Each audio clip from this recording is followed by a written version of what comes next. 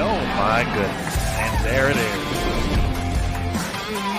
Wow, get the pin to go.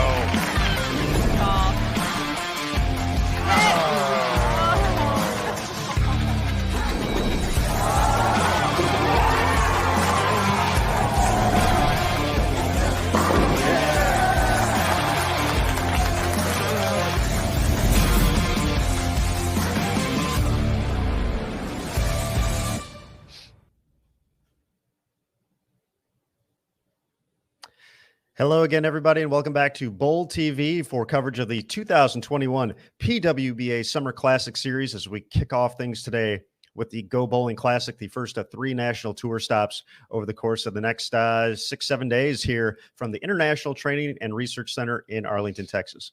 My name is Aaron Smith, and we'll be joined by the rest of the Bowl TV team in just a second.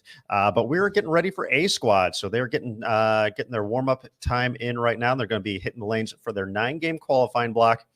B Squad will be on the lanes a little bit later today for their 9 games and our 43-foot condition being used for the Go Bowling Classic. 56 players total in the field, so 28 on each squad. So we're going to move pretty quick throughout the course of these 9 games, but let's before we head out to the lanes, let's meet the team here who is going to be bringing you the action throughout the course of the day.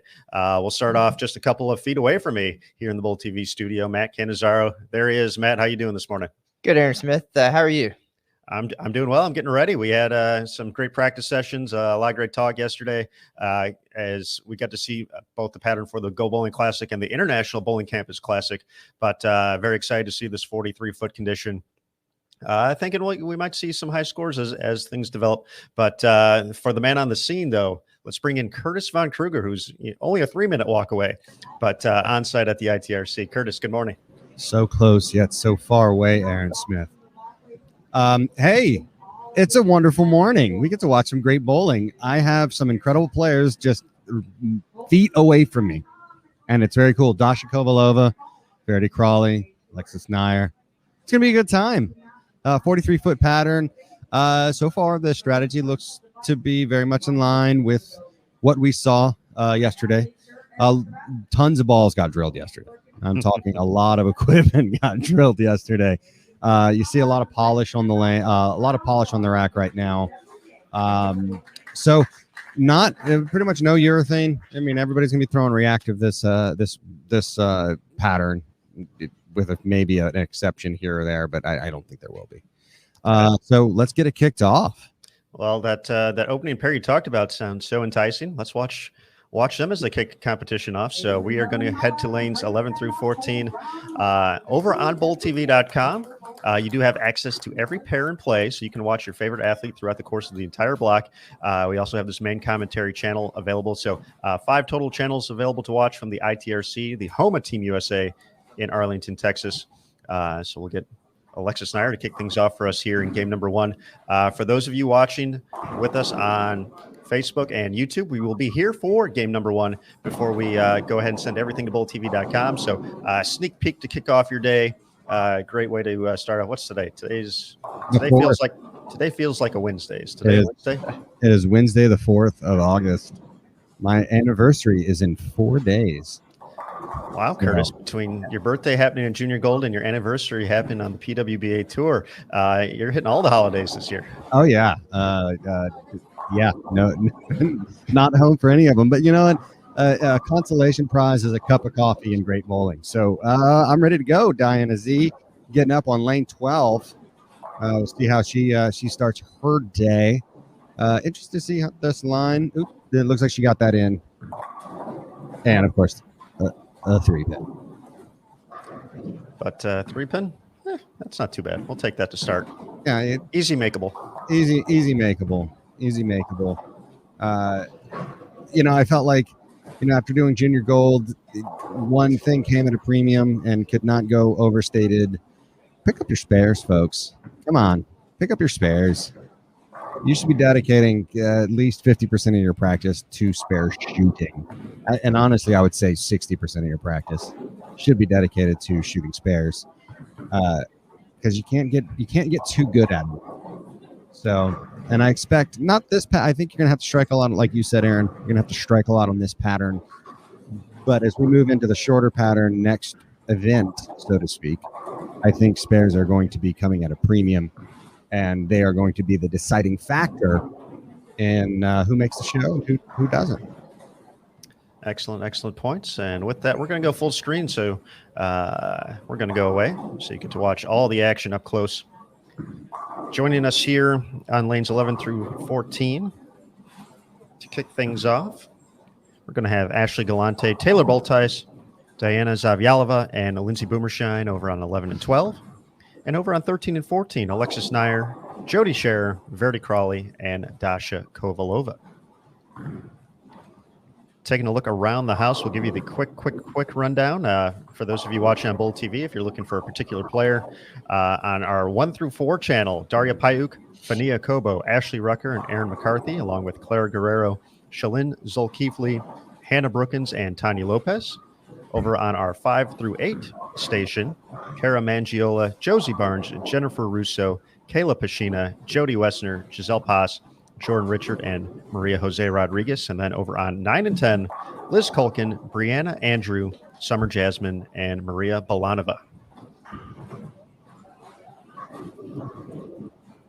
I talked to Kayla Pashina earlier today, and she has fought. She's 20 weeks. 20 weeks pregnant. So she is a trooper for being out here, but this is probably going to be her last event.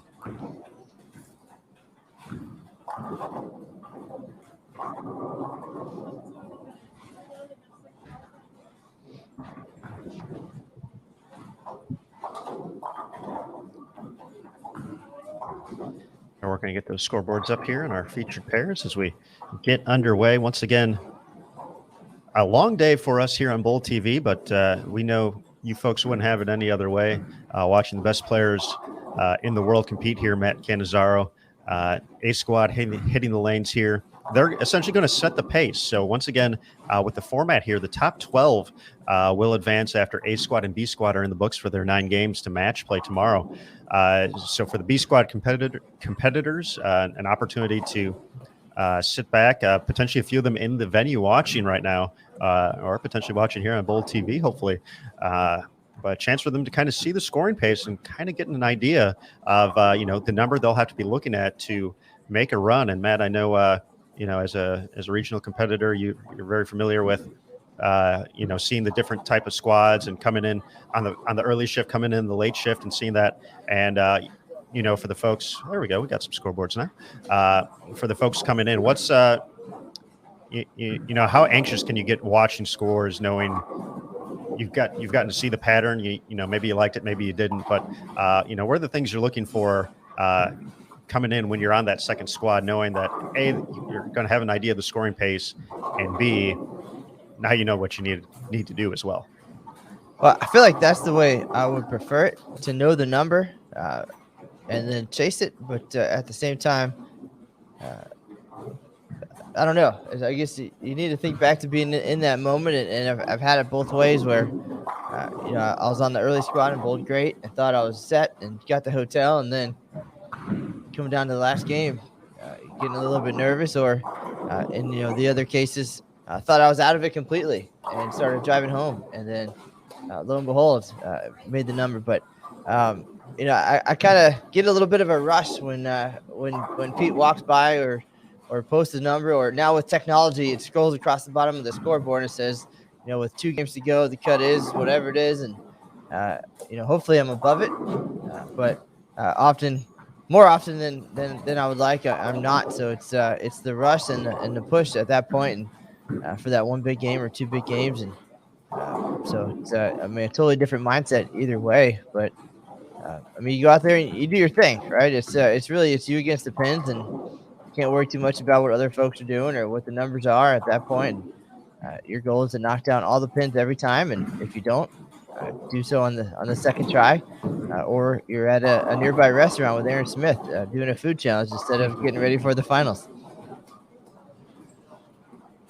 Well, and in that last scenario, it sounds like everybody wins, but except the regional fee and not cashing and all that. Yeah, part, if your goal is a check and a banner and maybe a PBA 300 ring, that's not it. But if you get a T-shirt for eating a giant cheeseburger, well, just you take your victories where they come.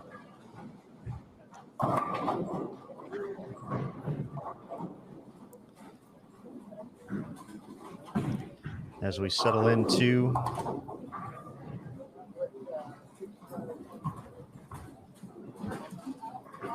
our first game, once again, a long block here, 9 games, a little bit different compared to what the competitors on the PWBA Tour have been used to.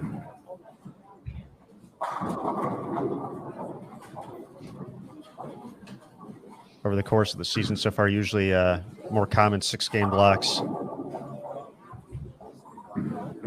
So we'll see those through the first 2 events. But as a note, live scoring is available across the house.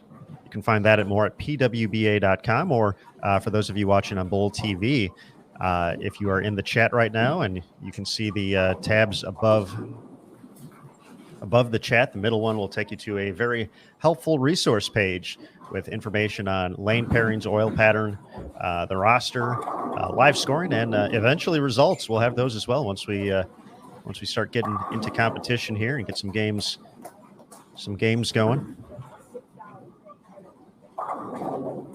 So, Aaron, I know you've watched pretty much every game of this entire PWBA Tour season, but on a scale of 1 to Nick Hoagland, how would you rate the lane conditions this year? Of course, we've seen some seasons or some portions of seasons where he was the mad scientist sitting at home, tapping his fingers, just taking pleasure in the challenge that he put forth.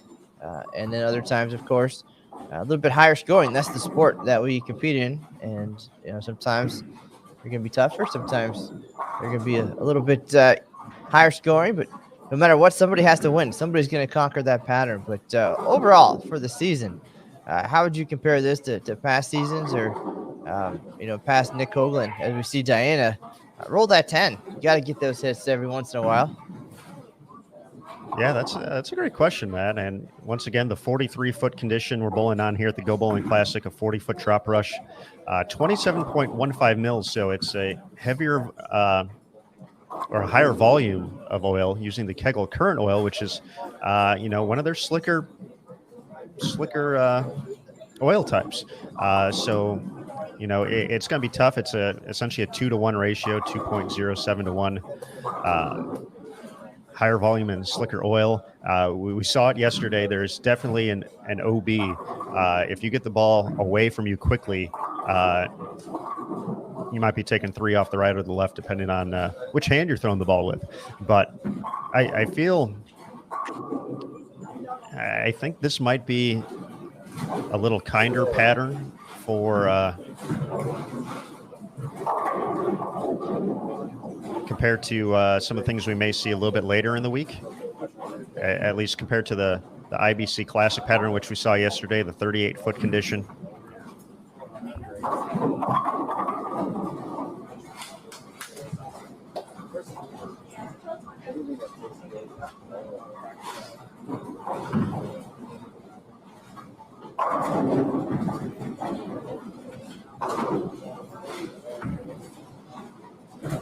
I think with this pattern, I think everybody kind of sees that they're going to be in a particular zone to start. So I think this is going to give this pattern an opportunity to potentially get a little bit nice a little bit later in the block. It might, obviously with the 2-to-1 ratio to start, it's going to be, shot making is going to be at a premium. But I think with players probably playing a little bit closer together, it's going to have the opportunity to open up a little bit. And then, maybe toward the end of the block, it might get a little trickier if the heads start to go a little bit. But I think in general, I think this is going to be a pretty self-explanatory pattern for these competitors. They're going to know the moves, and then it's going to come down more to decision-making and shot-making along the way versus trying to, necessarily think outside the box and try to figure out where Nick maybe built in something special that no one else has. I don't think that's necessarily here with this pattern. So I think it's probably going to be one of the less crazy patterns we've seen so far this season. Yeah, I don't know why, but for some reason when I get to an event and I see 43 feet, it's immediate fear. I don't know if it's because I'm left-handed, and that would generally dictate needing to be a little bit closer to the middle part of the lane, which is generally uncharted for us. But as we're seeing, we talked a little bit about what the plan of attack on this would be for the week. And again, on paper, you're going to want to be closer to the middle.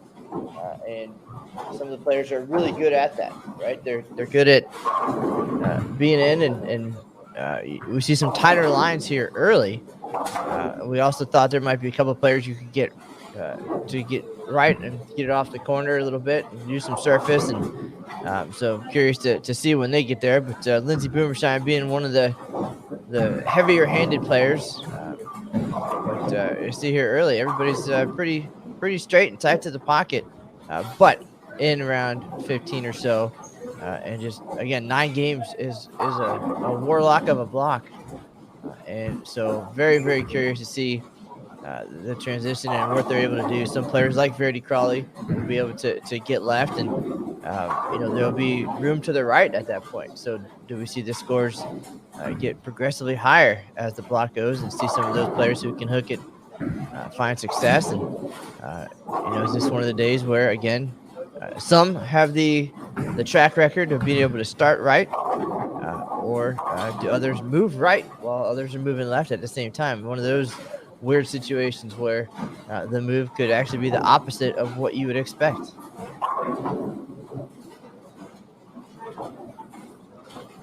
I also think as players, that I think that's going to be the challenge toward the end of the block as well. Once, the players are pushed a little bit farther left into the pattern. We've talked about it quite a bit already, that the carry here at the ITRC can be described as moderate to difficult from time to time, at least in my personal experiences, for sure, on lanes 1 and 2 specifically. But kind of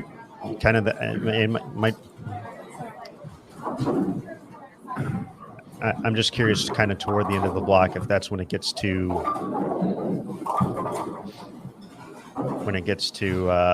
those final games. If you're just taking the flat 10s, you're getting to the pocket, realizing if I catch a double this game, that's going to be all right. I'll fill my frames, make my spares, and move on from there. So I think all that's going to kind of play into everything today. But that's why we played the game then. It's a fun game for us too, the guessing game, trying to figure it all out and sound like we know what we're doing. And we've watched thousands and thousands of bowling games, and we're still perplexed just about every time. But again, it's all in the delivery, right? Just make it sound like you know what you're talking about, and somebody's going to believe you, and sometimes you're going to be right. I never pretend like I know what's going on, because I don't.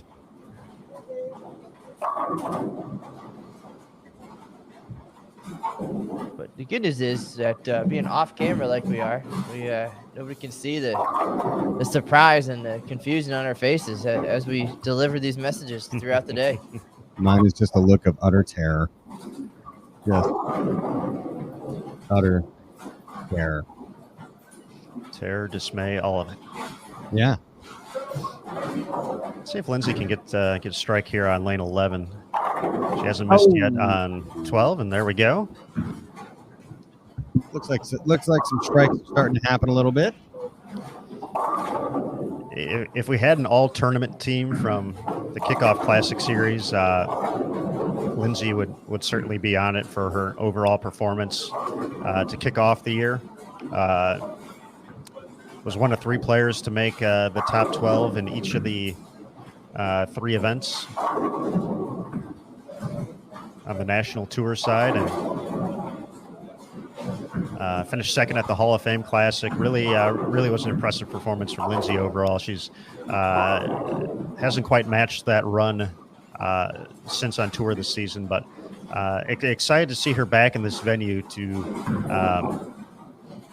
kind of see the confidence moving into a place where she's had some success, and to see if this could be the week. We've talked about that a lot with her, and that's still that's still on the list for her is getting a PWBA tour title. She's been close many times. She's made a ton of shows. Just things haven't worked out in her favor necessarily on in the moment of a championship match, of a stepladder final, whatever it may be. Bold one for best games yet against Julia Bond in that situation at the Hall of Fame Classic back in January. But Julia stepped up in the 10th and delivered a double to get the job done. And that's when you get into those situations, those things happen. That's all you can do. But very excited to see Lindsay out there this week, see if she can match the success from earlier this season. What player out here now is still the most surprising? I mean, with Verity winning in Nashville, obviously a player that was on the cusp so many times. As we watch her here on lane 14 coming up. What player stands out to you right now as when you hear that they do not have a PWBA title? Which one are you like, that doesn't seem right? I mean, obviously Lindsay's on that list, clearly. I think for me, the players I'm expecting to get there at some point. Kind of the top three for me for the past few years have been Lindsay, Verity, as you mentioned. She got the title just a couple of weeks ago in Nashville, and then Sandra Gongora. I think just the physical games for those players are phenomenal, and they've been close, so they've had the experience. It's just a matter of getting. Just finally getting there, and then all of a sudden, we'll see 2, 3, 4 titles from all of them. I think once they get that first one in the books, things will start. Yeah, that's typically how it works in most sporting situations. Once you get that first one, whether it's in bowling, if it's 300, it's an 800. Once you kind of get that realization that if I can finally worry about or stop worrying about that, it seems like things just come easier. So for me, those are probably the two main players who I'm still surprised, but will not be surprised if and when they get the job done. I agree. Those are two players that obviously have all the tools and the makeup to be PWBA champions, but it's never guaranteed, man. You look at on the men's tour, there were players that you thought should have many titles and didn't get any. A guy like Rich Wolf stands out. He looked the part. One of the most beautiful physical games you would ever see in your entire life. Just never could win. And so, there's no success is never guaranteed, no matter how good you are or how well you throw the ball. You got to overcome a lot of other factors in order to get to that winning circle. And those are the things that the ladies battle more so than their physical games. And you really saw Verity break through, and you could see almost a physical weight be lifted off of her shoulders as she won that title. And to your point, I feel like now that she has the taste, she smells the blood in the water. I would not be surprised if she railed off another title even this week. And so I'm anxious to see her follow up her performance. Like so many other players, and wouldn't be surprised at all that bigger things are to come for her over the next couple of years.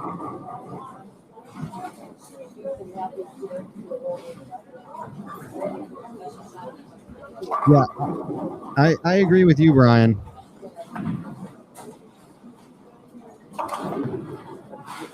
She says Pluhowski. Right, Pluhowski doesn't technically have a PWBA title. Is that correct, Aaron? I believe that is correct. No, she does have one from her win at the Queens in 2006. Okay, but not one on the new tour. But not one since we've kicked off. That's correct. Okay, and I would let's throw her in that category because there's no reason. It feels like there's no reason why a player of her caliber who's had so much success in so many venues and stages across her career. I feel like she should absolutely have a title to her name on the new tour.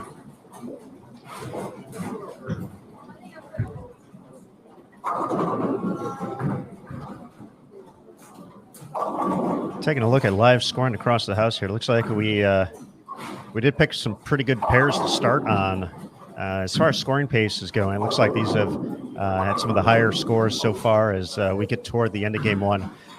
This is a reminder opportunity, though, for everybody watching on Facebook and YouTube. As we mentioned, we will be sending the feed exclusively to BowlTV.com once we get into game number 2.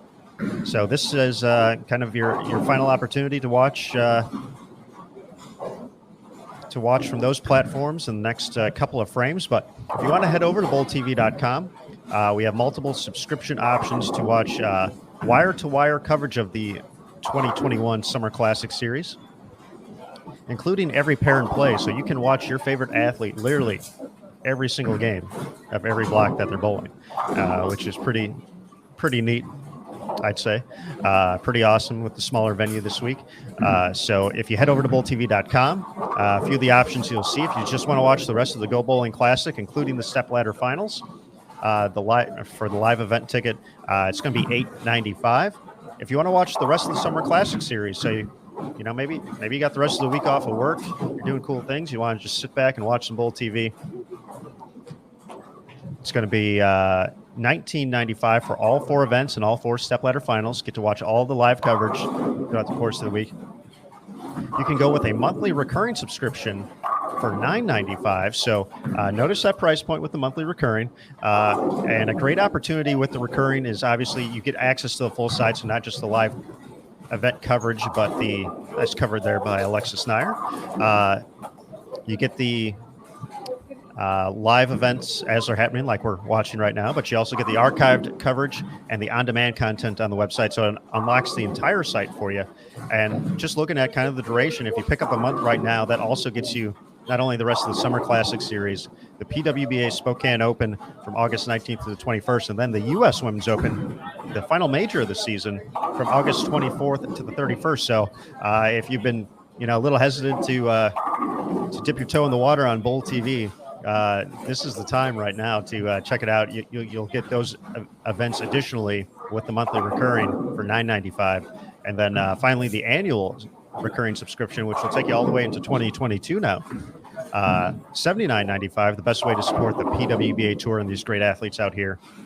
So 4 different price points to come in throughout the course of the week. We will have different event tickets available for each event as they come up throughout the course of the week as well. But a few different points to check out on BowlTV.com.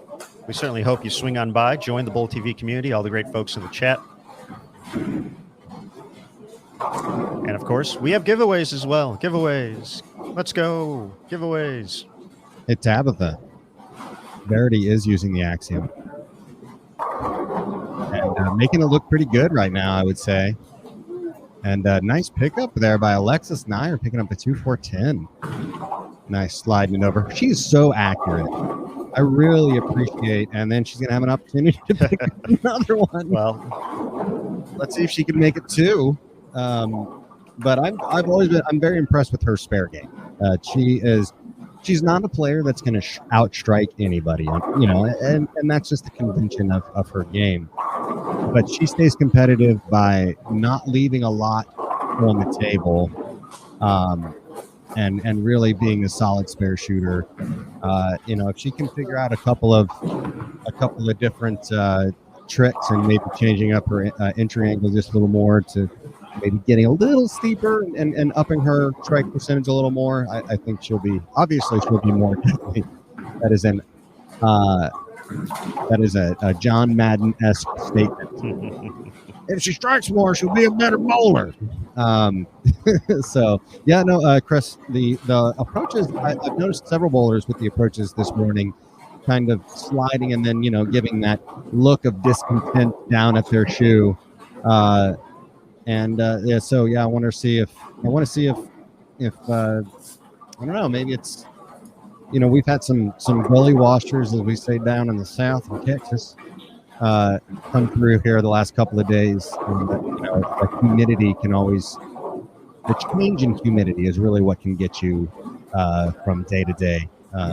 It's not necessarily it being humid, but when it changes from a drier humidity to a higher humidity or vice versa, it can affect the approaches pretty well. Getting into the 10th frame here, game at number 1. Diana's going to be in the 220s. Ashley can get into the 230s. She already has 1 strike here in the 10th.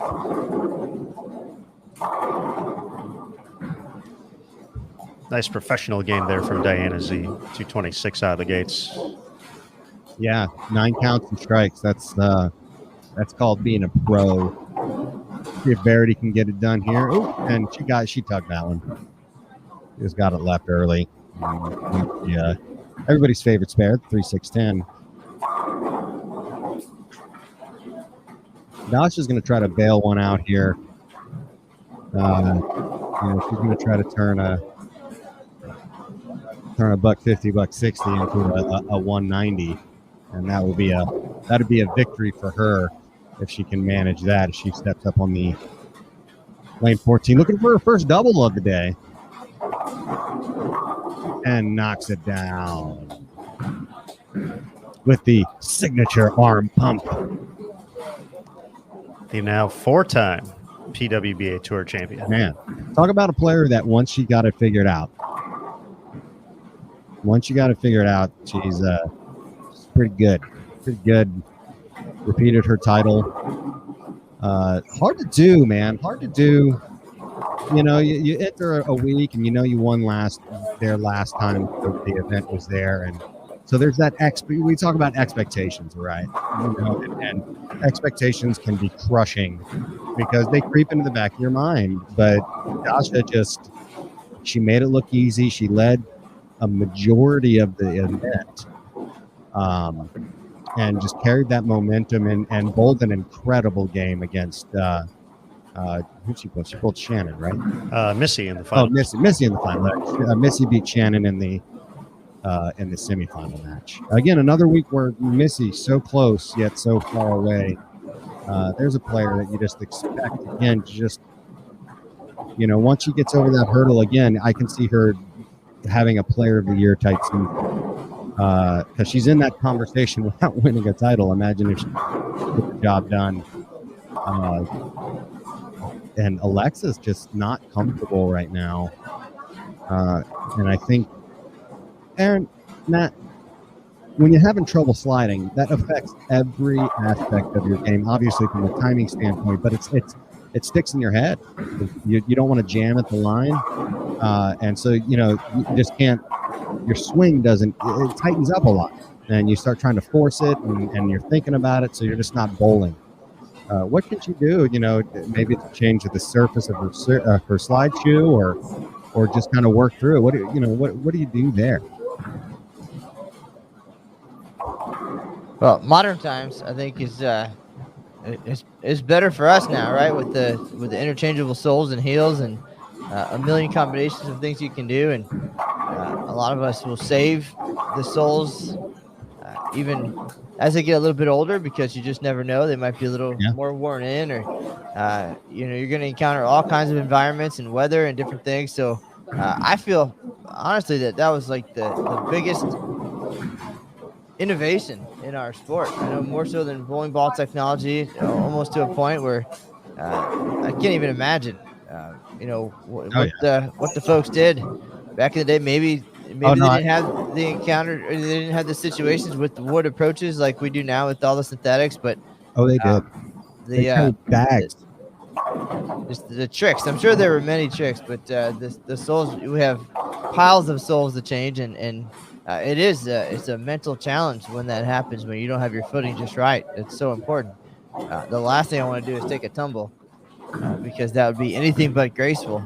But then being too slick at the same time is just as tough. So, but there's dozens of those in my bag at all times, and hopefully something I can figure out pretty quickly. I remember back in the day, I'm your back in the day commentator, even though, my bowling history, my bowling knowledge is long, as they would say, long in the tooth.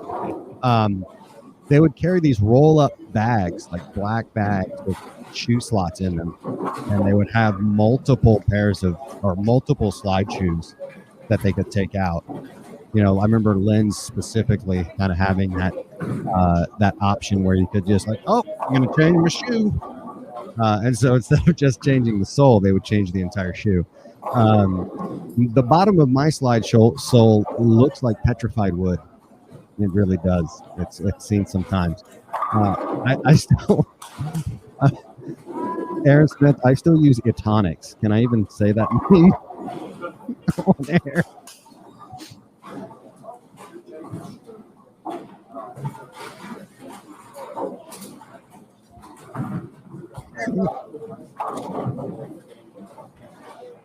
Yeah, a lot of the players back in the day, they did have unconventional ways to make themselves slide, and obviously, it's a lot of those, you know, like putting a dash, an easy slide, or different stuff like that. That has been outlawed, so to speak.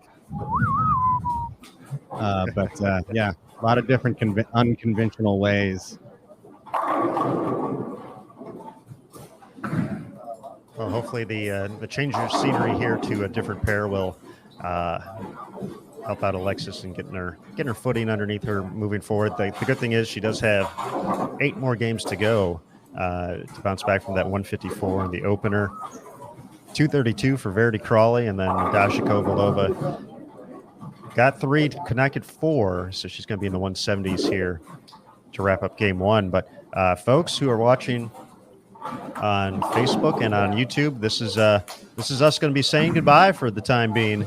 So please head on over to bowltv.com, pick up a subscription to watch coverage throughout the course of the day. Once again, these are 9-game blocks, so we're going to be here for a while hanging out, so you good folks can join the Bowl TV community, watch the best athletes in the world compete out here on the PWBA tour, and interact in the chat as well. So, and as we mentioned, giveaways later in the day as well, all coming up here on bowltv.com. But we're going to take a quick break to reset. So folks watching on Bowl TV, we'll be right back with game number 2.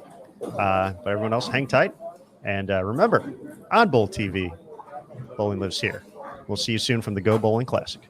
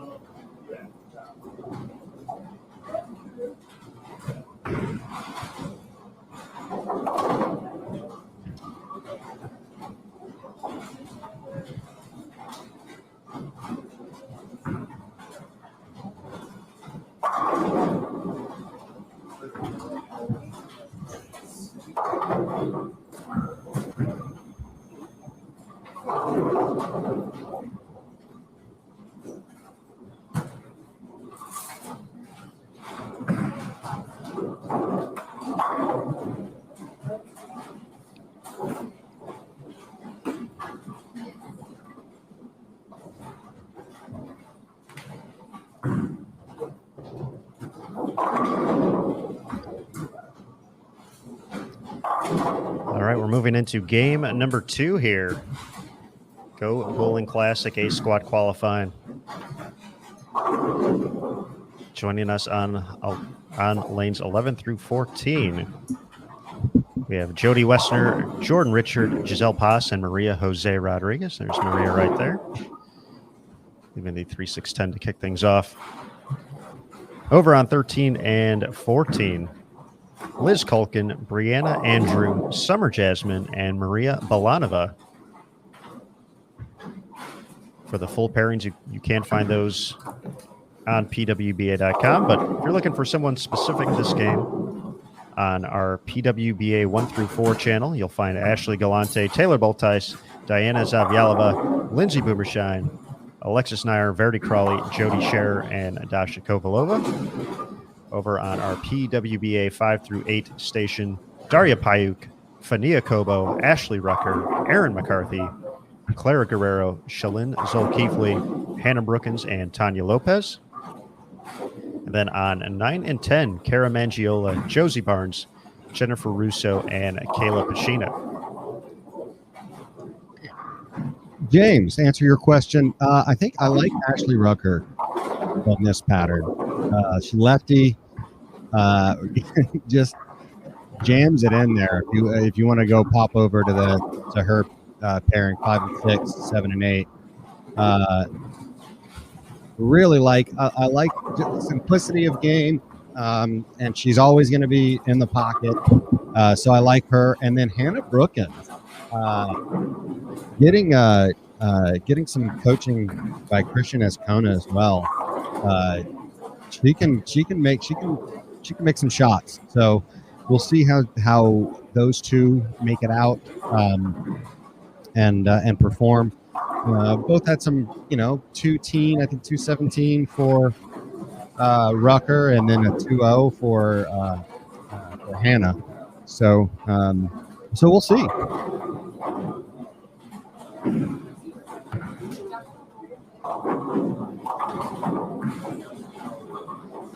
For me, Curtis, obviously those two certainly great competitors out there as well. I'm excited to see how Stephanie Schwartz fares this week. She was a rookie during the 2019 season. She made a stepladder final or in a regional event. We've talked a lot about during the PTQ her accolades as a junior Team USA member, as a collegiate standout. Team USA member as well. So I know for her, just trying to kind of get back into things. This is her first event of the 2021 season. So I know she was, kind of using those 9 games from the PTQ to kind of get back in the tournament mode of being at a PWBA event. So I'm excited to see her tackle these patterns and hopefully find some success as well. Going to see Maria Volanova up here on lane 13. I love the way she bowls. I love the way she throws the ball. So smooth. She gets that one left and it hooks a little early. You got to get it. Tricky thing about this pattern is you can't get it plays really flat. But there's the OB outside of 8 is real. But you can't get it going left early. You gotta send it, but keep it real tight. As you can see her, she leaves the 3-6-10 and will look to convert that spare. But man, it's a tough go if you're having to fight the conditions there. But obviously we see that there are some angles to the pocket that are very hittable, and some players have already found a little early success. Brutal 9-pin or 8th pin there for Jody. That was a great shot there. As you can see her, she's just like, what are you doing? What are you doing?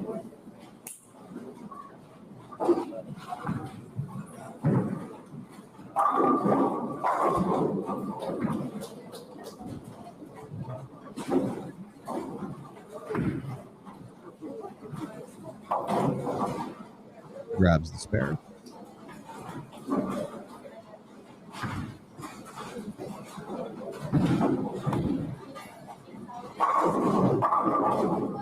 I think Polkin here is the player that can probably create a little area for herself. She has the ball. She can control her speed pretty well, so she can slow it down a touch, but she can still get the ball moving left when she needs to get it to the spot. Her shape will match up well on this longer pattern, so she'll get a little more bounce, and so she's going to be able to open up her angles a little more than some of the other players, obviously. So let's see how Liz rebounds from a. Looks like she had a 173 her first game, but I don't see. You can't keep her down for too long. And Curtis, it does appear we have scores available online here. Yes, we do. So an early rundown of the scores. We saw quite a few of the top scores overall, but Cara Mangiola leading the way with 234 in game number 1, so plus 34. The current number at the top of the leaderboard, Verity Crawley at plus 32. Ashley Galante plus 26, as is Diana Z. Jordan Richard at plus 25. Ashley Rucker plus 17. Maria Jose Rodriguez plus 16. Taylor Boltice plus 13. Summer Jasmine plus 12. Then rounding out the top 10, Hannah Brookins at plus 4. Josie Barnes was at 201, so 11 of the 28 players averaging 200 or higher after game 1.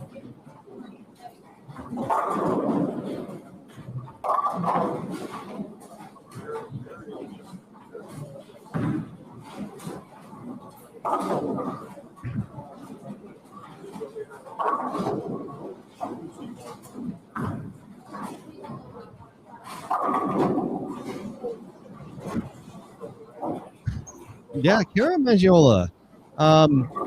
She's been real close a few times this season.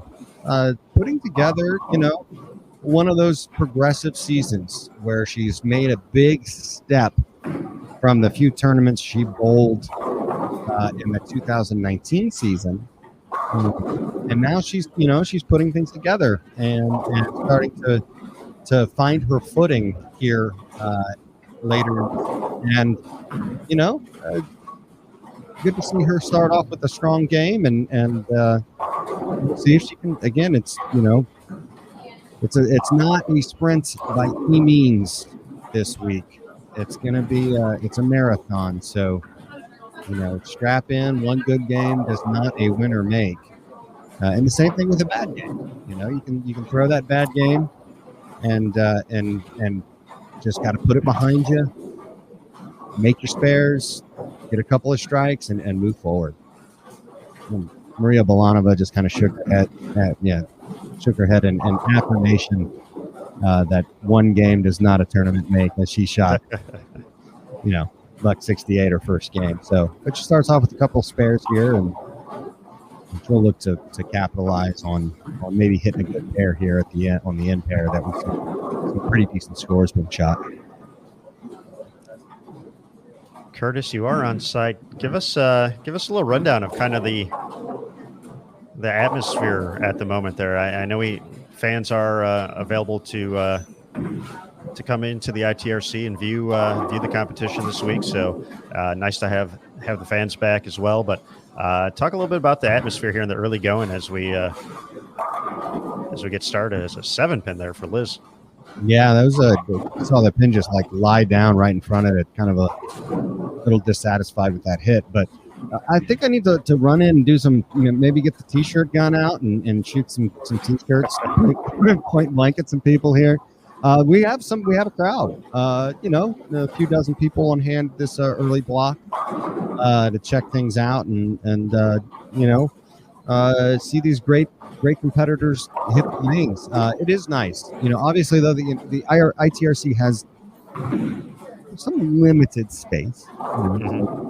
It is, as it isn't designed necessarily to be a conventional league-style bowling center. It's a training environment. But that doesn't stop people from coming out and paying their $5 to get an up close and personal look. All those funds are going to go support the the Bowling Hall of Fame Museum. So, if you are in the DFW area, come on, check us out. We won't bite, I promise. Well, I can't make that guarantee. So,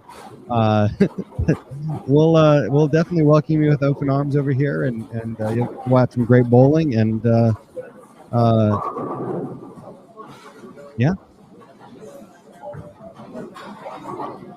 Absolutely, a great opportunity for those to come. And as once again, this stretch of events lasts until August 10th, so next Tuesday. So for folks in the Metroplex area, or even a couple hours away, worth driving to check out. Not only the top athletes from the PWBA tour, you get to see the home of Team USA and the Kegel or in the ITRC, but you also get the opportunity to hang out in a pretty cool area. We are literally right across the street from Six Flags over Texas, so the amusement park.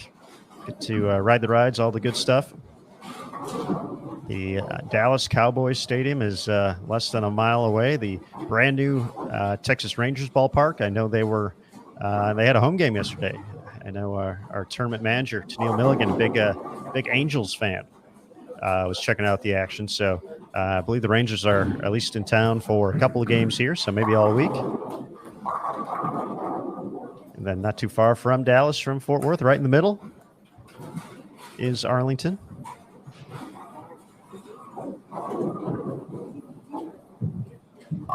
So plenty of bowling to check out over the course of the day. And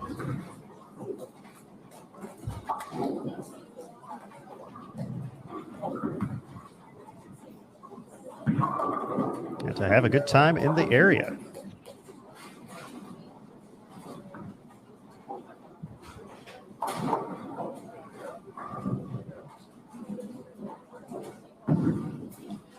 In fact, while you're hanging out in DFW, you're probably going to have such a good time that you might be a little bit sore afterwards, and you'll need some tape to make sure you're ready to continue to go. So that's why we're thankful Genesis Bowling is a proud sponsor of the PWBA Tour, home of the K-Motion, featuring Copper Infusion, the #1 kinesiology tape in bowling.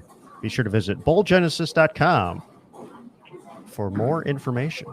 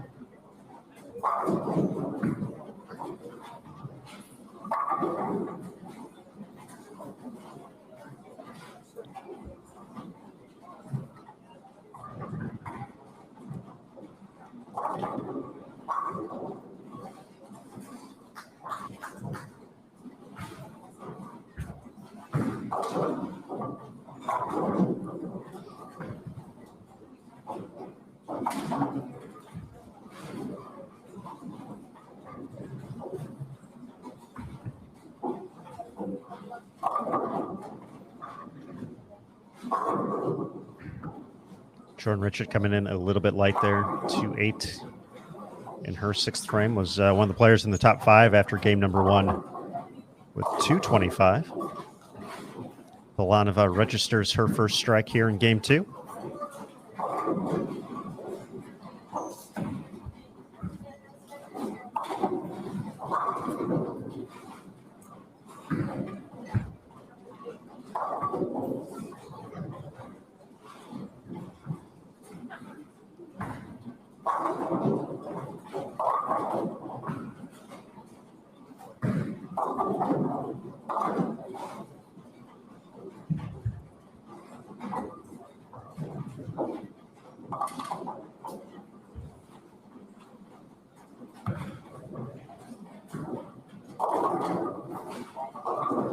Different type of 7-pin there for Culkin after the high flush in frame number 3. The light mixer also not falling there for Queen Bee. So based on knowing Liz Culkin as well as we do, seeing her that far right was kind of surprising, especially on a 43-foot pattern, knowing what she's capable of doing. But that goes pretty much against the entire conversation that we had at the beginning about trying to guess how folks were going to attack this pattern.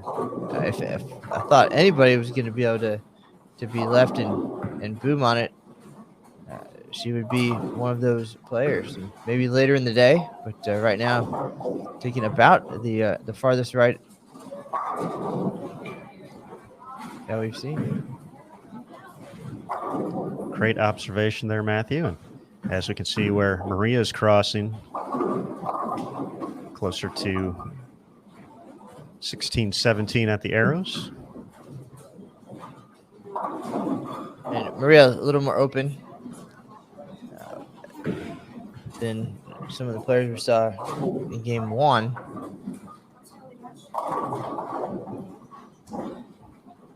And again, Maria's one of the ones who could wheel it pretty good throughout the day.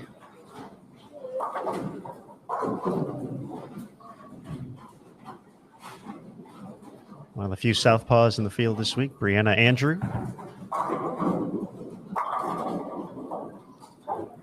Crossing over on that one. I know toward the end of this previous stretch on tour, made her first cut into the top 32.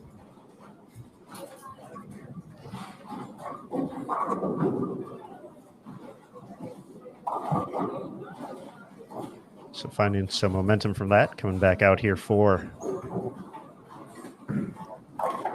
the Summer Classic Series. Taking a look at live scoring right now here in game two. It's looks like everybody's still trying to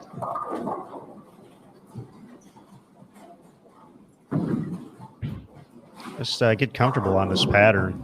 Once again, scores certainly not out of the building in game number one, but nothing too crazy out there right now. Tanya Lopez, the player to earn the final spot into the field here from the PTQ, started with a pair of spares before a three-bagger. She's looking for a single pin conversion in frame number 6. She's over on 7 and 8. But you can see Liz did not like that one off her hand and pays the price, 2-4-10.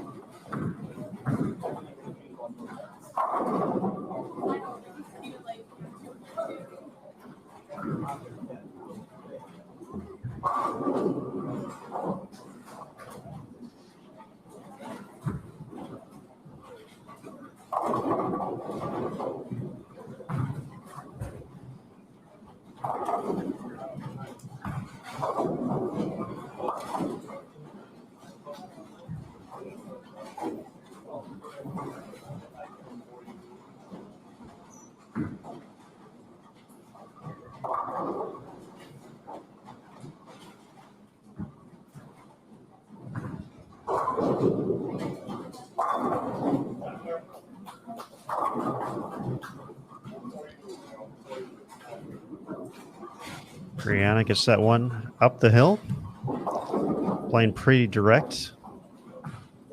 Once again, just a couple of left-handers in the field, both Ashley Rucker and Brianna on the squad.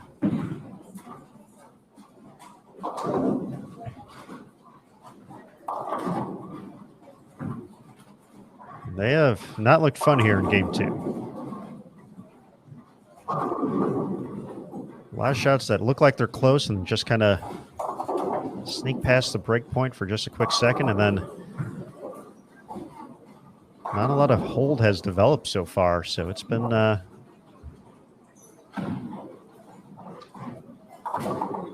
been trying to manage here the ups and the downs in game 2.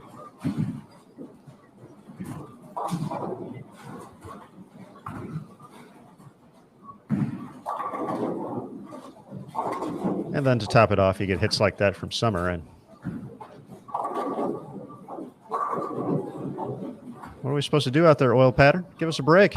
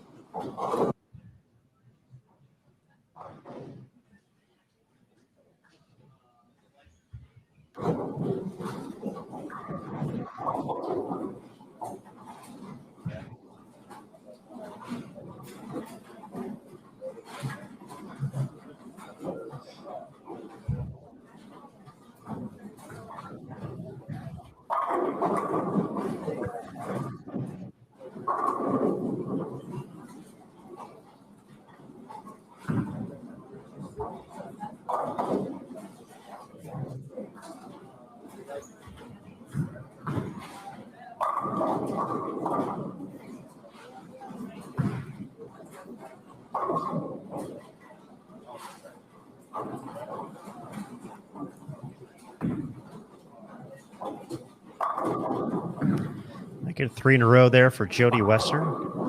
And her angle's a little bit more in front of her. Going to bounce back from 158 in the opener. Can still get to 226 this game. Really kind of leading the way so far here in game 2 on our featured pairs that we're currently taking a look at. Maria can roll a couple strikes as well. She can also max out at 226.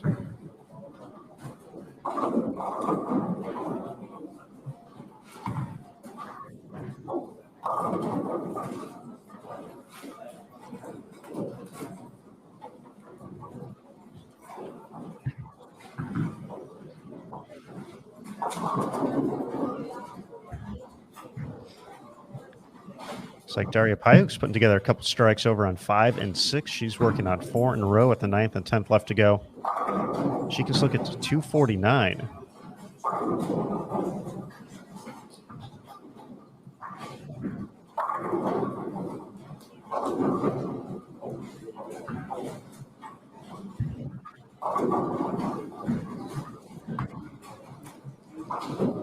It's also the max for Verity Crawley over on 3 and 4. 259 still out there for Dasha Kovalova, same pair.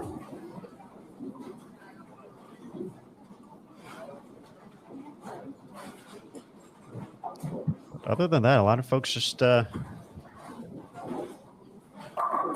to find a way to make it to 190-202 team.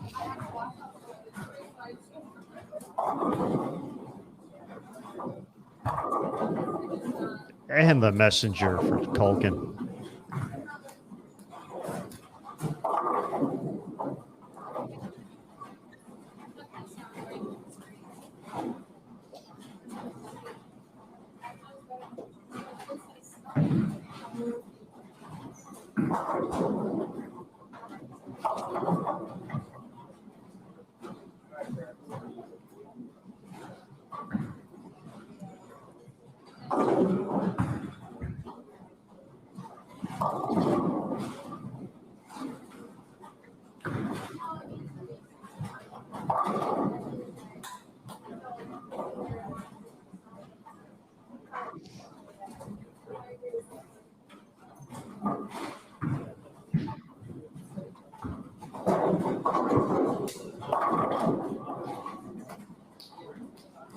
Double for Jordan Richard to kick off the 10th. She can get to 211.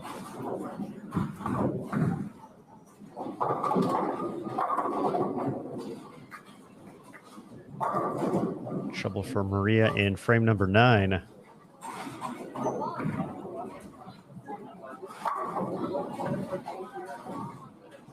She'll take the 2. Her max now 194.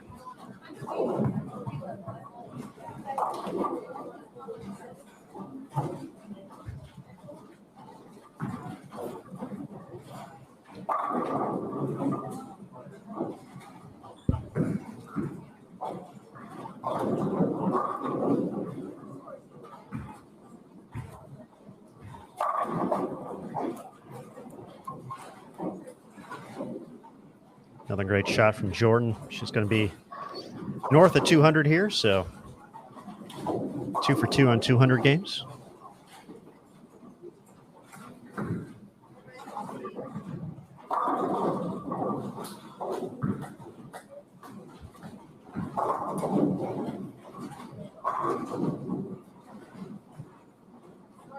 Jody looking for 4 in a row.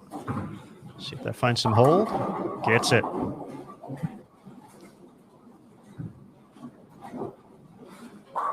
Tanya Lopez over on 7 and 8 can still get to 258. Payuk added another strike in the 9th, so 249 still out there for her. 259 still available for Kovalova.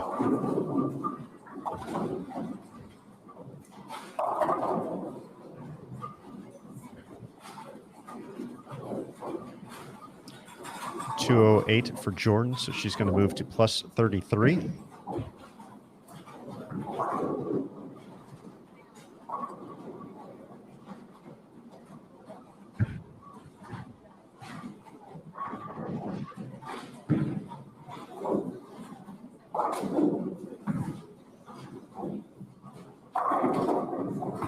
Ball change coming here for Summer.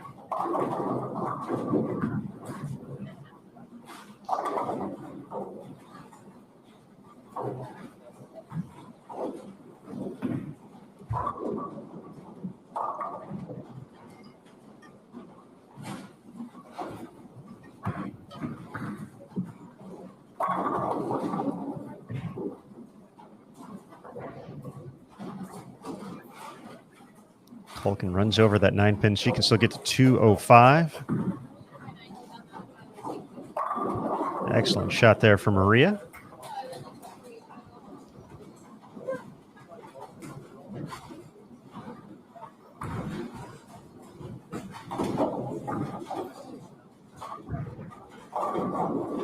It almost seems like just where the players were comfortable in game number 1 for some of the folks who had some success. It seems like it's already asking them to move a little bit to the left. It seemed like kind of some of the moves we saw from Jordan and Maria as this game progressed is that it's already telling them to get a little bit steeper through the front part of the lane. For some of them, I feel like that's the A game, all right? And so the opportunity to be able to do that has to be pretty comforting, especially knowing that there's 7.5 games to go. You certainly don't want to run out of the lane, but with the slicker oil, the higher volume, I wouldn't imagine it getting to that point, but nice double there in the 10th. She'll be in the 190s now for Maria Jose Rodriguez, 2-time major winner on the PWBA Tour. Let's see if Bolanova can get one more. Gets that 10 pin out of there. Maria's thrown some strikes in this building over the course of her career. Had some great performances as a representative of the University of Vanderbilt. Striking for the Commodores at the Prairie View A&M Invitational.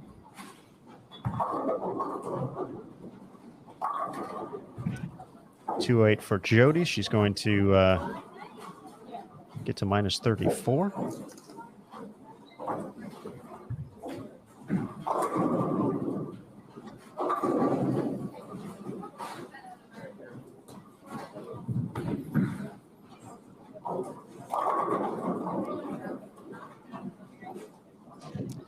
2-10 combination strikes again for Culkin.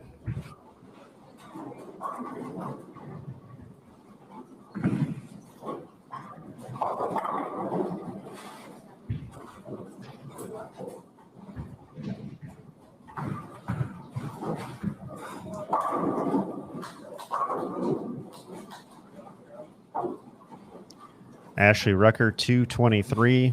Daria Payuk finished with 227.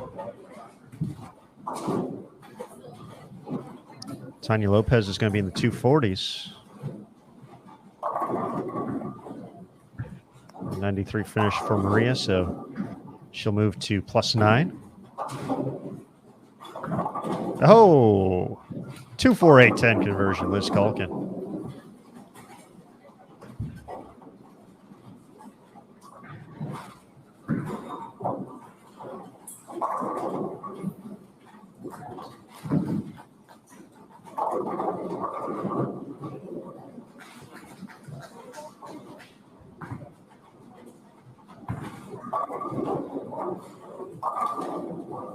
Giselle will finish with 175, so she's going to drop to -27.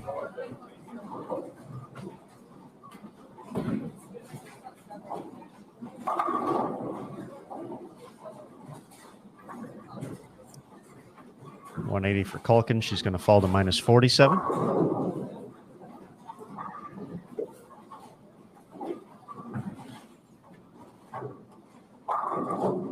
Tanya Lopez getting ready to finish off a 250 game here.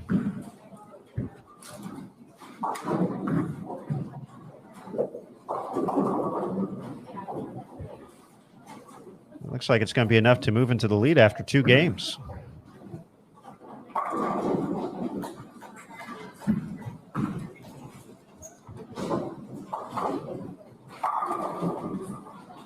There's another one for Maria. 4 in a row. She can get to 236.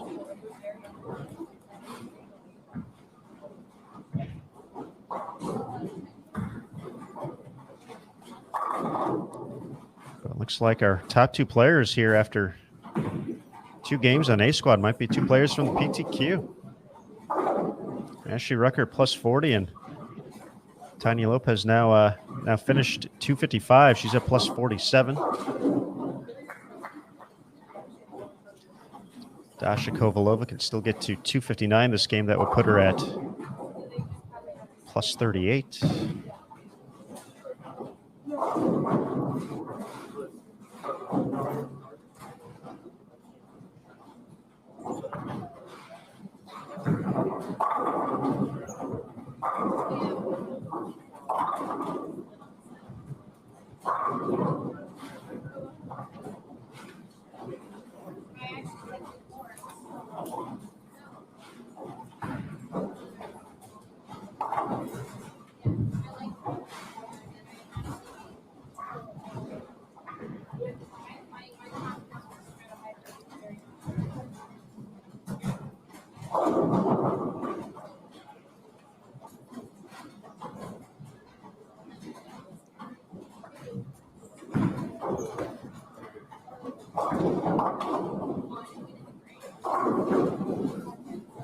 $224 for Balanova. She's going to get to -8.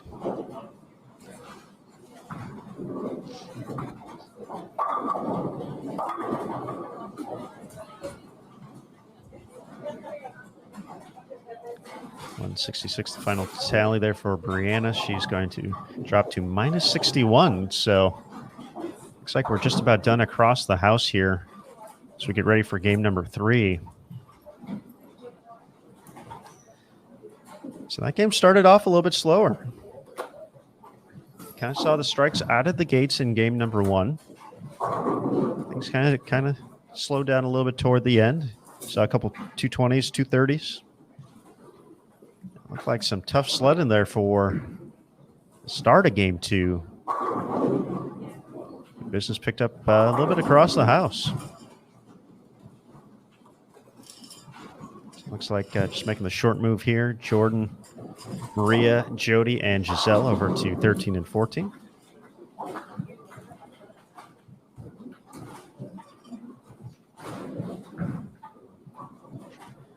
which means Cara Mangiola, Josie Barnes, Jennifer Russo, and Kayla Pashina will be heading over to 11 and 12. Our other Bowl TV pairs for game number 3 on our 1 through 4 channel: Liz Culkin, Brianna Andrews, Summer Jasmine, and Maria Bolanova, along with Ashley Galante, Taylor Boltice, Diana Z, and Lindsay Boomershine. Over on 5 through 8, Alexis Nair, Verity Crawley, Jody Scherer, and Dasha Kovalova, along with Daria Payuk, Fania Kobo, Ashley Rucker, and Aaron McCarthy. And then on 9 and 10, Clara Guerrero, Shalyn Zolkeefley, Hannah Brookins, and I believe our new tournament leader, Tanya Lopez.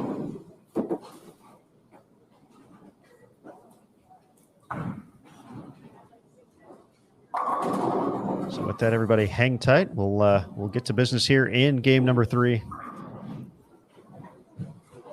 A squad qualifying here at the Go Bowling Classic, part of the Summer Classic Series at the International Training and Research Center in Arlington, Texas. My name's Aaron Smith, alongside Matt Cannizzaro, Curtis Von Kruger, and Jason Thomas. We're excited to bring you wire-to-wire coverage with every pair and every lane in play here for the Summer Classic Series at the ITRC, including the stepladder finals coming up. Our first one tomorrow night, 9 p.m. Eastern, 8 local time here from the Metroplex for the Go Bowling Classic. The International Bowling Campus Classic will follow on the 6th and the 7th, Friday and Saturday. Then on Sunday, we will have our regional event as part of the Classic Series. The DFW, the Dallas-Fort Worth Regional, will be Sunday, August 8th. One-day event for that one. Then the Bowl TV Classic on Monday and Tuesday, the 9th and the 10th, to wrap things up. You're going to see a similar format for these first 2 events for the Go Bowling Classic and the International Bowling Campus Classic. Each squad gets a 9-game qualifying block. The top 12 advances to match play. 2 rounds of match play, 12 games total to determine the top 4 for the stepladder finals. However, for the Bowl TV Classic, a little bit of a mix-up, a shake-up, if you will. Only 24 players will advance to that event, so that's going to be big for the season-long points list. And looking at the races for Player of the Year and Rookie of the Year, not a cut you want to miss looking ahead with the points up for grabs.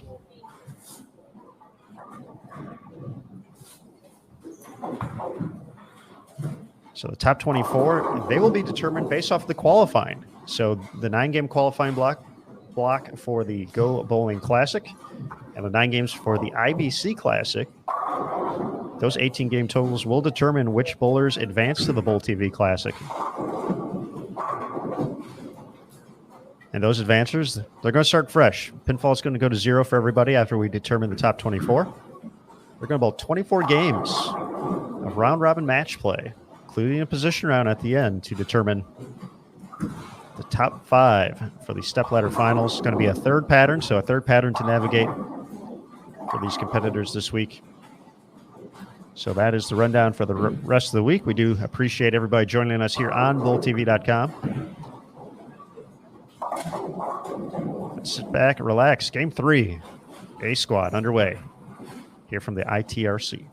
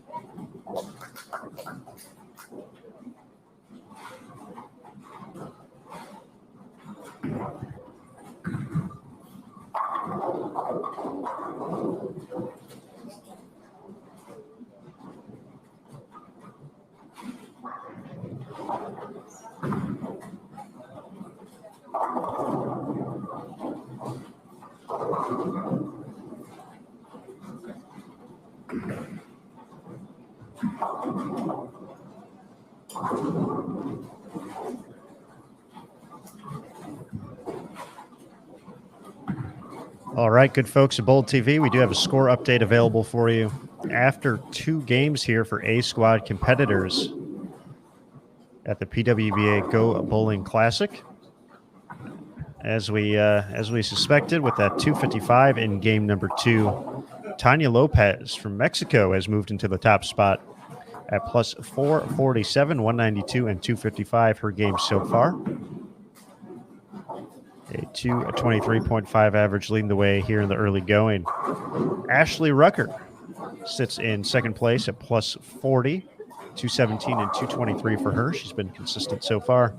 Jordan Richard in third, plus 33. Verity Crawley in fourth, plus 23. Shalyn Zolkifli, plus 22.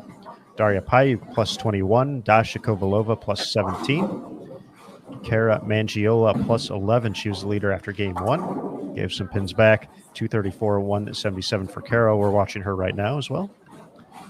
Josie Barnes at plus 10. And then Maria Jose Rodriguez rounds out the top 10 at plus 9. Total of 13 players plus after 2 games.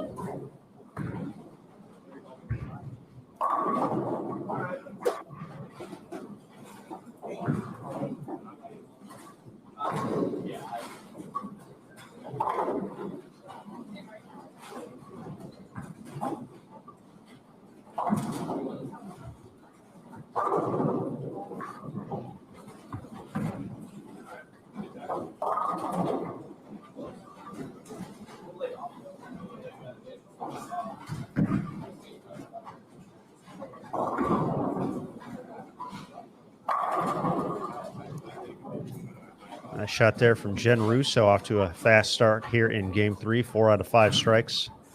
She's one of the 7 players to qualify from the PTQ on Monday. I mentioned the 2 players at the top of the leaderboard, Tanya Lopez and Ashley Rucker. They too qualified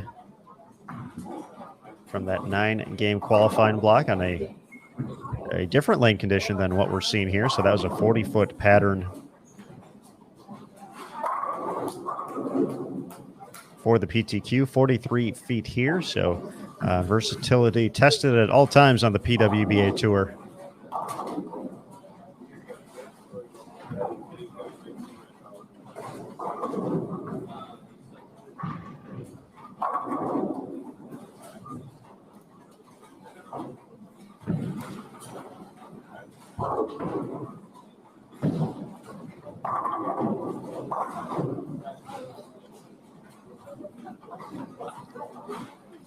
Some solid starts, however, though, on 11 and 12 here this game.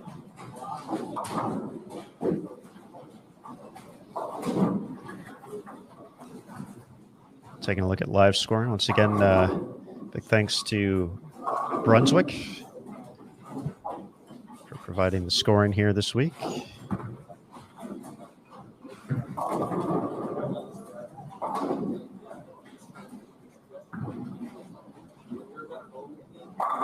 Nothing too crazy just yet. Everybody kind of around that 4th, 5th frame mark. So no early strings of strikes, though. So have to wait another game to see about our first run. A potential 300 game here at the Go Bowling Classic. But as we often do here on Bowl TV, we like giving the good folks in the chat and the community the opportunity to throw some numbers out there. So from what we've seen so far here today on this 43-foot condition, it seemed a little nice to start, slow down a little bit. You see scoring pace kind of picking up here. We got another squad coming up later today. So for qualifying today, how many 300 games do you think we will see out of these 56 competitors here in the field?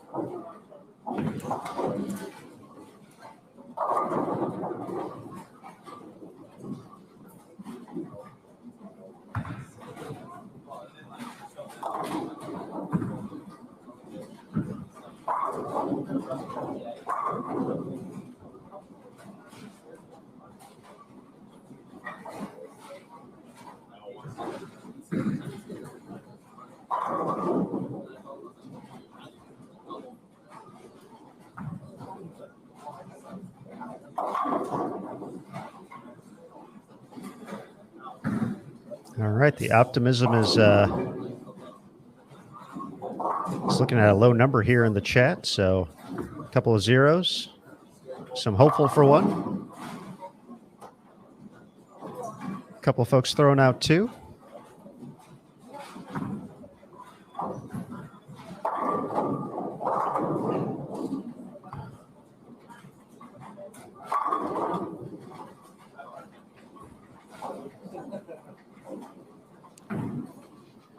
Rick making a good point about noting the carry we have mentioned so often here at the ITRC, being a little more difficult. So not only do you need to make the great shots and get to the pocket, but need a little luck as well to make sure you don't have a 10-pin standing there like Josie or Jody.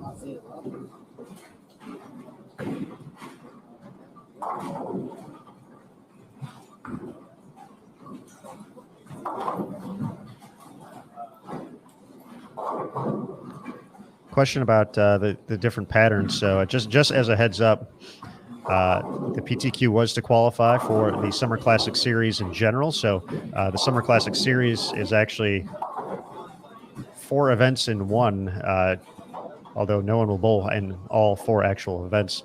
The PTQ got you access into the 56-player field for the Go Bowling Classic, which you're watching now, and the International Bowling Campus Classic. So both of those are contested on a different oil pattern. And then the qualifying totals will determine who advances to the Bowl TV Classic later next week on Monday and Tuesday. That'll be a 3rd different oil pattern. And then those who do not qualify for the Bowl TV Classic or are not national title holders on the PWBA Tour will also be eligible for the regional event taking place Sunday. So the Classic Series, a couple events made up in one, so multiple oil patterns throughout the course of competition.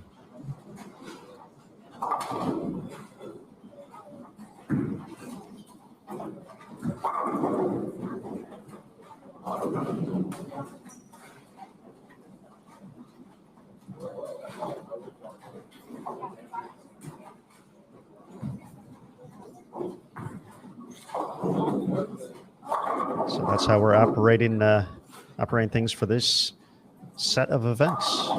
But good questions in the chat. Please keep them coming, folks.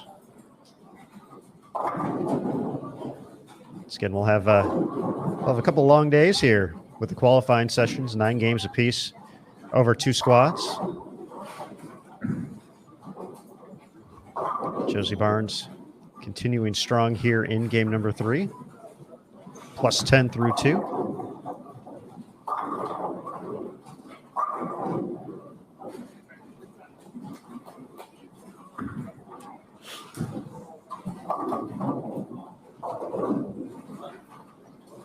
Diana Z off to a nice start here in game 3. Spare 5-bagger over on 3 and 4.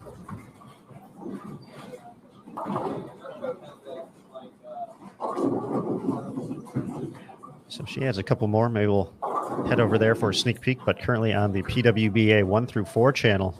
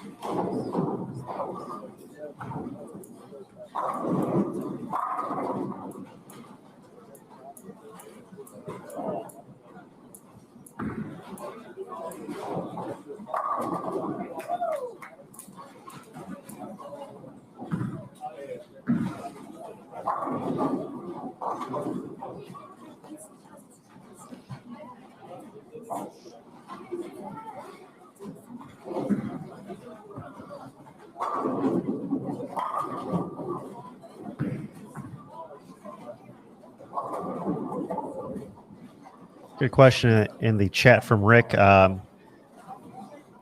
This will not have a double elimination format for the stepladder finals, so this will be more of your typical, just one game. Winner advances until you get to the title match, and then winner takes home the championship. So essentially throughout the course of these events, although there are cuts, there isn't necessarily the double elimination bracket, similar to what we see at Queens or Queens Masters, Senior Queens, Senior Masters, anything like that, Junior Gold as well. So single elimination for the stepladder finals.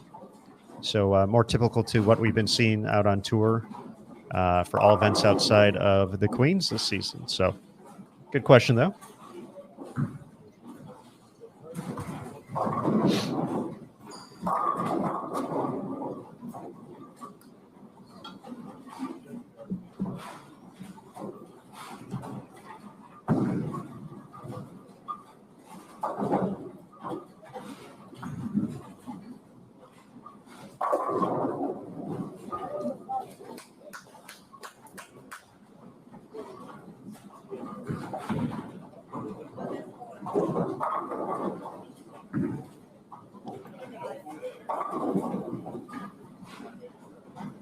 And just verified with Mr. Williams, he will be back joining us on the PWBA tour for the U.S. Women's Open later in the month. So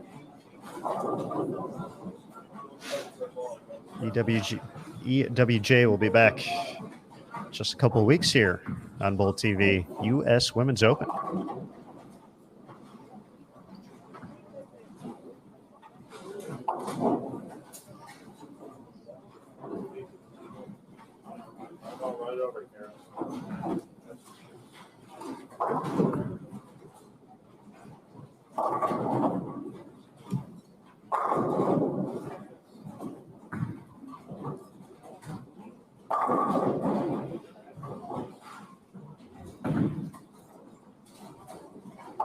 But Diana really putting up the big game here. I think I'm curious to see how she's playing the lanes. So let's take a moment to head over to 1 through 4.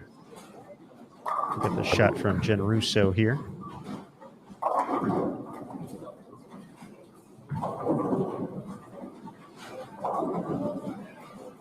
So we get toward the end of game number 3.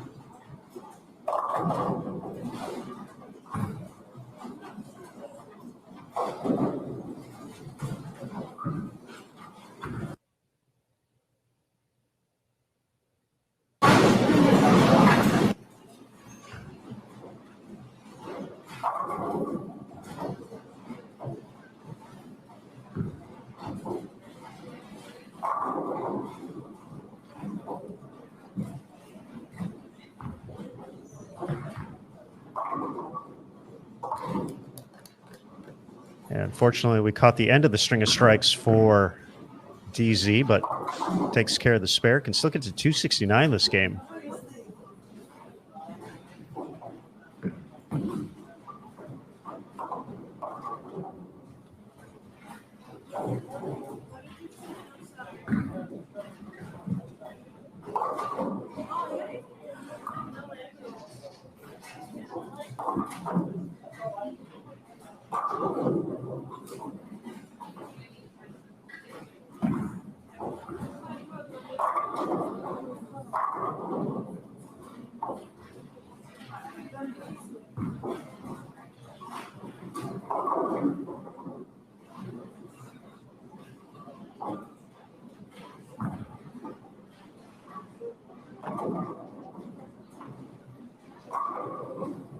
Also over here on 1 through 4, Liz Culkin, Brianna, Andrew, Summer Jasmine and Maria Bolanova. Joining Diana, Lindsay Boomershine, Taylor Baltice, and Ashley Galante.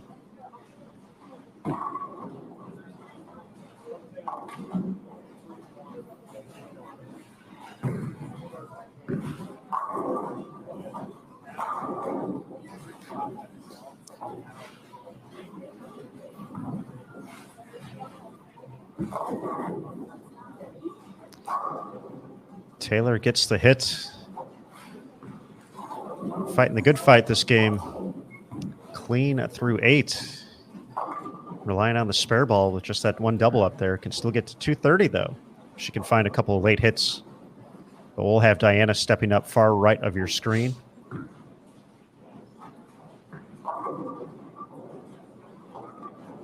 Just a moment. Ashley Galante putting together a solid game. Couple doubles, clean. She steps up in the 9th. Looks pretty good. Oh. We saw 3 and 4 play tricky during the PTQ.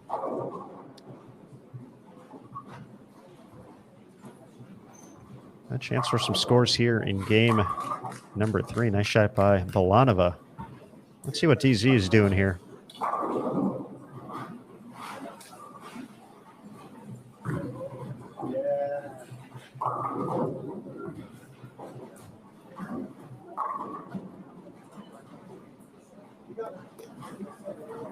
Looked pretty good right there. Just nothing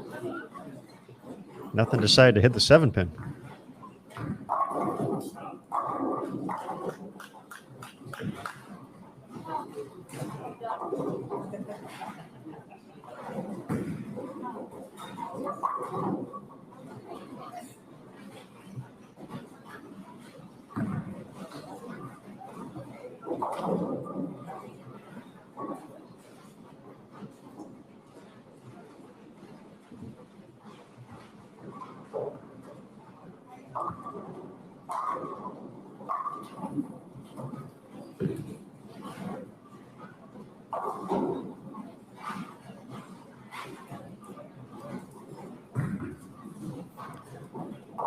Tenth frame left to go. Daria Payuk can still get to 226.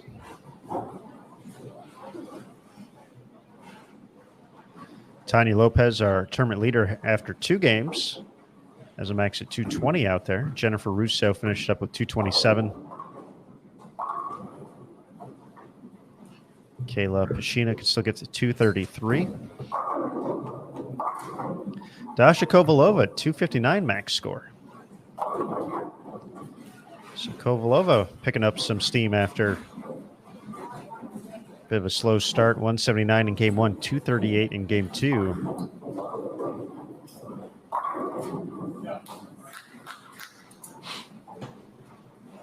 Culkin with the big double, looking to get into the 2-0s this game.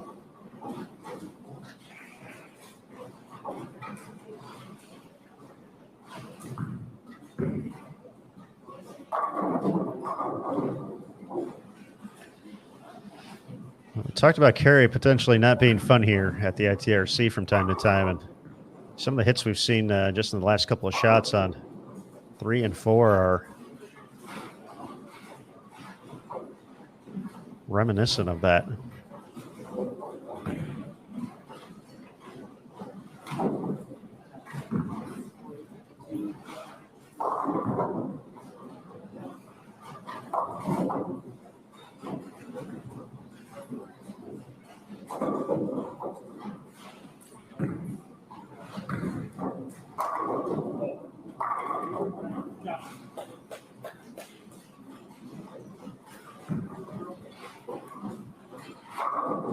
Is Culkin going to be in the 2-0s?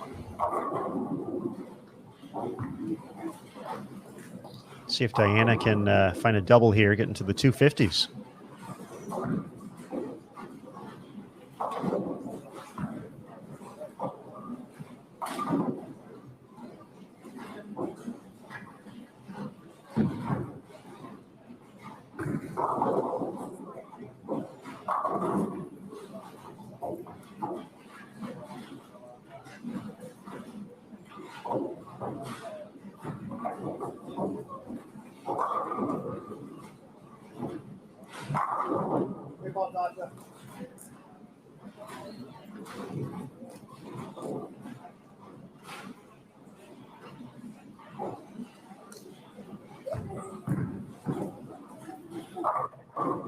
Oh, wow.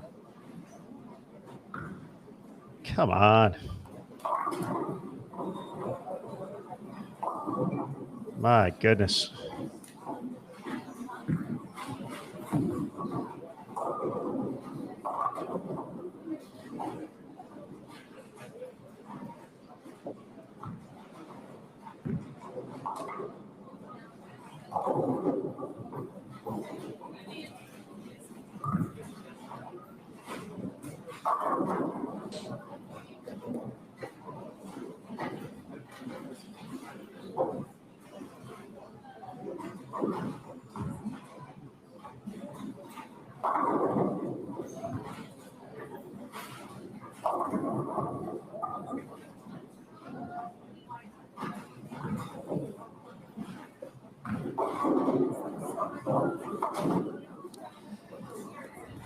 Shame to see a great game like that finish that way.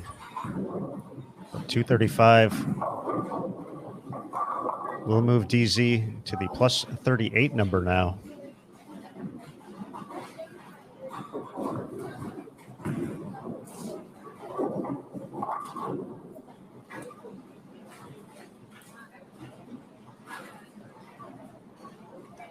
See if we can catch Dasha Kovalova over on 5 and 6.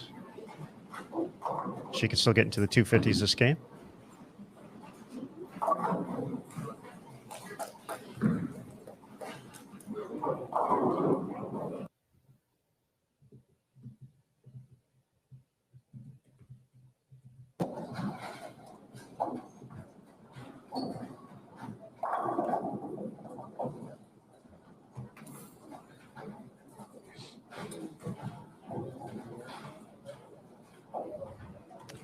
Let's see who else is here. We got Alexis Nair, Verity Crawley, Jody Scherer, and then Dasha on 5 and 6.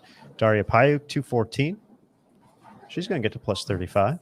Fania Kobo, Ashley Rucker, and Erin McCarthy. McCarthy, 219. So she's going to get pretty close to even after 3 games.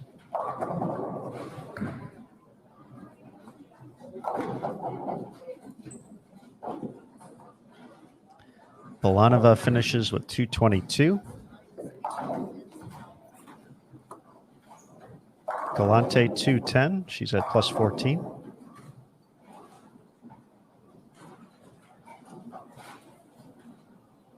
Bolanova also at plus 14. Ashley Rucker, 165, so she's going to drop to plus 5.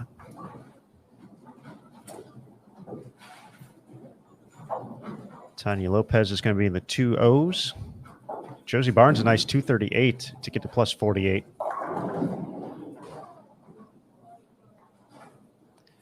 Tanya Lopez is going to be in the plus, either plus 55 or plus 56.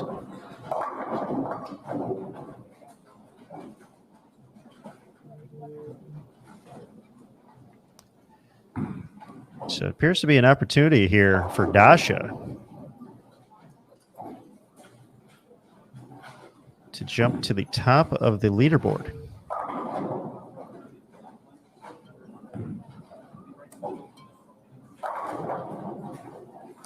Tanya finished with 209, so she's at plus 56.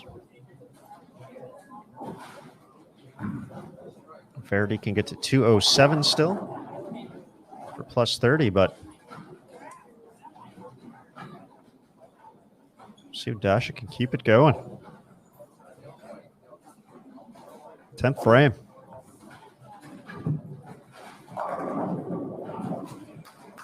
Gets him to tumble. Look like she's crossing about 17, 18 over there.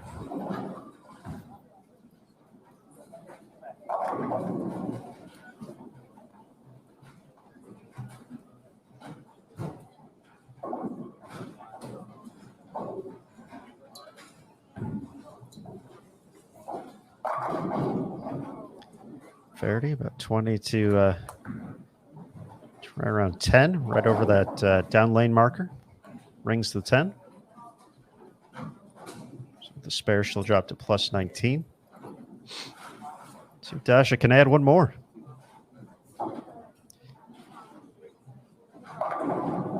Looked a little inside a hole. Gets the hit. Takes a bow. She's going to be in the 250s, and she's going to be our new tournament leader here heading into game 4.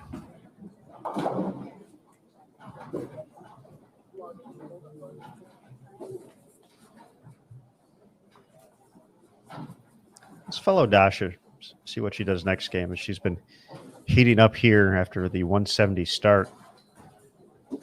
238 now, chance for 259.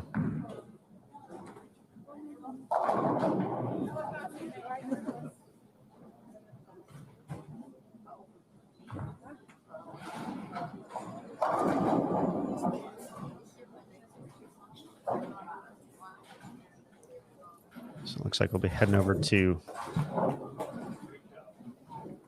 11 through 14 next to watch Dasha as she finishes with 257, gets to plus 74. As we get ready for game 4. Let's toss the Go Bowling Classic schedule up there for everybody.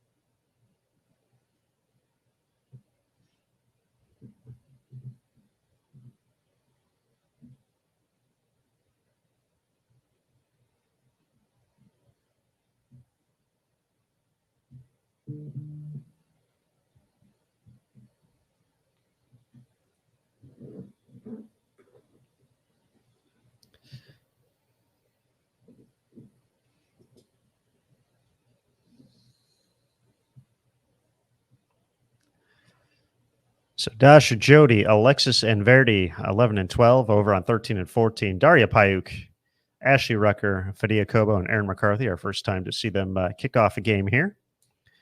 13 and 14.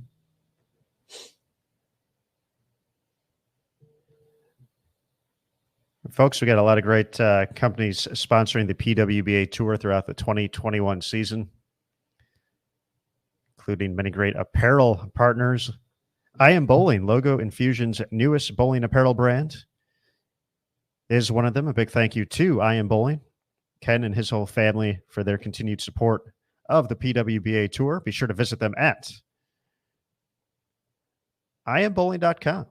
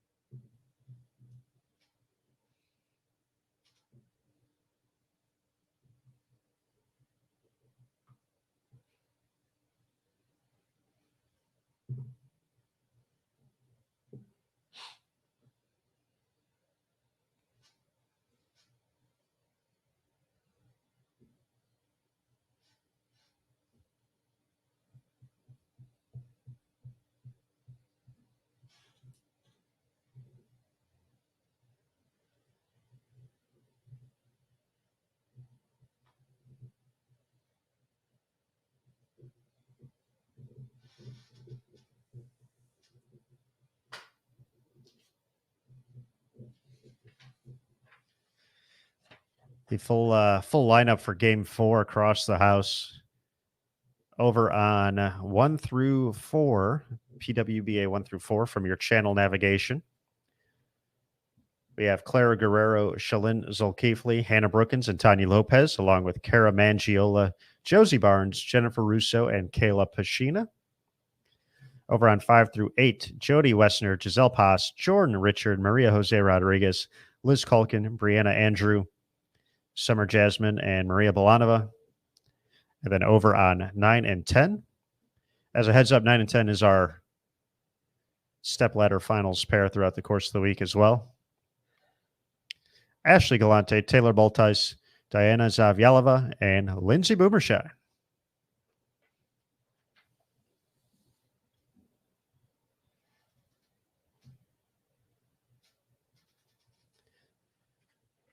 Looks like we got a score update online for you good folks as well. Kovalova, as we expected, moves into the lead, plus 74. Tanya Lopez at plus 56 in second place. Josie Barnes making the big move, 238 to get to plus 48. Now sits in third. Diana Z, plus 38. We saw the end of her game, that not so nice 7-10 in the 10th, but still moving up the leaderboard. Daria Payuk in fifth, plus 35. Verity Crawley, sixth, plus 19. Jordan Richard, plus 16. Maria Bolanova and Ashley Galante at plus 14. And then Maria Jose Rodriguez rounding out the top 10 at the moment at plus 11. Cara Mangiola, plus 8. And then Ashley Rucker, plus 5. 12 players of the 28 in the field averaging better than 200 through 3 games.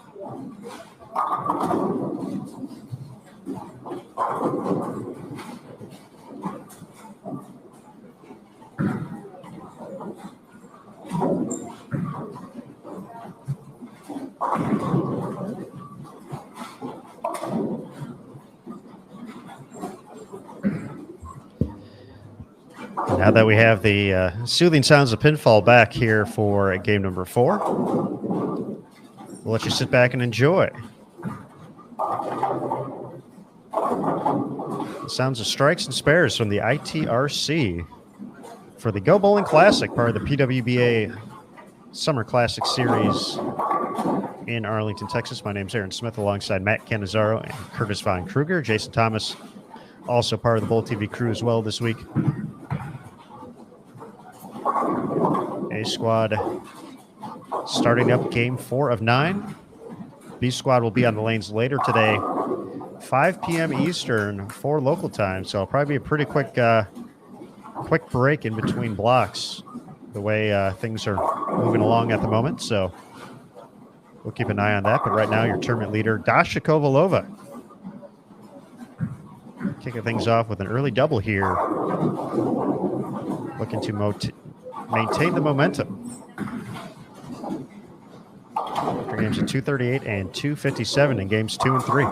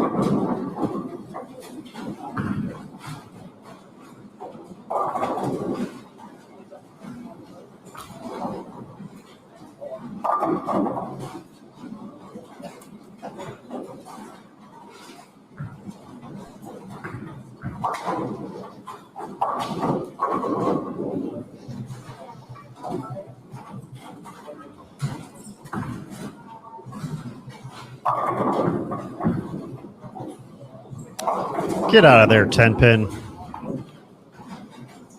Aaron McCarthy. Getting that out of there. We didn't need that 10-pin up there anyway. McCarthy at -7, working on a double midway through game 4 of 9 here. A squad qualifying at the Go Bowling Classic.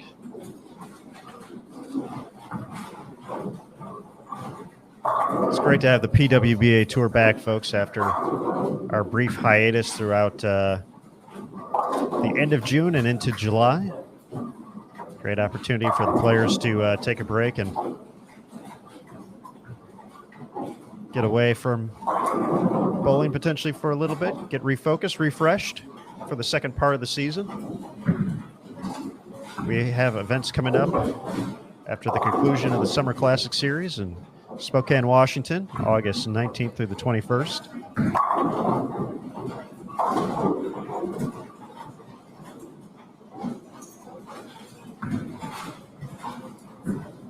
And then the U.S. Women's Open, August 24th through the 31st. Second major of the year. And then we will wrap things.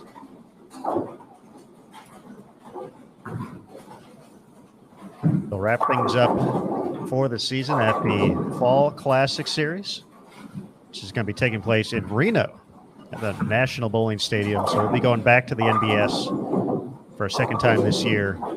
3 events there, October 24th through the 30th.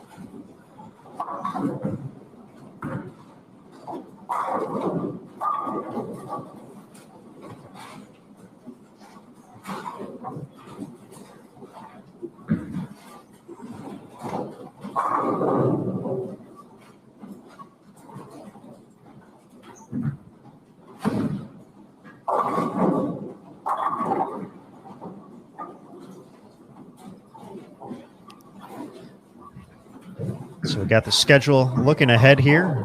We got the scores here in the early going through 3, and we're going to bring Curtis Von Kruger back into the broadcast here. And there he is. Curtis, welcome back.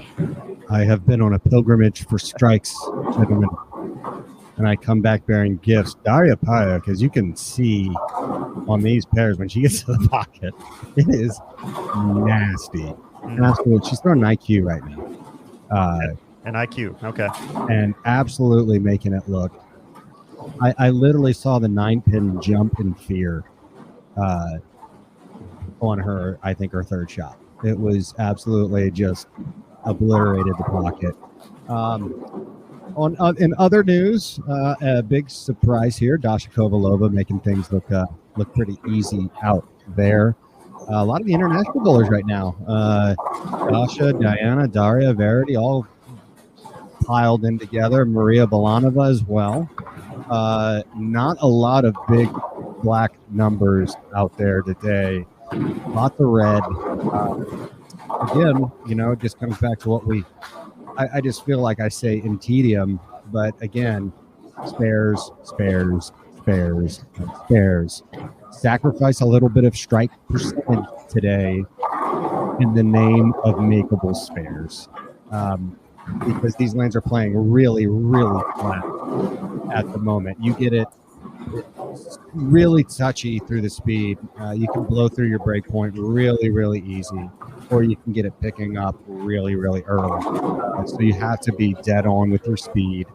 I feel like a lot of the ladies are, because the speed is so touchy right now, that they're incorrectly going with bigger balls than they probably should be. Instead of just getting softer and balling down, they're trying to hit it and stay in a, trying to get it fast and stay in a bigger ball to get it to make that corner. And I just don't see that working. I see that creating a really small margin for error with, but you look at somebody like Dasha, who's just getting really soft at the bottom, throwing a medium ball, and just making it work. She creates a little area for herself, like she has on 12. She has a little pull, like she can pull it a little bit and still get it to lay down, and she can send it a little bit, and the speed gets her back to the pocket. So You'll see her come up and watch her at the bottom of the shot and what that looks like. And I think this is just the blueprint for success on this pattern.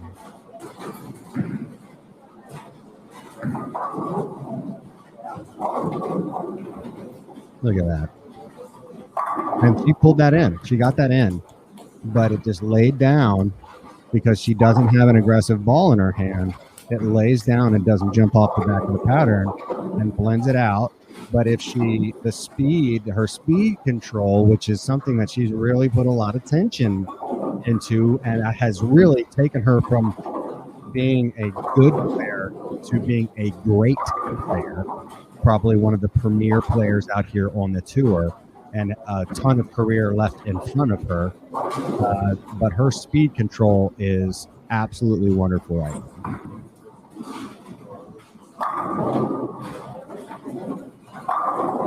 Excellent rundown there, Curtis.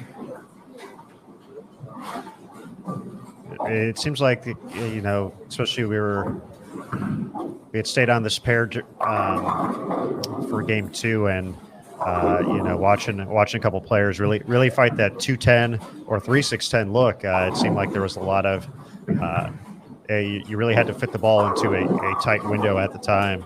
Mm-hmm. But it seems like players are finding ways now to kind of create a little bit more area to work with there, and ball speed is definitely been key out here. Yeah, I think they are starting to open up a little bit, but I think it could be false a little bit as well. I think it's a little bit of a ghost ball reaction. I think pair to pair is really, really, really kind of the tail of this tournament right now. And so again, it's really about managing, and another term that we use a lot, and maybe I feel like we say it too much, but managing the pocket. You don't want to get too far away from the pocket as you launch the ball. Again, launch ankle is probably pretty important as well. So I really feel like the players that are having success are still keeping it really tight, and not buying into that false hook outside, which I think will betray you in the long run.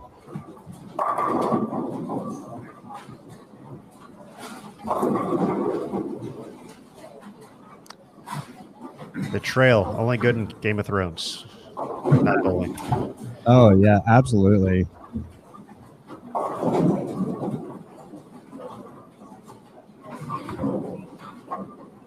Betrayal made that whole show, but you know what Betrayal did not make that whole show? How much HBO betrayed us with that last season. Yeah. What was the worst last season, Lost or Game of Thrones? Chat, help me out here. Which one were you more disappointed in? I would say,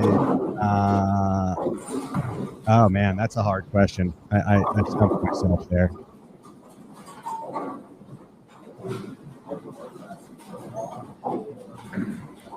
Unfortunately, I've only seen one of the shows, so I can only comment on one. And I watched Game of Thrones like throughout the course of 2020 for the first time. So like 2020 into 2021. So I was a little late coming into it. So I kind of already knew there was going to be it peaked before I got to the end. So I knew that was going to happen. Just from social media, enough people talking about it. So I was a little more prepared for it, probably better prepared than most, that knowing at some point it's like, it's just going to change up a little bit. Things are going to happen to where it's just like, I'm going to go with Game of Thrones was more disappointing than Lost, because the disparity of quality was so drastically different, where the best season of Game of Thrones was so much better than the worst season. Probably, season 3 and 4 were amazing, and that final season was just so disappointing. And then, of course, this story arc of some of the main characters, where they spend an entire series building this story arc and and insinuating, certain characters were going to have this moral fortitude, and then just literally blow that away, if you understand what I'm saying, at the end of that series. It was pretty disappointing. Lost, they after the first couple of seasons, they started just going downhill. But Rick, I agree with you. Game of Thrones.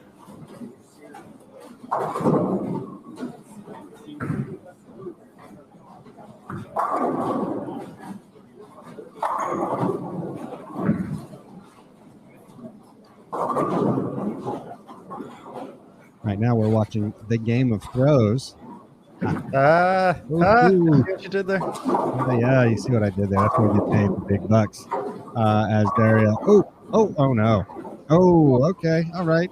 She'll take that late 7.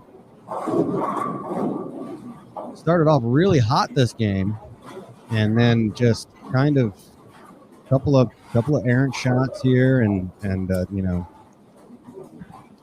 split in the 7th, and all of a sudden, which you thought could have been a really, really solid game, turns into a 2-0. And that's how quick quick things can get away from you on this pattern.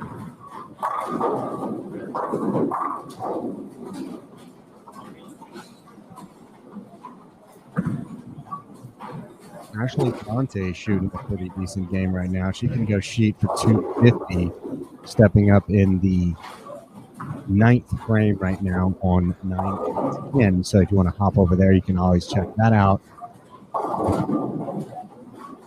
She has another player really not aggressive at the bottom of her swing, nice and slow, keeping it smooth, blended ball, and it is getting the results. Sitting at 14 over right now, which is good. If you're in the plus with this thing right now, it's not bad. You put a hard shot over hard surfaces. It's a humbling experience. You're saying it's going to be tough. Yeah, I think I had talking about earlier. You want to sound smart, but you don't know anything. I thought scores were going to be higher than this, and that is absolutely not the case. I felt similar. I thought this pattern would kind of lend to folks kind of just get into one area, and all of a sudden you kind of see start to open up a little bit, and kind of everyone it turns into more about who can make the shots and who can get the carry. But yeah, it's turned into something a little bit different.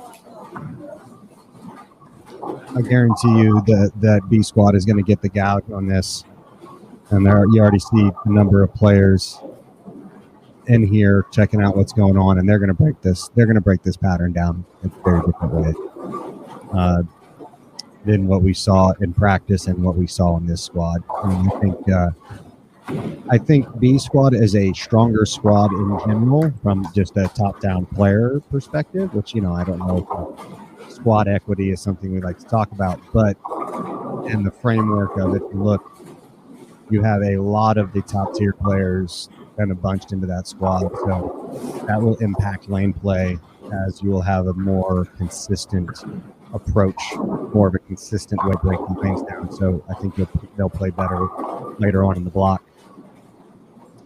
We're going to make a quick switch, see if we can get the 10th frame here for Ashley Galante as she looks to get into the 250s here.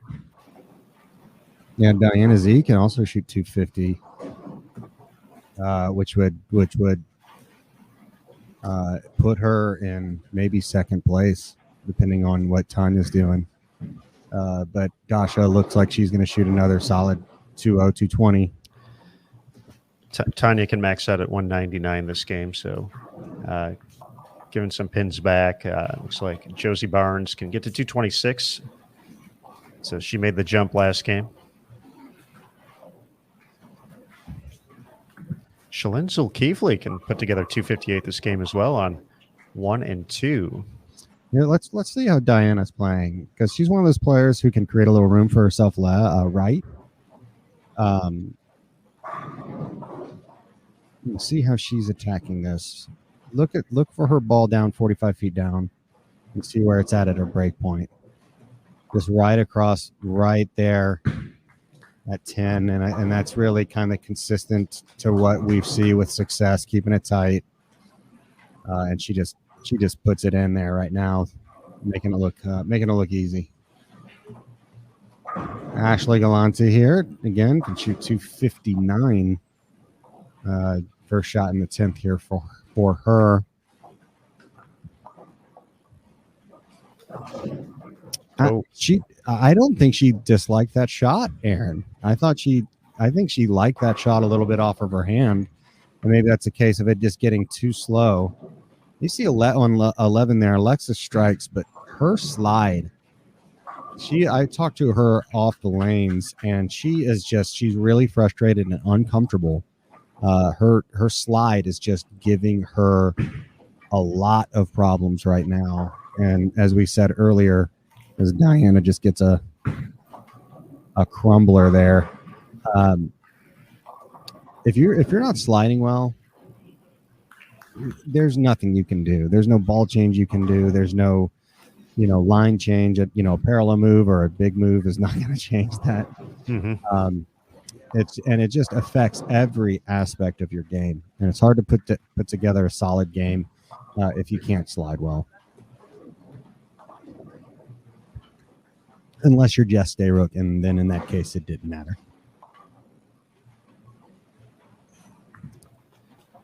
I heard he's no longer the answer to a trivia question. Oh, yeah. Who's the last person to pick up 7-10 split on television? Because I think he's probably sitting right next to you again.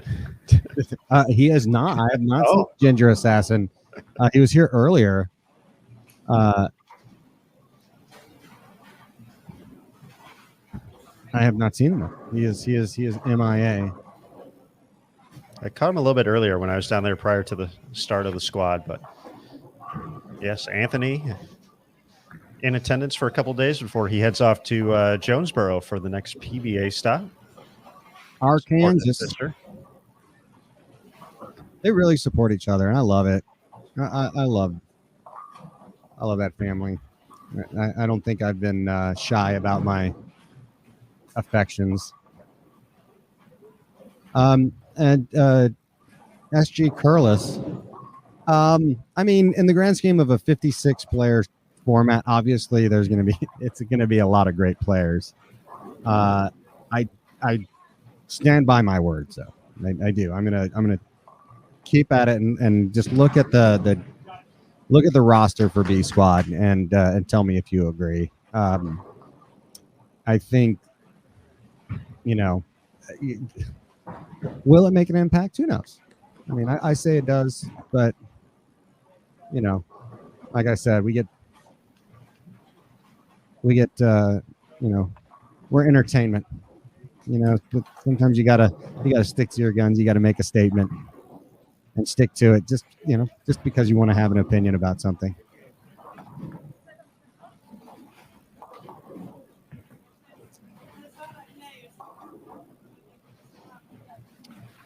Zaria finished with a 197. A very, very disappointing start to a what seemed to be a strong game. But she'll only lose 3.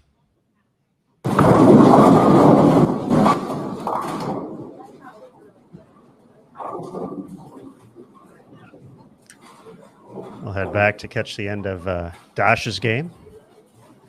She looks to continue her lead here. Diana's going to get to plus 94.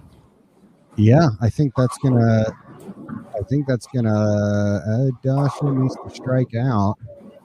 She would need the second hit to get into the 220s. Yeah, so we might have a new leader here if Dasha can't get this first hit in the 10th or second hit in the 10th. She's working on the first hit. Looks like she's stepping up here on the 12th. And she'll leave the 7-pin, obviously. So it looks like Diana Z is going to take over the leaderboard this game. And we're going to reset things here. And get ready for game 5. We're more than halfway through the books there, Aaron. Cruising along. Cruising. Cruising along. 2.5 hours in. Right on pace. I love it when we're cruising together. Now it's in my head. I knew it. I'm not going to. Yes. I may hum it occasionally. Taking a look here as Dasha finishes with 215, so she'll get to plus 89. Diana is going to go around her at plus 94. See, we got Verity at plus 31. I got to that one a bit early. My apologies. She's now at plus 31. Actually jumps up to, looks like 62, plus 62 with that 224 and open. As people are dropping balls in the pit area. It's mass hysteria. It sounds like it. Yeah, Verity just wrecking shop down there. Yeah, it's so funny. See, just hear that noise and everybody's attention just gets immediately drawn to it. Well, it's easy at the ITRC because it's such a compact place as well. So that's all of a sudden you hear something, you're like, oh, is it right behind me? Where's it at? We like to call it an intimate venue. That is a fair assessment. It's like seeing your favorite band at your dive bar, where it's instead of seating, 5,000, it seats 500. So you get really up close and personal. You can make out the expressions on their faces. So intimate venue here at the ITRC as we get ready for game 5. I'm going to go get some info. Maybe we can get some information from a ball rep or two. Get them inside the booth here. I see Will Clark. I might actually, an individual, the coach who's had a lot of success, coach for Julie Bond, Gigi Mason, and a number of the junior gold players that had tons of success. We might see if we can get a little information from him here. There we go. All right. Will the thrill. Absolutely. All right, folks. Game 5 coming up next here on bowltv.com for the Go Bowling Classic A Squad qualifier as part of the PWBA Summer Classic Series. We have Diana and Ashley coming here. So Diana, the new tournament leader. Let's see how she continues on here. Had a chance to shoot 250 in game number 3 before a 710 slowed her down, and then came back with 250s in game number 4. So see if she can keep it going. Looks like, as we said, moving to the top of the standings. Just a shade under plus 100 so far.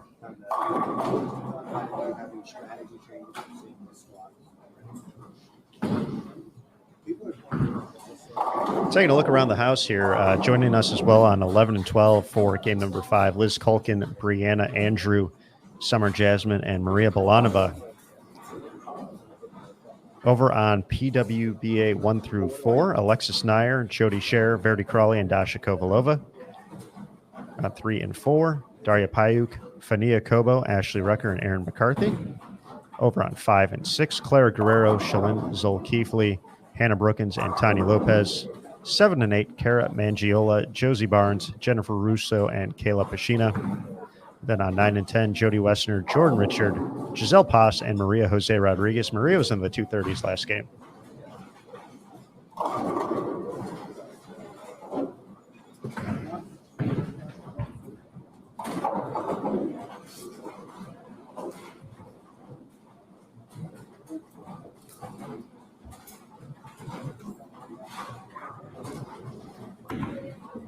As soon as we get a score update, we will let you know through 4, get you those official standings.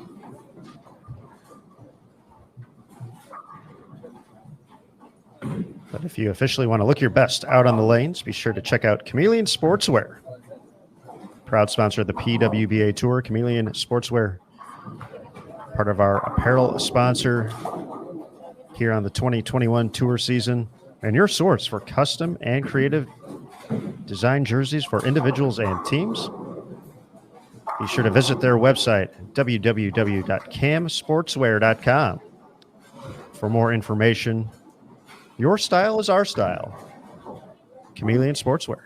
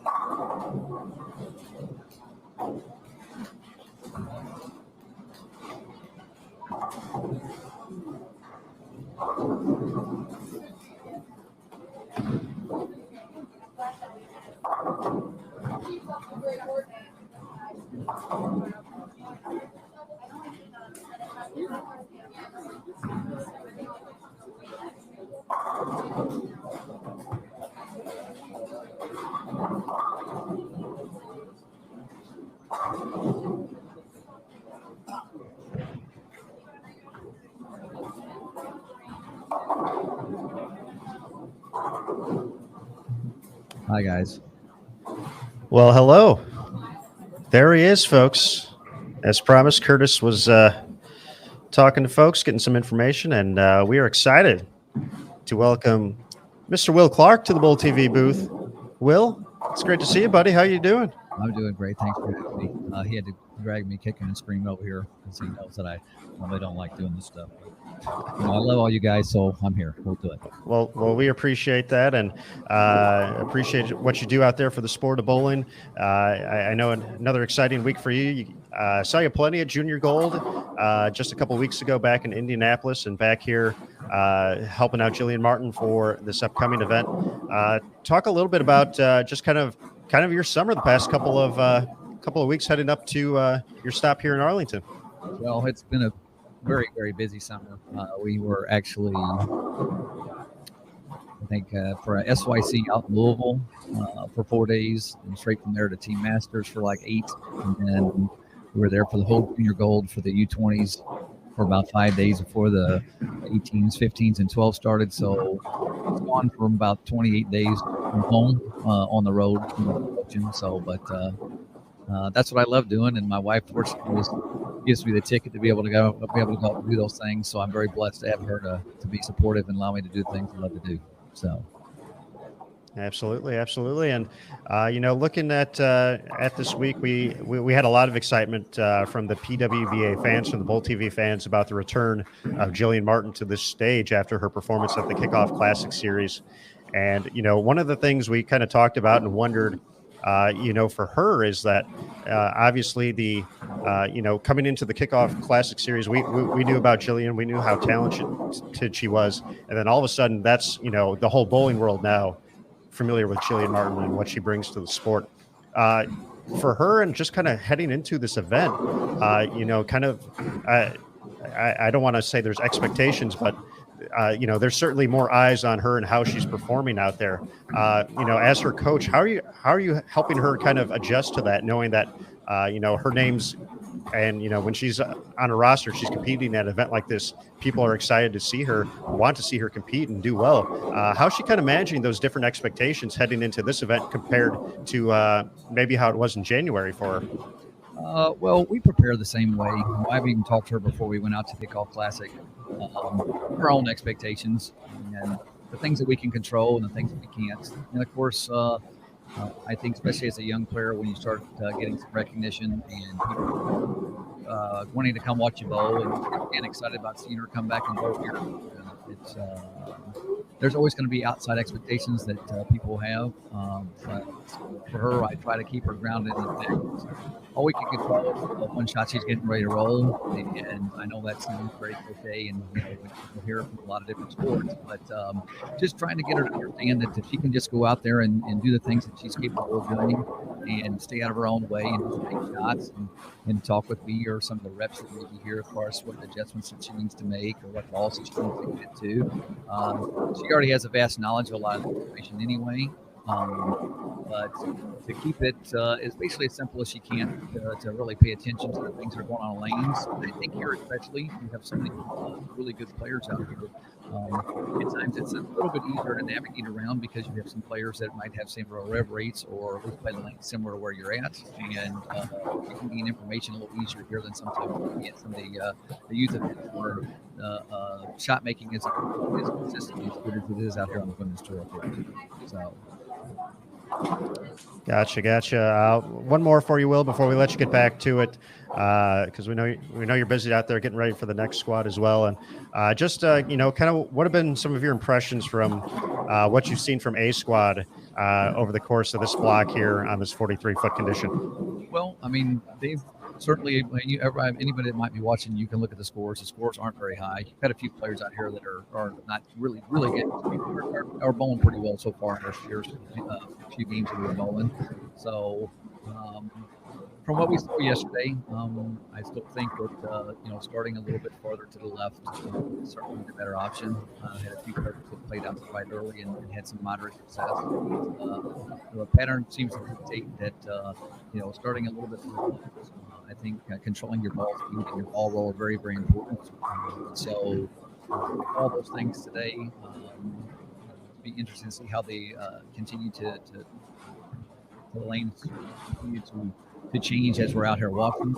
And the balls seem to be better balls to throw and shoot that we're looking for as far as to get the ball to go to the pins the right way. Yeah, I think some ladies as they continue to bowl in this, I think some are going to get to it a little bit better as the lanes still change a little bit more and they figure out what balls can be the best one to get the pins the right way. I think it's always a little bit more difficult on the first quad because you're kind of you're the guinea pigs out here that everybody's trying to learn off of. So the second quad usually has a little bit more information. To say as we change and roll the lane each time, they're just gonna, it's the same pattern, but they just start playing a little flatter and some of the ball motions that we looked in practice. By the time you get over the second or third time, they just don't quite look the same as well anymore. All right, well, we appreciate the breakdown there. We appreciate the insight as always, and as I say, always a pleasure to catch up with you, bud. So great to see you out there and out there at the ITRC. Obviously, I'm in the same building, but just a little bit farther away at the Bold TV studio. Well, but I appreciate you guys taking the time to have me on. Like I said, and Curtis had me come over here. Like I said, you guys do a great job. I really appreciate everything that you guys are doing for me too. So keep up the great work, and anything I can ever do to help you out or any questions you need to have answered, I'm happy to help. All right. We appreciate it, Will. Thanks again, buddy, and we'll talk to you soon. All right. Thanks so much. Thanks for having me. Take care. All right, folks, that was Will Clark joining us here on Bold TV.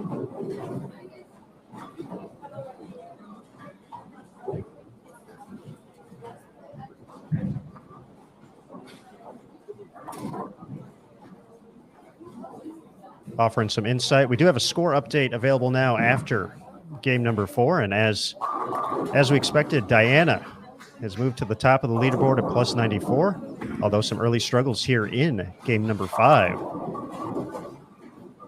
but games of 226, 177, 235, and 256 to take over the lead. 223.5 average. Dasha Kovalova drops to second at plus 89. Josie Barnes at plus 73 and third. Maria Jose Rodriguez after 236 jumps to plus 47. Tanya Lopez at plus 40 in fifth. Ashley Galante plus 38 in sixth. Daria Payuk plus 32. Verity Crawley plus 31. Shalyn Zolkifli plus 29. And Jordan Richard at plus 19 rounds out your top 10. Only one other player averaging better than 200 so far, Ashley Rucker at plus 6 in 11th place. Once again, when we're all said and done here, we're going to take the top 12 of our 56-player field, 28 bowlers on A squad, and another 28 on B squad. To match play tomorrow, we will have 2 rounds, 6 games apiece.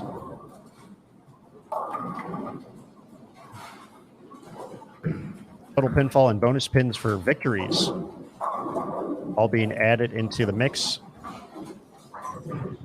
And when it's all said and done, total pinfall and bonus pins will determine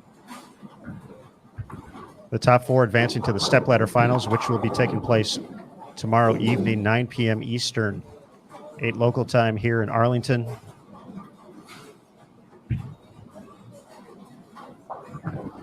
Got the same start time tomorrow, 11 a.m. Eastern time for that first 6-game block, and then 5 p.m. Eastern match play round 2 for the Go Bowling Classic.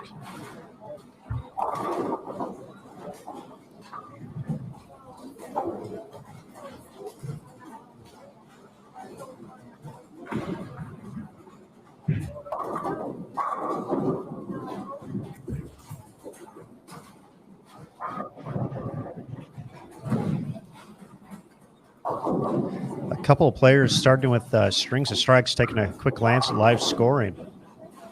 Both Jody Wessner and Jordan Richards started off with the front 4 on 9 and 10 before 9 spares in the 5th. Shalyn Zolkifli, front 4 on 5 and 6. And then Jody Scherer, the 1998 Rookie of the Year on the PWBA Tour. Came back at the Kickoff Classic Series. Back once again here. She started off with the front 4 before a 9 count in frame number 5. Aaron McCarthy, early 3-bagger before an open in the 4th. And I'm going to drop a link in the Bowl TV chat. There's a story from the AP that dropped today on Aaron McCarthy, talking about her work as a registered nurse in her hometown of Omaha, Nebraska. So be sure to give that a read as well.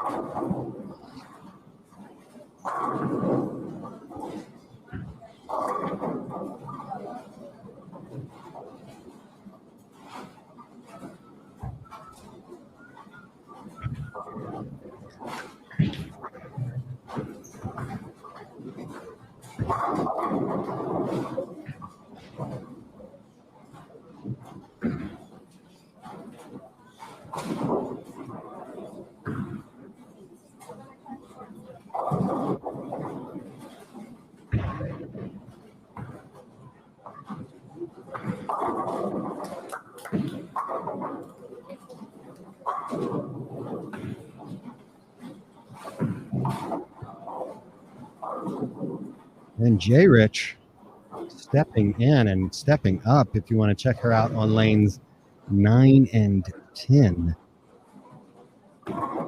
Working on a 279 if she goes the distance. That is through 8 frames and would put her at 98 over, which I think would be in competition, obviously, for the lead, although I believe Dasha Kovalova is bowling a decent game on the low end of the house.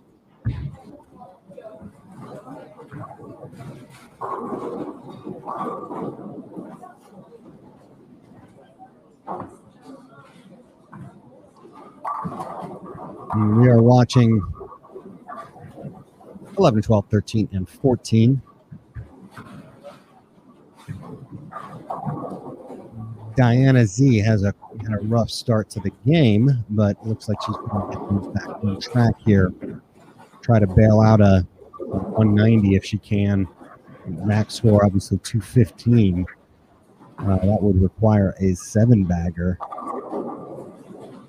Not the easiest thing to do on this pattern, on this condition, but she will be finishing on what appears to be her better lane, which is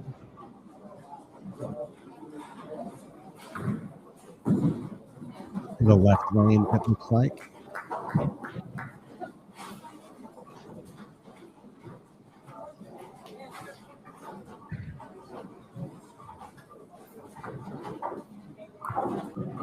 Valente. All right. That one took off a little early on her, but she trips out the 9 with a roller Brooklyn. And then that looks like Brooklyn might be the way to go. We have another one. Brianna Andrew with the crossover for the double.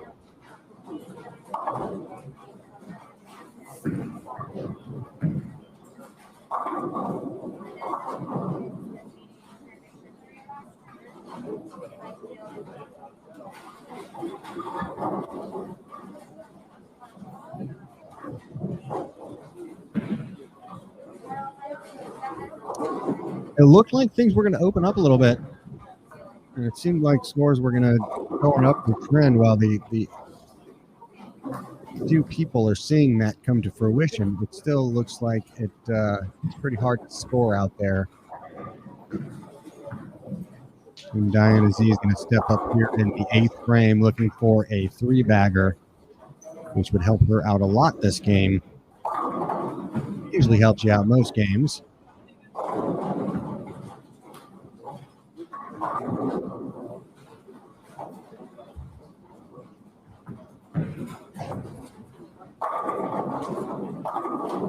Oh, a little high, but she gets the 4-pin to go down.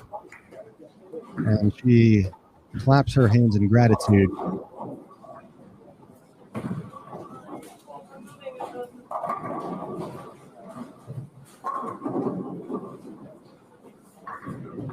Jordan Richard with a spare in the 9th frame. So it can she can go and get into the 250s, 258 now, 9 spare in the 9th. 250s would get her into plus 70 range. I really feel like the cut here is going to be around 100.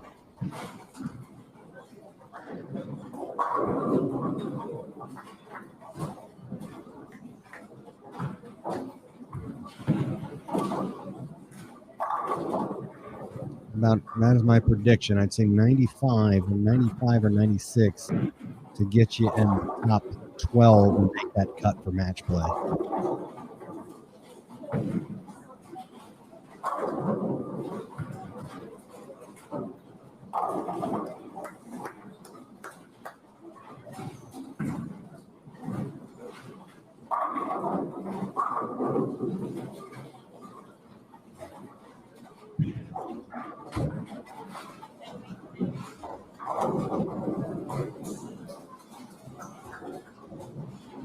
Balanova. Little light there. Going to leave the 2. No, thank you. Rolls out the 2-pin there.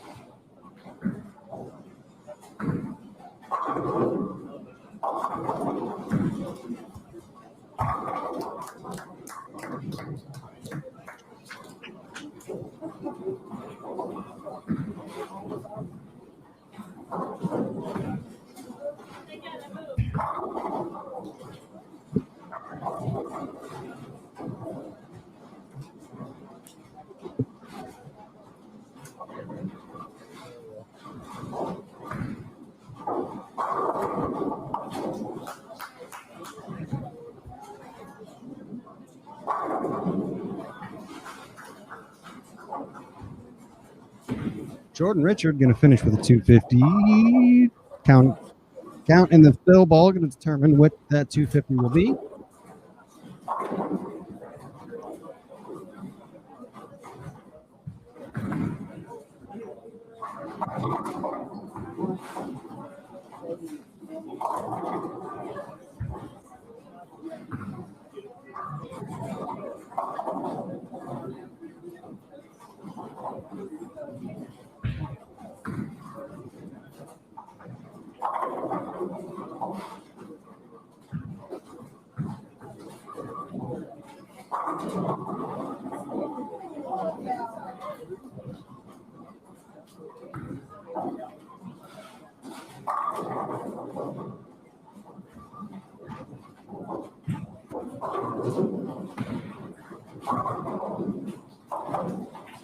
Diana going to step up in the 10th frame. She's done some heavy lifting since the 5th, actually really since the 4th, had 3 opens to start the game.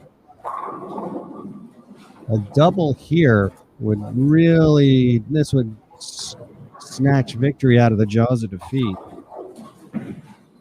and really would be an impressive finish to a game.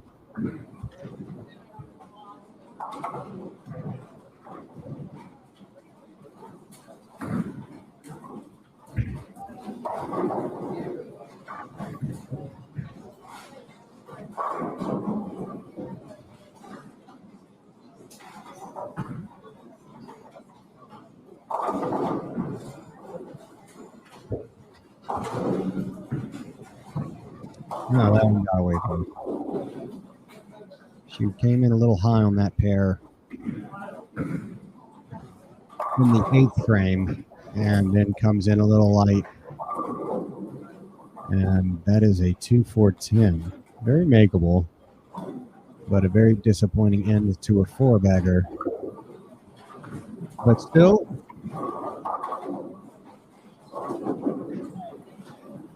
he would have offered her a 180 after 3 opens. I'm pretty sure she would still take it. But that's going to drop her back down. If she doesn't pick this up, she'll lose 20 or so to the field, or 20 or so to her score, putting her at 74. Oh, gave it a good run. Put her at 180. 74 over now.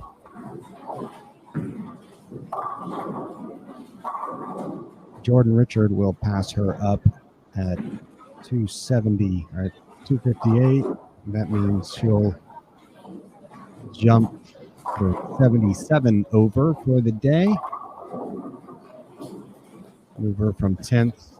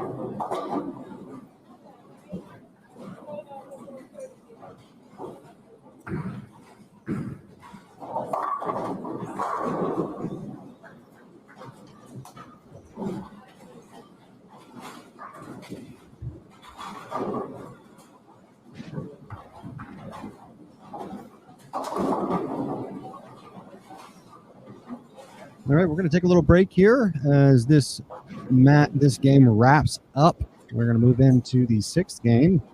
4 more games left for these players to improve their standing and try to make it into that top 12. We'll see B Squad later on today and get a better feel for what this number is going to be. Currently, the cut is at -10. Jennifer Russo is in 12th place. After 4 games, we'll get our 5-game update here shortly.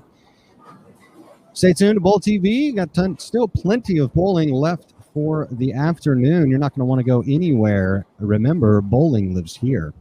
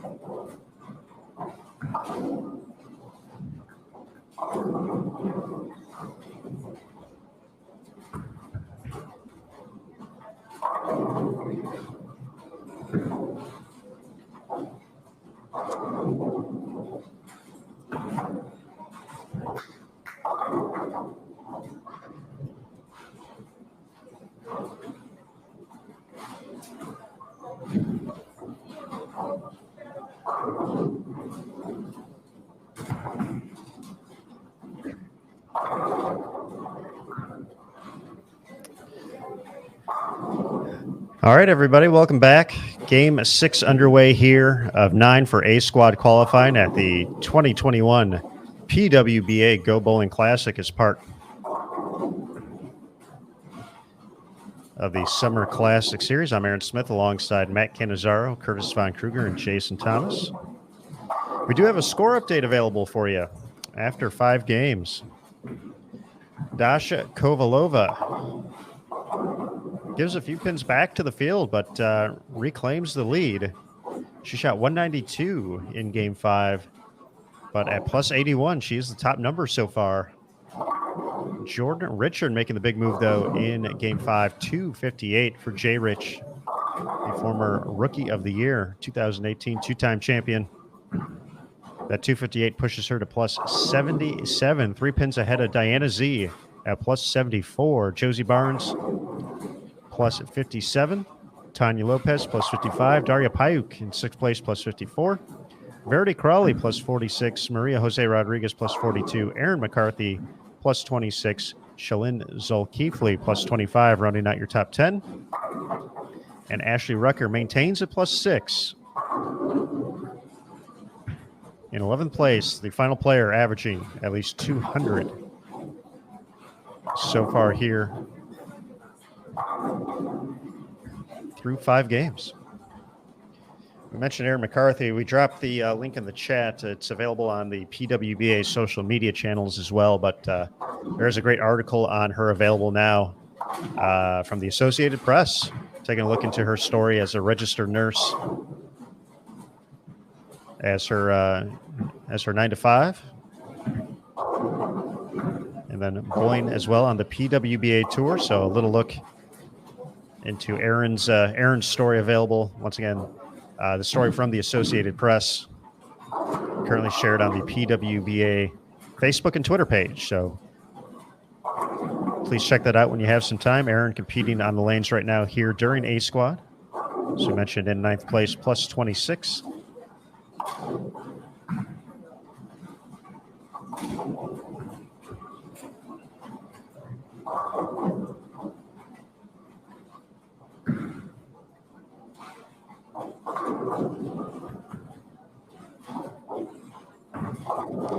Taking a look across the house here. Staying on 11 through 14. Our first opportunity to see Clara Guerrero, Shalyn Zulkifli, Hannah Brookins, and Tanya Lopez. Will be joined this game over on 13 and 14. Cara Mangiola, Jennifer Russo, Josie Barnes, and Kayla Pachina. Across the rest of the house on our 1 through 4 channel, Jody Wessner, Giselle Pass, Jordan Richard, Maria Jose Rodriguez, Liz Culkin, Brianna Andrew, Summer Jasmine, and Maria Balanova on that channel. On our 5 through 8 station, Ashley Galante, Taylor Boltice, Diana Z, Lindsay Boomershine, Alexis Nair, Verity Crawley, Jody Scher, and Dasha Kovalova. And then on 9 and 10, Daria Payuk, Ashley Rucker, Fania Kobo, and Erin McCarthy.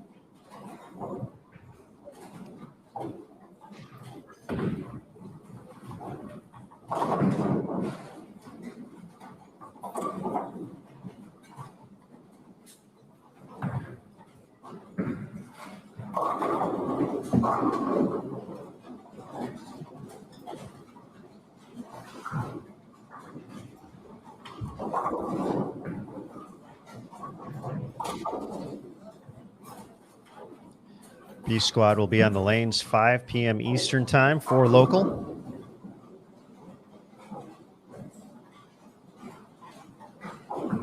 In just about 2.5 hours, so it's going to be a pretty quick turnaround here between blocks for us. So quick re-oil and we'll be ready to go. So plan your lunches accordingly, folks, and or early dinners.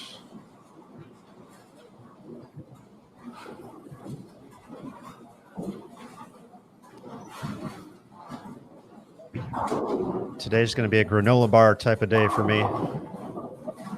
Pace those throughout the course of the day until we wrap up much later tonight.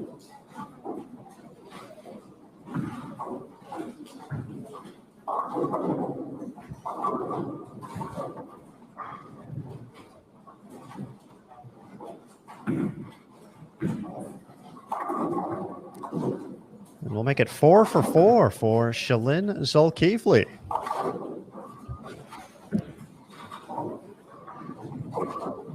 Former Malaysian national team standout. Made her way here stateside for the USBC Queens. And is planning to finish out the rest of the season on tour.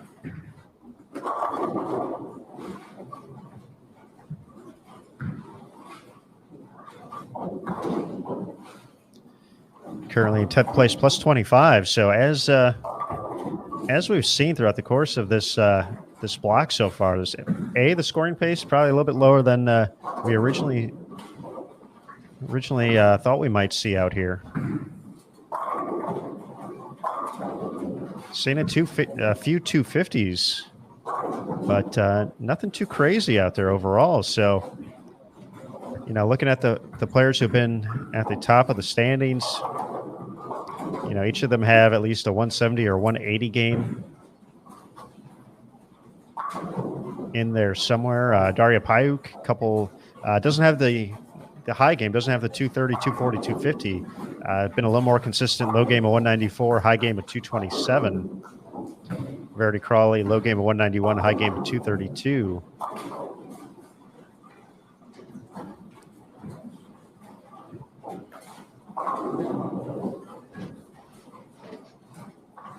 But it's appropriate. We were so close to Six Flags because it has been a bit of a roller coaster this block.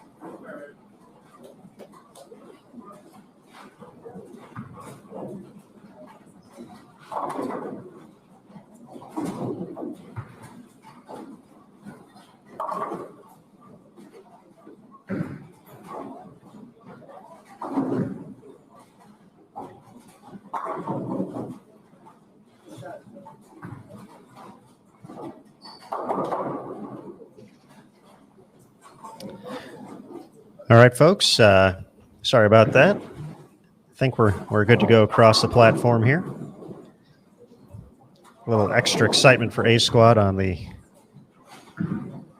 side of the broadcast team.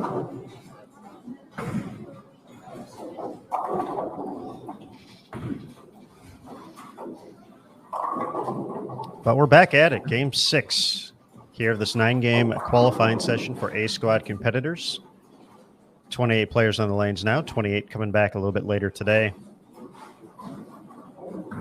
to determine the top 12 here at the Go Bowling Classic.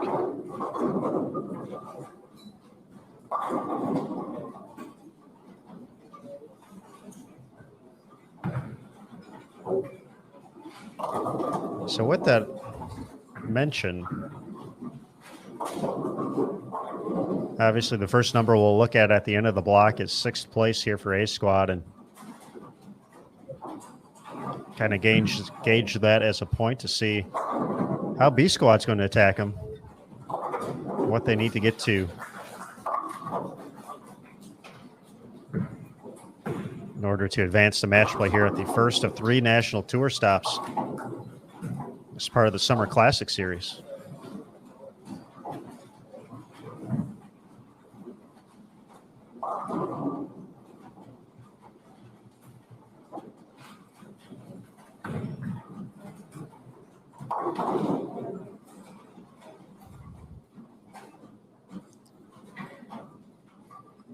Taking a quick look around live scoring. Summer and Jasmine putting together a game over on 3 and 4, along with Liz Culkin. Summer has a max of 290 still through 7 frames. Liz can get to 266. Max out there 258 for Giselle Paz through 6 frames.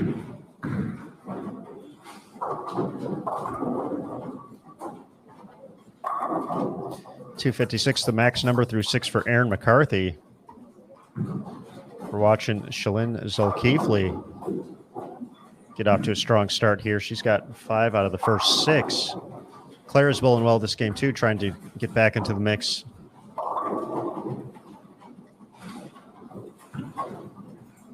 But nothing else too crazy going on right now. Looking across the house.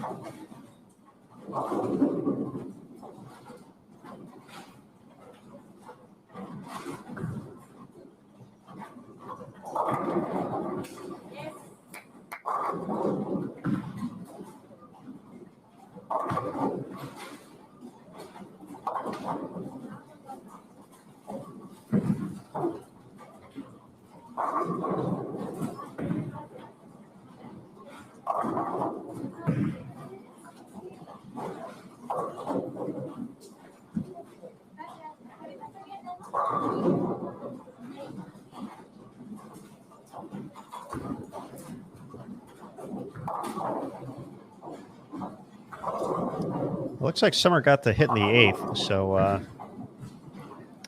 let's head over there, see what she's able to finish this game up with. Summer was plus a little bit earlier in the block, but struggled the past couple of games. Down to minus 88.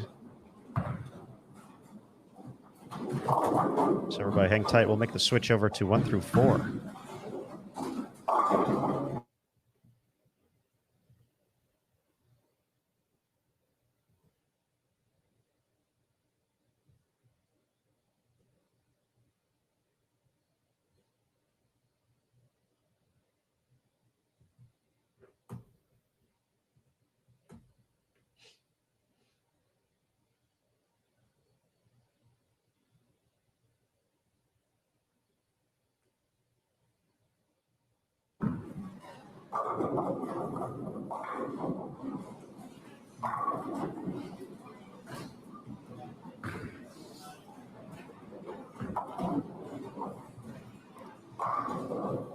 So we'll see Summer up on lane number 3 momentarily. Liz Culkin, Brianna Andrew, and Maria Volanova joining her on 3 and 4. It's a nice shot by Jordan Richard, as we mentioned, had the big move in Game 5 after 258 to to get to plus 77. She's joined by Maria Jose Rodriguez, Giselle Paz, and Jody Wessner.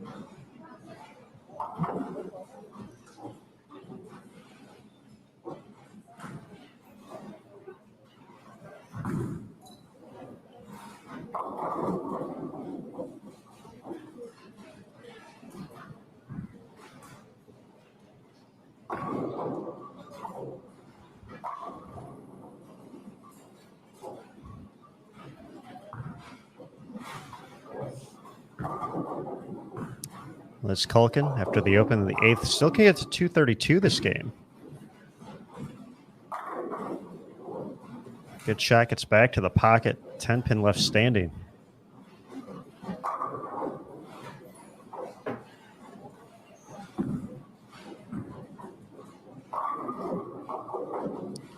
See Maria getting a little bit closer to 5th arrow here, so that's the progression we did expect to see throughout the course of this block. Maria certainly doesn't mind getting left.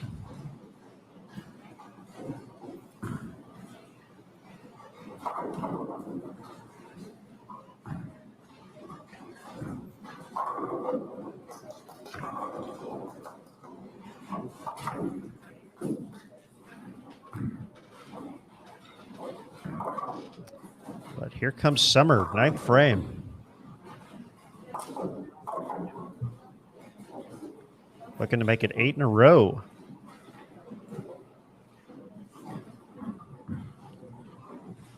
Can get back to even. She's able to toss a couple more strikes.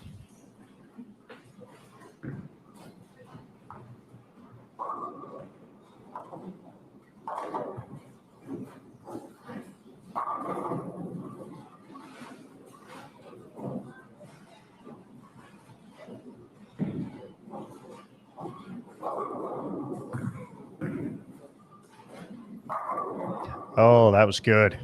Nice shot, Summer.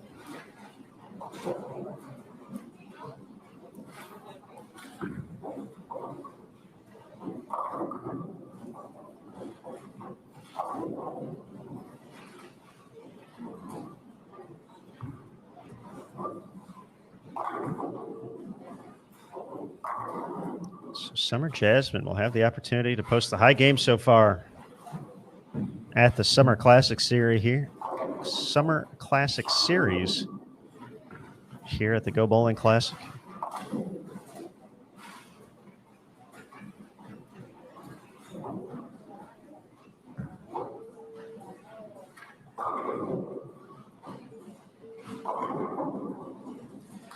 Good question from Sandy in the chat, talking about how things work for the event that starts on Monday. So it's going to be based off of the qualifying totals here at the Go Bowling Classic on Wednesday, and then the International Bowling Campus Classic on Friday. So both of those will be 9 games apiece. So 18-game pinfall total for those two events will determine the 24 players advancing to the Bowl TV Classic, which starts on Monday. But then once we get into that event, all pinfall drops. So back to 0 for 24 games of round-robin match play to determine the top 5 for the stepladder finals.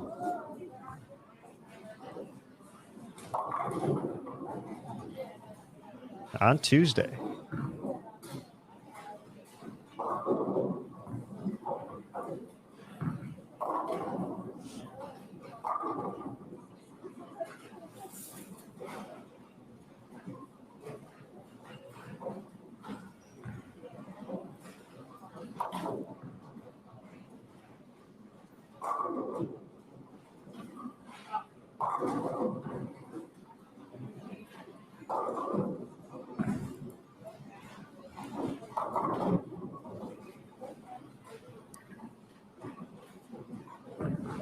4-pin for Giselle.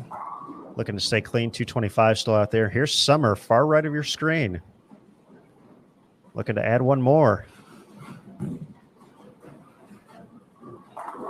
We're in business. Let's go. 9 in a row.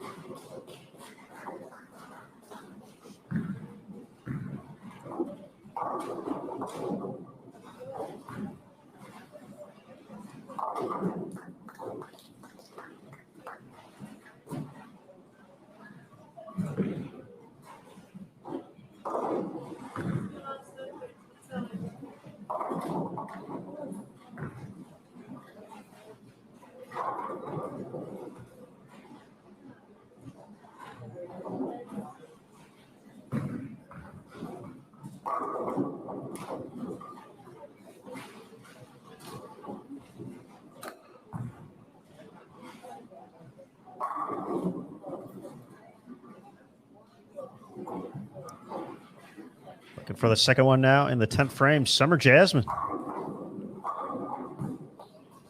that one's going to have to hustle back. Got to leave the 2-pin. So going to be in the 270s here.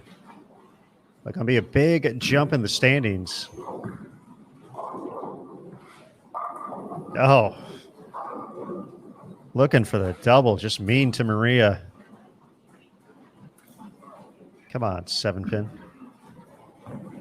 That's malarkey right there.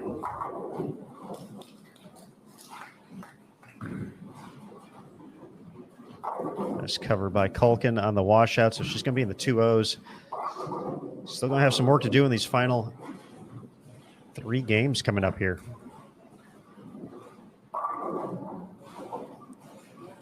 Jordan gets the first hit in the 10th, max of 181, so she's going to give a couple pins back here.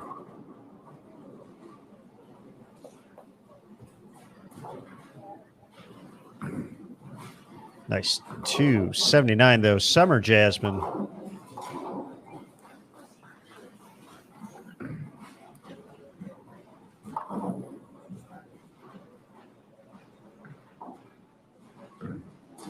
She's going to get all the way up to -9 now for Summer. Excellent, excellent game.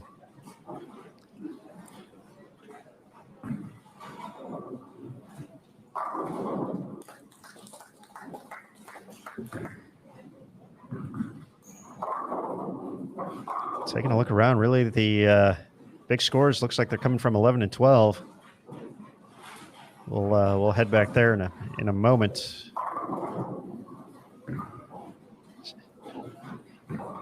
Guess I can't watch these pins not cooperate anymore on 1 and 2. I'm done with it. To have a talk with 1 and 2 after this block wraps up with these pins not falling.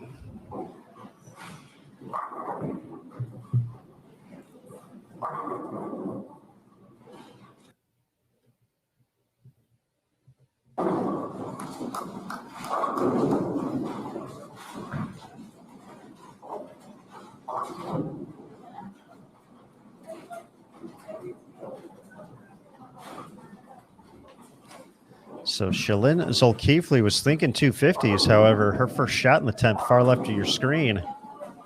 She's looking at trouble.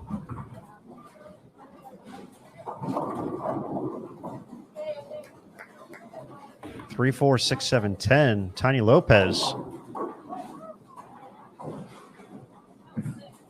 got the first hit in the 10th. Does not get the second. Leaves the 2-pin. So she's going to be the 2 teens. She's been near the top of the standings throughout the course of the block. So with the spare, she's going to move up to +69 with 3 games left to go. Shalyn, can she make a run? Just going to get a couple of them. So that's going to be 218 to get her to +43.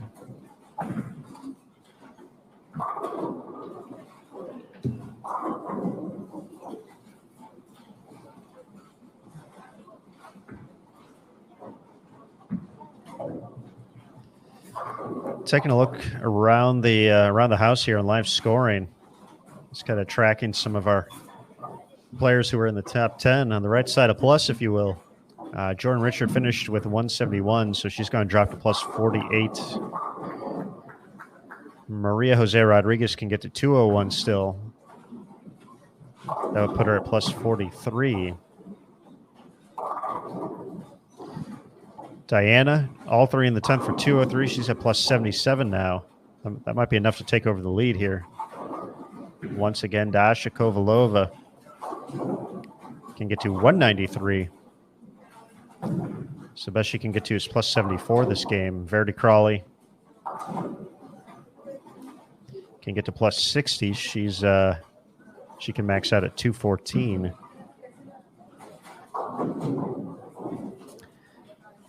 Ashley Rucker plus 9. Daria gives some pins back there. 162. She's at plus 16.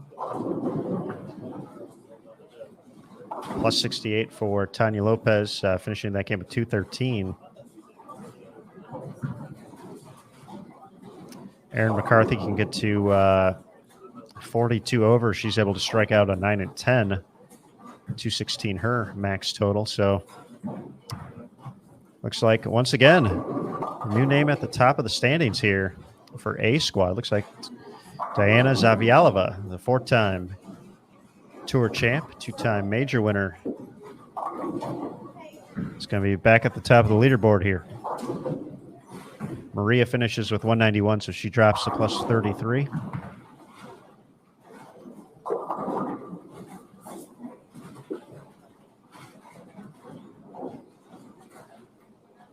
I don't know what I'm thinking if I'm coming up here next on B squad.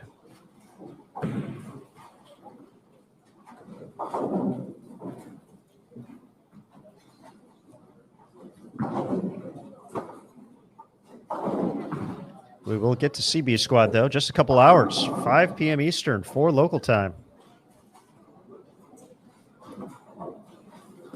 For their 9-game block here today.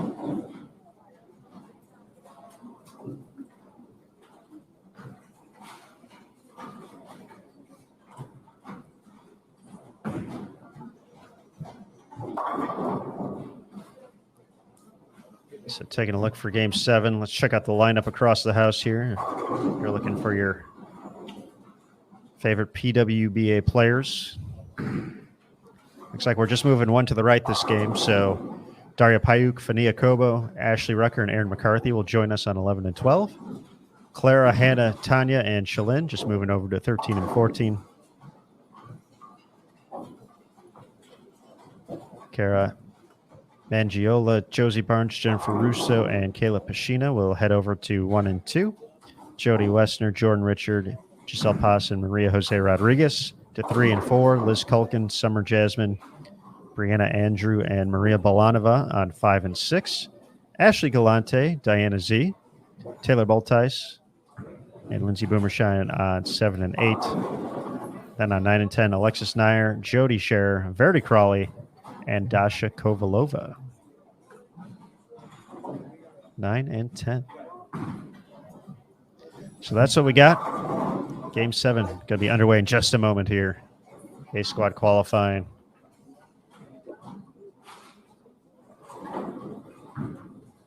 At the Go Bowling Classic. Big thank you to Go Bowling. They've been doing a lot of cool stuff recently. If you don't follow their social media channels, please do so. To see a lot of things they're working with NASCAR. I know they got a race coming up here, I believe, this upcoming weekend. Go Bowling at the Glen, Watkins Glen. Great course on the NASCAR circuit each and every year. And of course, National Go Bowling or National Bowling Day. There we go. Coming up on August 14th. Jillian Martin is going to be joining the mix there with Fox and Friends on August 14th to help celebrate National Bowling Day. So be sure to join Go Bowling. Give them a follow. Give them a like.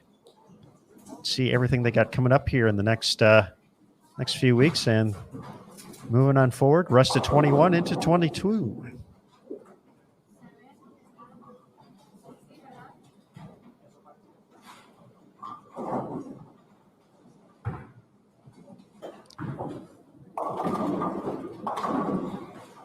So we look ahead here to Game 7, getting underway. I want to take a moment to give a big shout out to another PWBA tour partner, Master.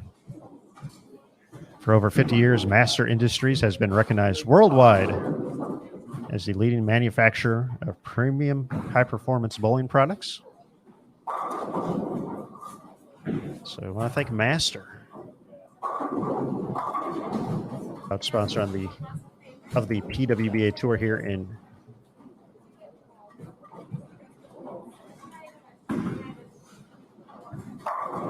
2021. Be sure to visit them, www.bowlwithmaster.com.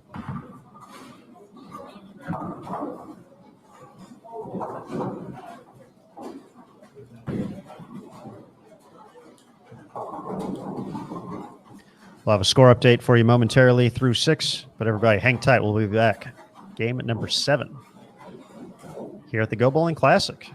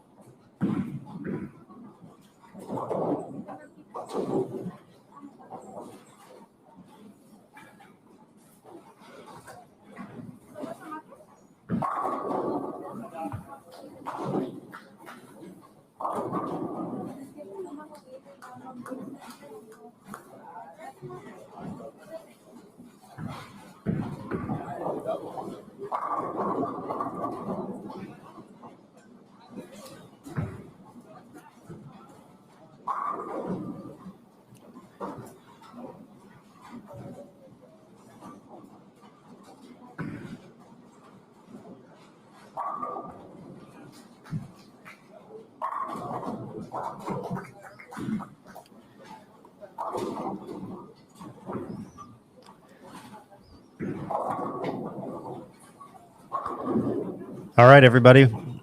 Score update through 6. Diana Zavyalova, plus 77, your leader. Tanya Lopez, plus 68 in second. Dasha Kovalova drops to third at plus 59. Josie Barnes, plus 51. Verity Crawley, plus 50. Jordan Richard, plus 48. Shalyn Zulkifli, plus 43. Maria Jose Rodriguez, plus 33. Aaron McCarthy, plus 32. And Daria Payuk, plus 16. Rounds out your top 10. Ashley Rucker, plus 9. The only other player plus. Summer Jasmine jumping all the way into 12th place on the strength of that 279 effort in game number 6. Now at -9. So this 43-foot pattern has caused some headaches here. Ups and downs. Peaks and valleys.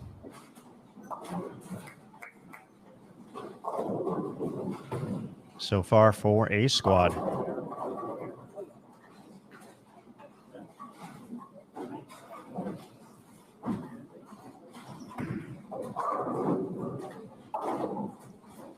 Big game can certainly help you get going, but the fear of catching a 160, a 170 game right now is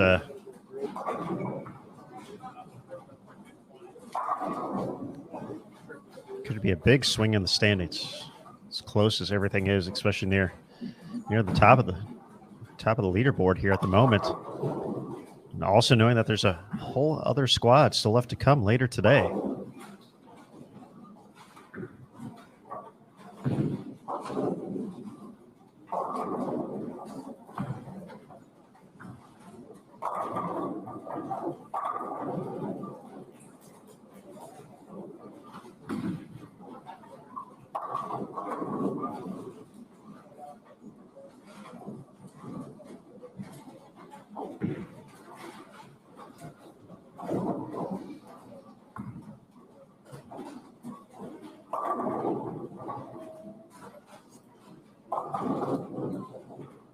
Hannah Brookins, 3 in a row, looking to finish the day strong here. Some struggles here through the first 6. Made her way through the pre-tournament qualifier.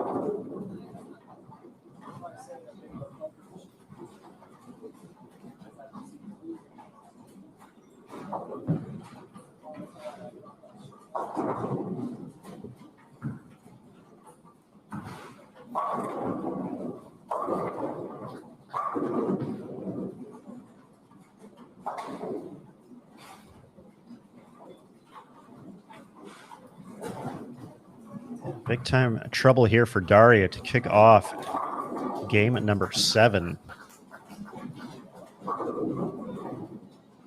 Potential 3rd consecutive open.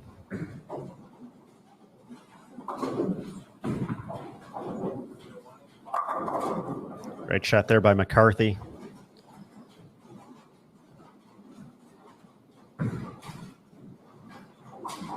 playing them a little more direct.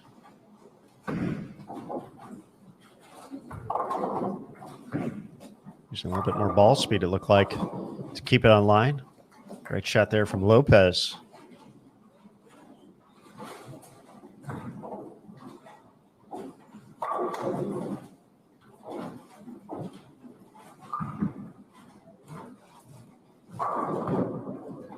So 23 in the third for Daria.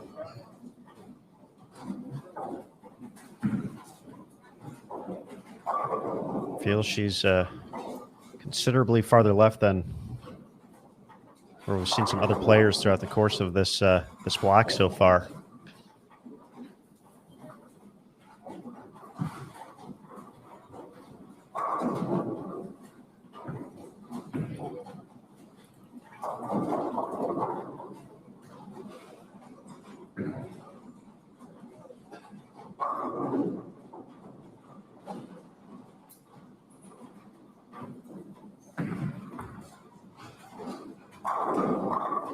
Oh, come on, 8-pin.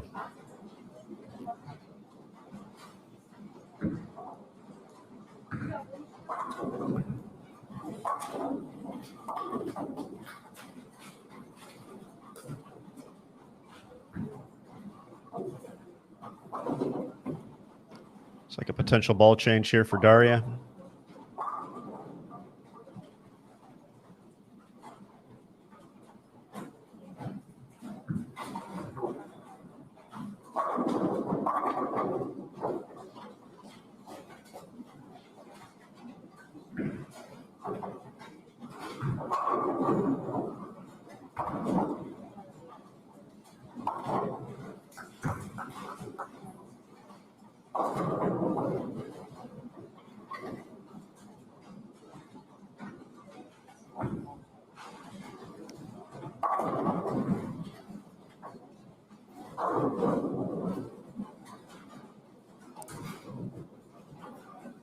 Saw how quickly that one got right. Even with Daria's rev rate, that is not getting back from there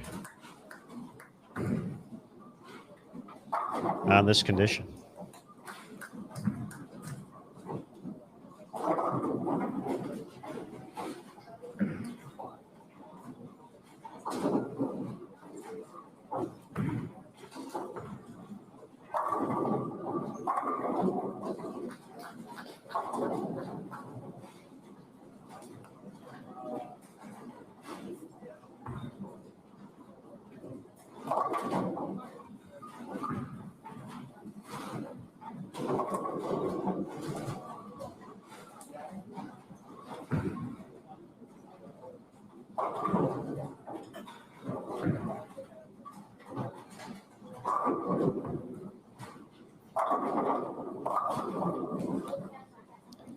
Some strong starts over on 9 and 10.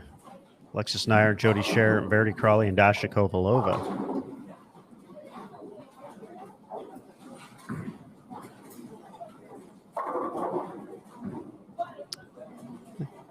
I think we might have to head on over there in just a minute or two to they keep on tossing a few strikes up there. They're on 9 and 10 currently.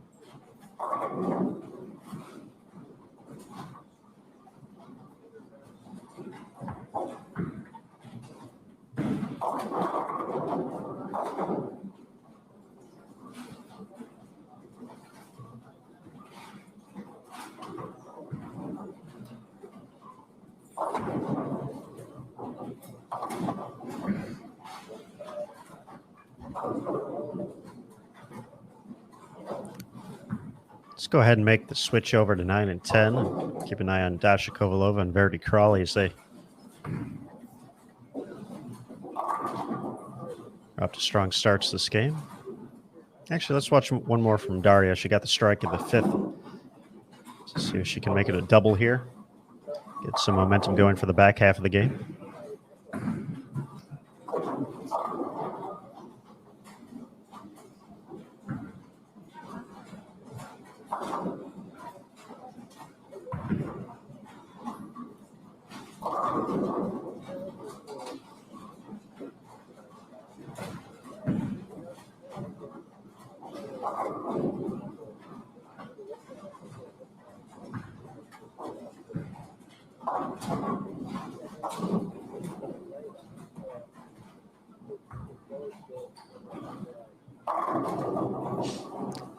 Gets that one back from way downtown. Big double for Daria moving forward here. Once again, she is plus, but 3 opens to start this game.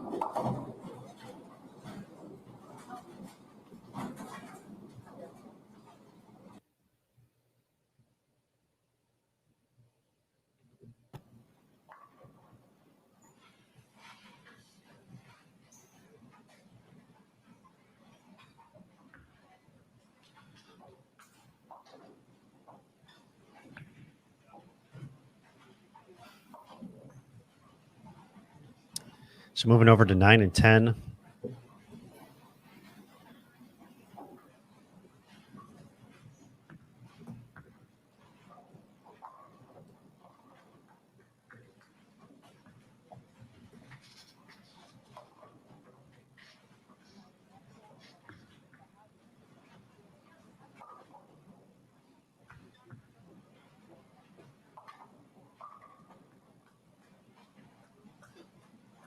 Faraday picks up the spare. Dasha with the early 4-bagger spare in the 5th.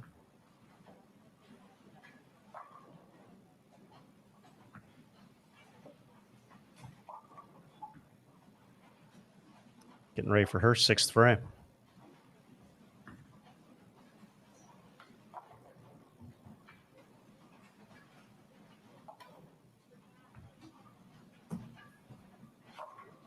Crossing between 4th and 5th arrow and getting them to mix.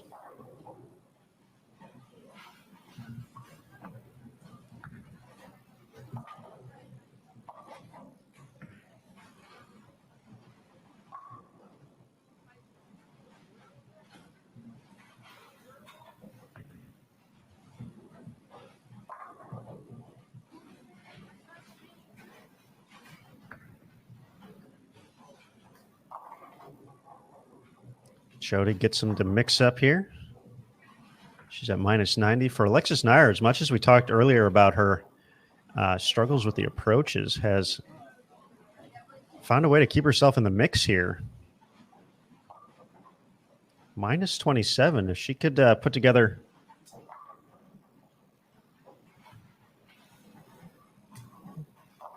a couple more strikes, gets the mixer there. She can get back to plus and right in the mix of the A squad cut here.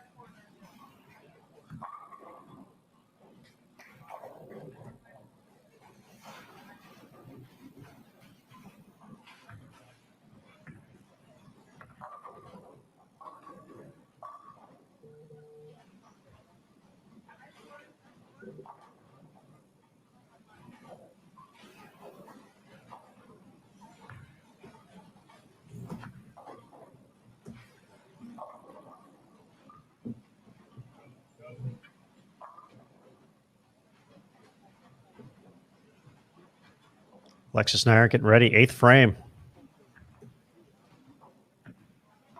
Asking for some hold, does not get enough of it though. 4-pin.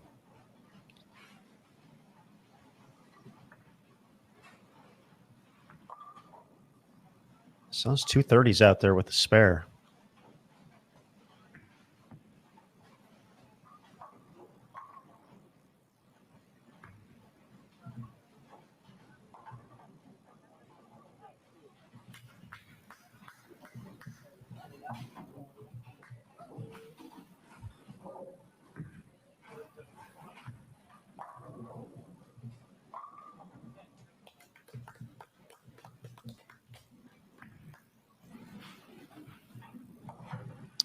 After a big 279 in game number 5, Summer Jasmine can max out at 210 this game, working on 3 in a row. She gets ready for her 10th frame. Our tournament leader, Diana Zavyalova, max at 201 this game. Alexis will want that one back.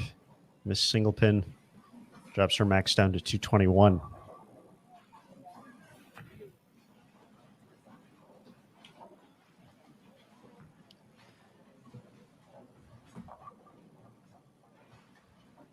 This is really an opportunity for Dasha this game. Kind of just taking a look at the scores of the players around her in the standings, and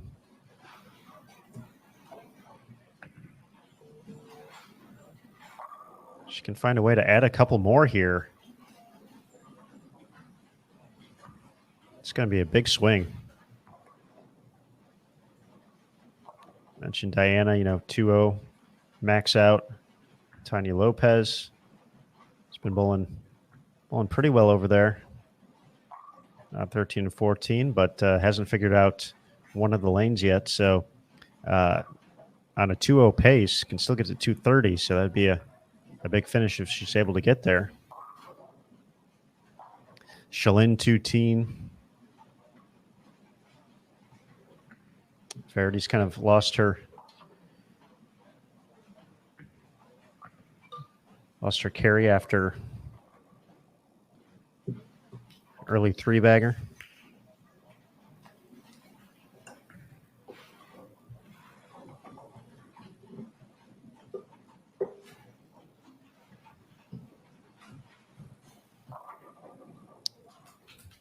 Takes care of that 4-5-7 in style. 7 out of 8 for the two-time champ here in 2021.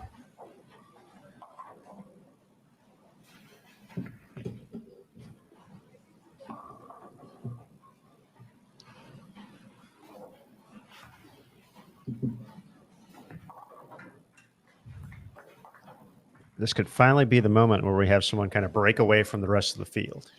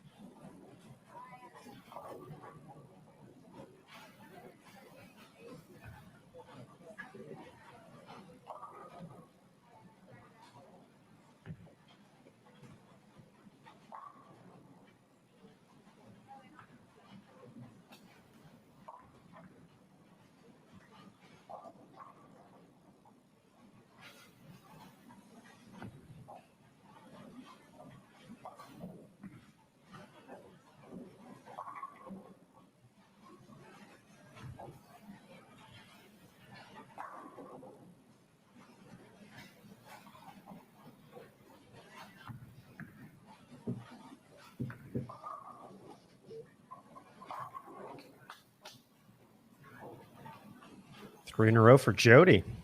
She's got 226 out there. See if Kovalova can add another one.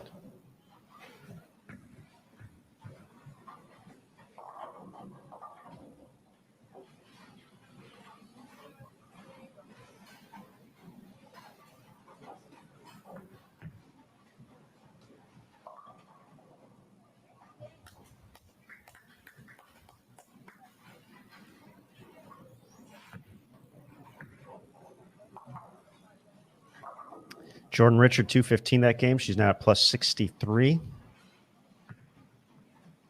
Josie Barnes can get to 206 still.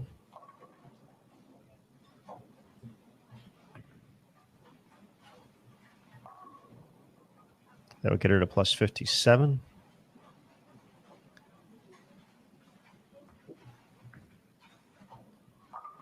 Kovalova has the light hit working for her. Second 4-bagger of the game.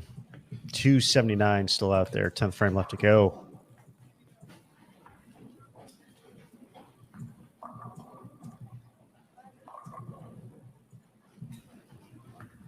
Won the Twin Cities Open back at the end of April. And then finished this current swing of events with a victory. She defended her title at the Louisville Open.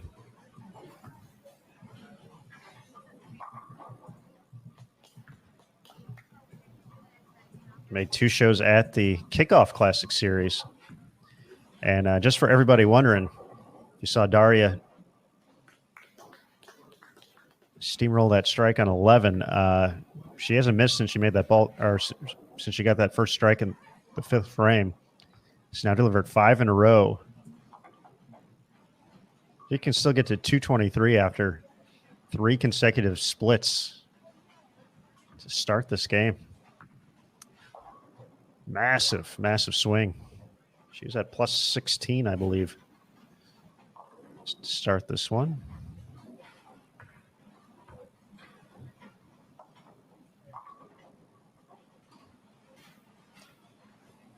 So that'd be a huge, huge finish. Big save and put her in position to finish strong to try and hold on for a spot in the top 12.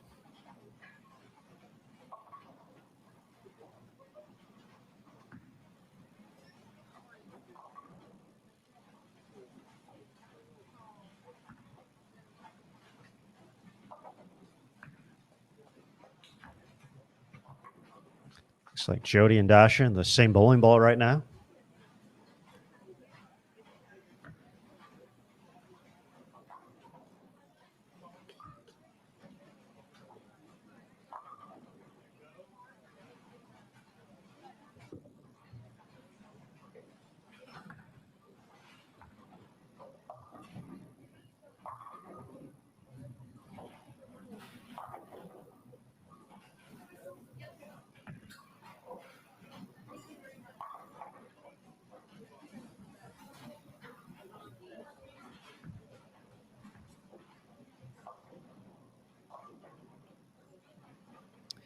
Tanya finished that game 177, back-to-back opens in the 9th and the 10th, so she drops to plus 45. Shalyn, 182, drops to plus 25.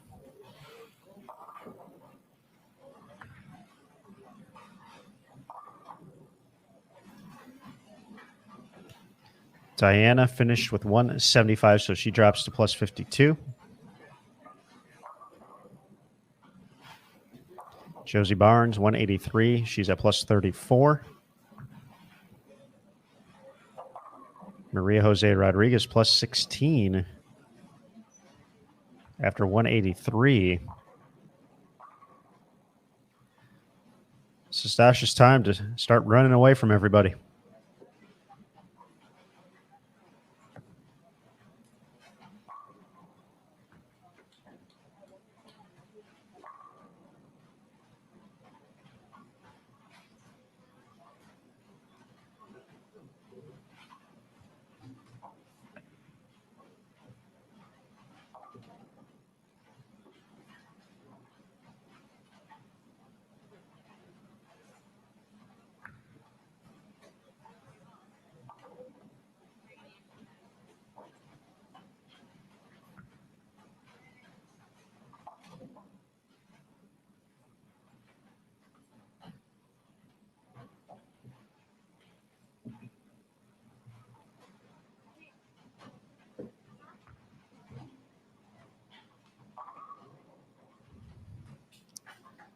Nine pin denies Verity the double.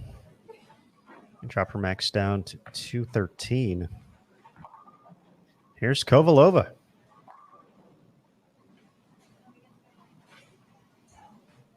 She's moving into the lead one way or the other, just a matter of by how much.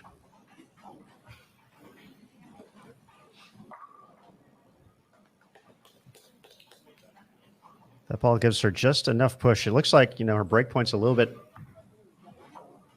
just a tad to the left compared to some of the other players out there right now. And that ball is really, really laying off at the back end of the pattern, just kind of setting up. She's had a few of those light mix hits. That one just ran over.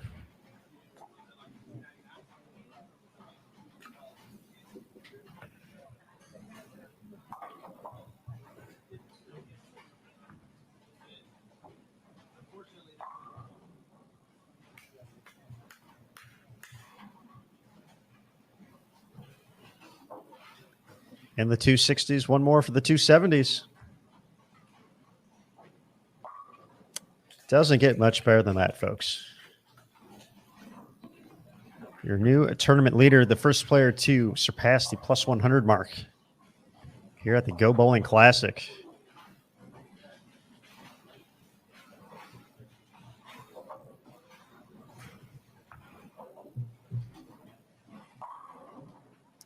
Verity's going to move up to plus 63.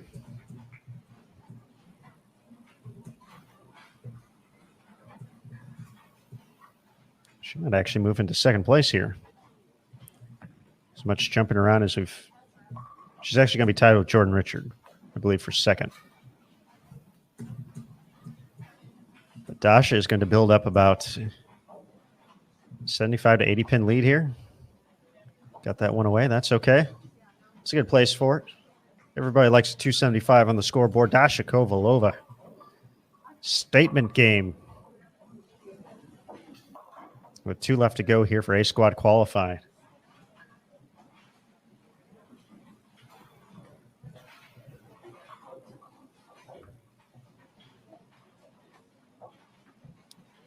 Very, very impressive. Daria Payuk finishes with 201.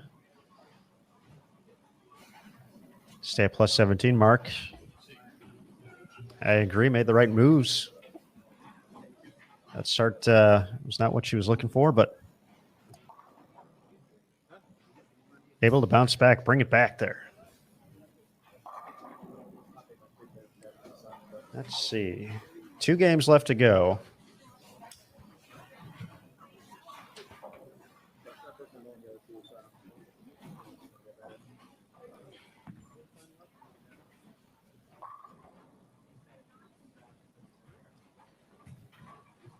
Let's go ahead. We're going to go over to 1 through 4. Like, we have to watch Dasha again after she shoots 270, right? So she's going to be on 1 and 2 with Jody, Alexis, and Verdi. 3 and 4 will have Daria, Payuk, Fania Kovo, Ashley Rucker, and Aaron McCarthy. 5 through 8, Clara Guerrero, Shalyn Zolkifli, Hannah Brookins, Tanya Lopez, Kara Mangiola, Josie Barnes, Jennifer Russo, and Kayla Pashina.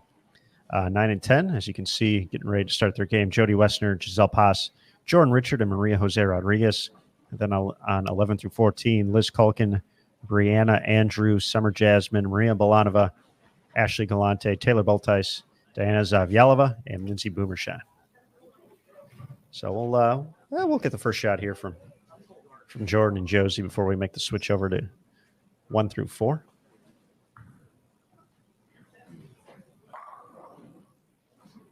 That's pretty good.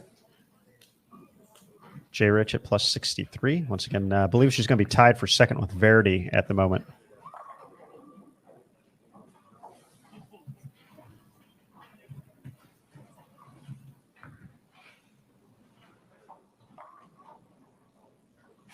With that, we'll make the switch.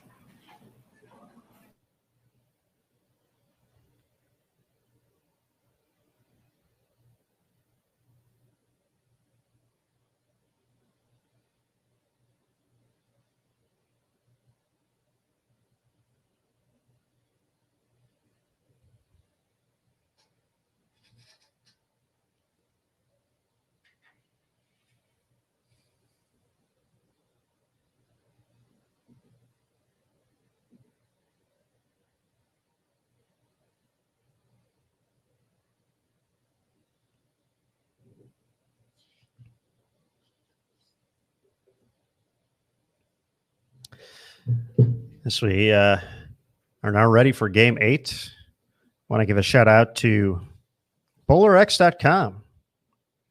At BowlerX.com, you can shop the biggest brands in bowling with the largest selection, best price, and free shipping on every order. Remember, when you shop at BowlerX, you are supporting bowling. BowlerX proudly gives back to bowlers through tournament sponsorships, bowling causes, professional athletes, youth bowling, and more. BowlerX.com. For the love of bowling.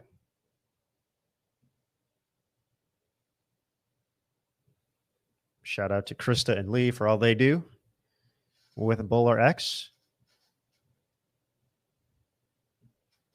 Had a nice announcement earlier this week. Bringing along Mike Flanagan from Inside Bowling, who's been joining us off and on throughout the course of the year here on Bowl TV to become their director of marketing. So congratulations to Mike and to the Bowler X crew, and thank you for their support here of the 2021 PWBA Tour season.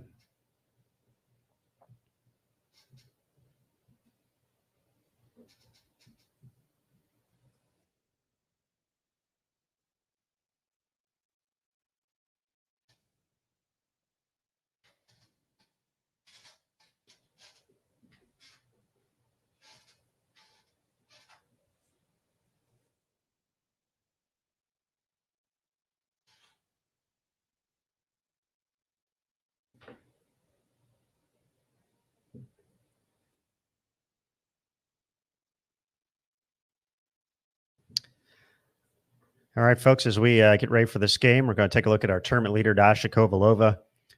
But we're going to bring in Jason Thomas, who we haven't talked to in a couple days here on Bold TV. So let's welcome JT back into the mix from the ITRC. JT, hello. Hello, Aaron Smith. How are you, sir? I'm doing well. It's good to see you. We're cruising here. We're at the end of A squad. Things are starting to develop a little bit as Dasha Kovalova, through that big 275 game, has created some distance from herself and the rest of the field. But this is going to be a very interesting number, A, at the end of this squad, and then B, to see what B squad does to attack them potentially differently, because this scoring pace has been kind of all over the place.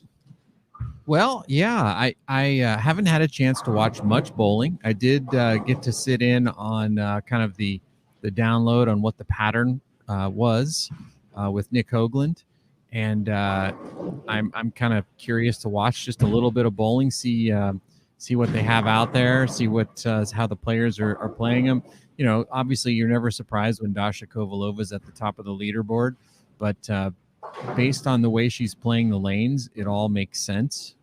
Everything I heard from Nick and how she's playing the lanes, how Diana's playing the lanes, how some of the other players are playing the lanes, and I'm curious to see how some of the other players on B squad are going to do when we start that squad up at 4 p.m. local time. It'll be here before you know it, JT.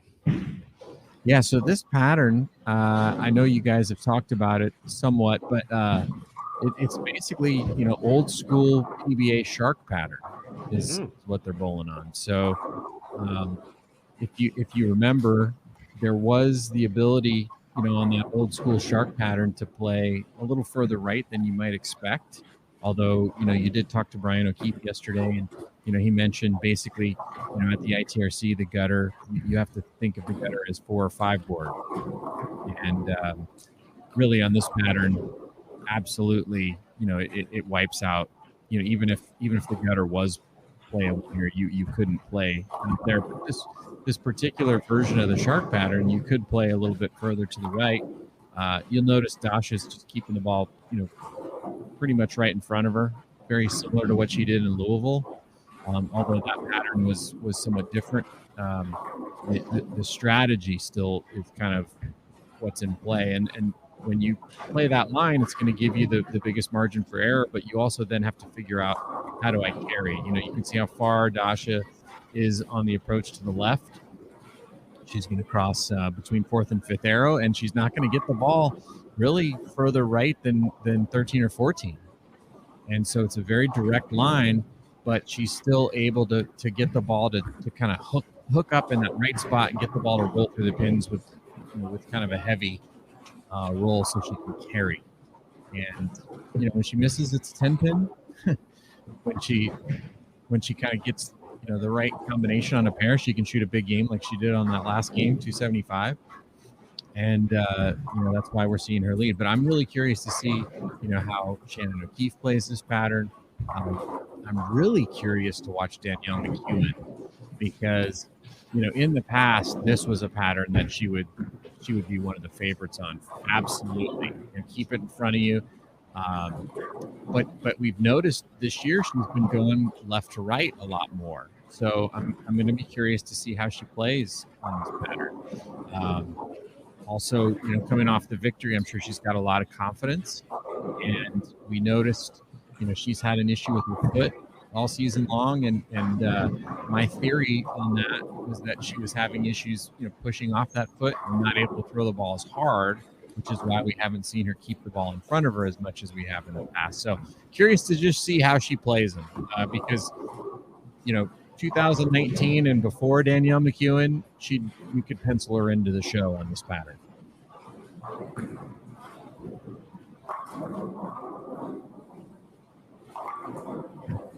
JT said coming up in hour and a half, 90 minutes for the next squad, JT. Yeah, it's going to be a quick turnaround. Quick turnaround, but good news for you folks on Bold TV. Almost no stop in Bold TV coverage.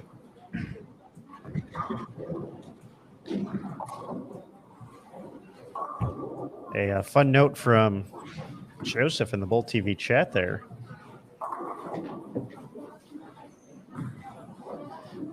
JT, you won't have to look far to watch Shannon O'Keefe and Danielle McCune on how they attack that pattern because they're crossing together for the Go Bowling Classic. That's pretty good. Yeah, and they tend to help one another, and they both have a long history of success in this building. Obviously that first Kickoff Classic event, they bowled for the title. They do, being Team USA members together for as long as they have. I've often shared notes on how a particular pair is playing. So I would imagine there'd be some of that going on. And they both know this building very well. And as you talked to Brian yesterday, there are a lot of little quirks about this building that having experience here and knowing how the pairs play.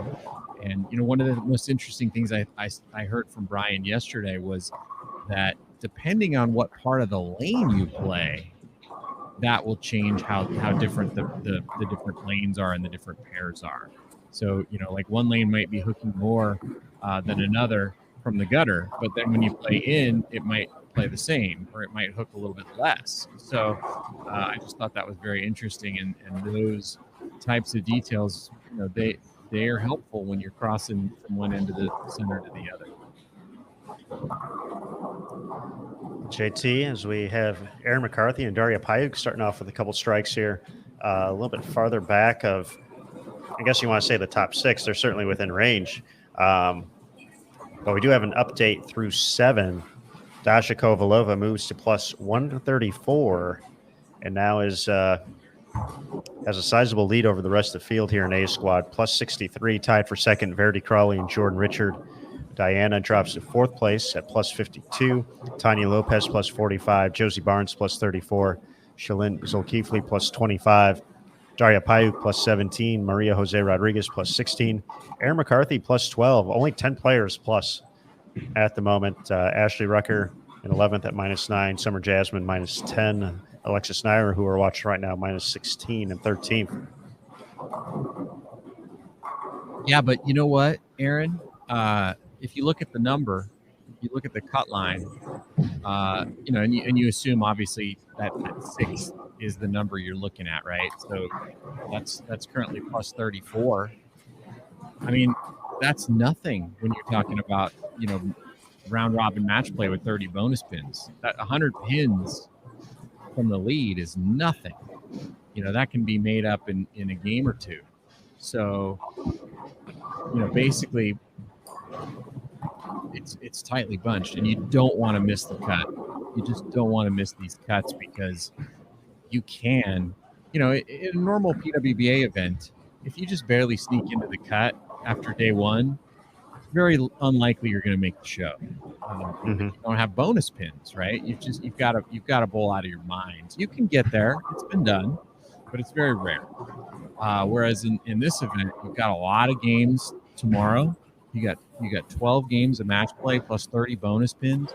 And we always say, usually the amount of ground you can make up on a number is the amount of bonus pins that are available. So if you have 12 games, you can make up 360 pins, which if you're only 100 pins back, I mean, you could still lead. You could qualify 12th, and you could still very easily lead if you bowl well tomorrow. So it's really important to find a way to get yourself into the cut. And 9 games sounds like a lot, but it goes by pretty quickly. Especially when there's no break, when there's no time to, regroup and drill a ball or think about a different strategy. You've just got to figure it out on the fly, and it can go pretty quickly.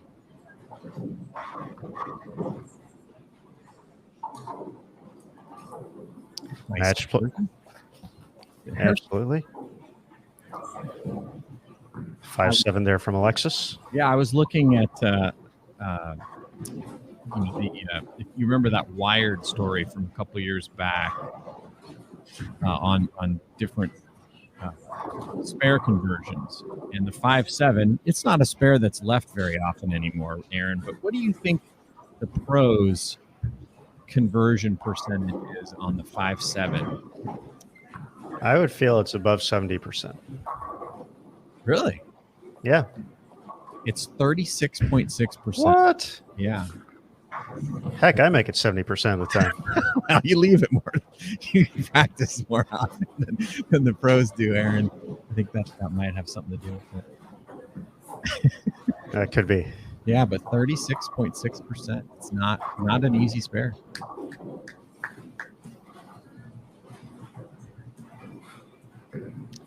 Can't wait for them to run those 4-5 percentages up there. Well, we might as well do that. And you know what's hilarious? You know it's absolutely hilarious, Aaron Smith. Now this there's a website. It's actually contained on slate.com. It's called the Spare Success Machine. And it's based on I believe it was a year or two of data that was munged from PWBA.com, based on their live scoring feature. And when you type in 4-5, it spits back not enough info occurred less than 25 times in the sample of 447,000 leaves. Bunch of quitters there. So not even leaving it, taking all the fun out of it. Pros aren't leaving the 4-5 all that much, Aaron. Sorry. Disappointing, but I will, and I've said this on the air. Well, this is interesting. I've told the story of my front nine at the U.S. Open and left the 5-8-10, which is basically something 6-year-olds leave. But that actually had enough.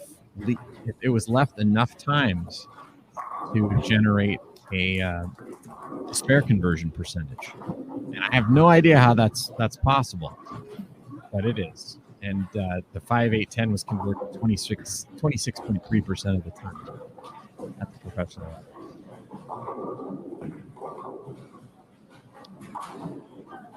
Such an interesting website. It is. It's awesome.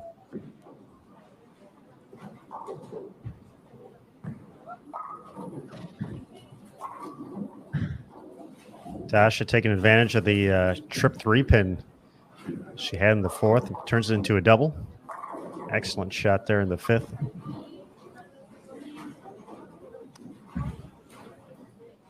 Dasha not slowing down after her win at the Louisville Open. I knew she was excited to see her parents come into town over the course of the break. We got to see her at Junior Gold.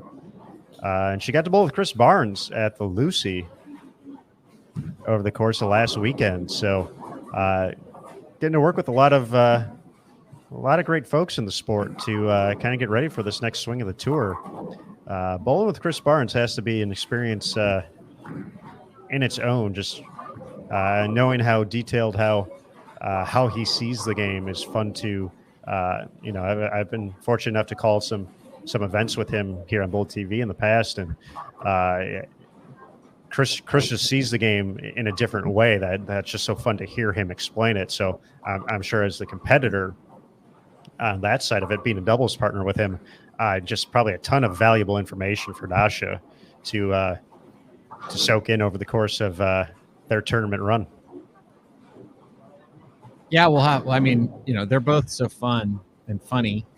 I'm sure if we asked them some serious questions about bowling together, we'd be hard pressed to get a real answer on any question we asked them. But I'm kind of curious because Dasha, she's talked to us about how she tries to keep things simple and not overthink things and overprocess things, and then you've got Chris, who's the king of information and overthinking things.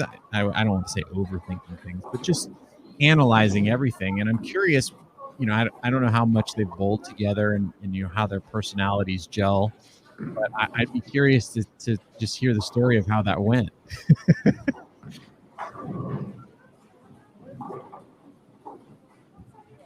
the one thing though about Dasha is that she is out here constantly trying to learn and get information. There's been a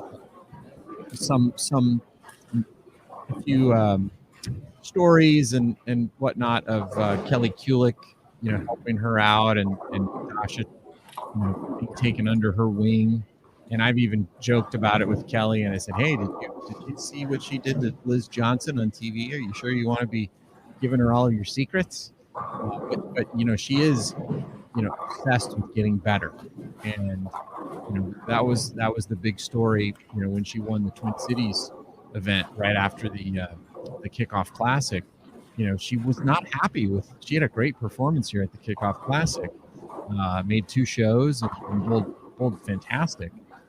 But she was not happy with it, and she was determined to bounce back from that and win as quickly as possible. And she did. The first tournament back, she took home the title.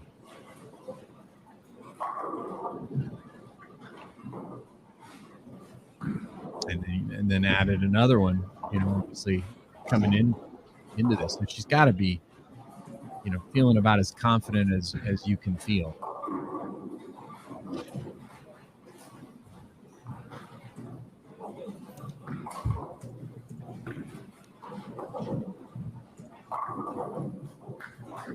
Freddie Crawley going to be stepping up here in a moment, looking for 6 out of the first 7.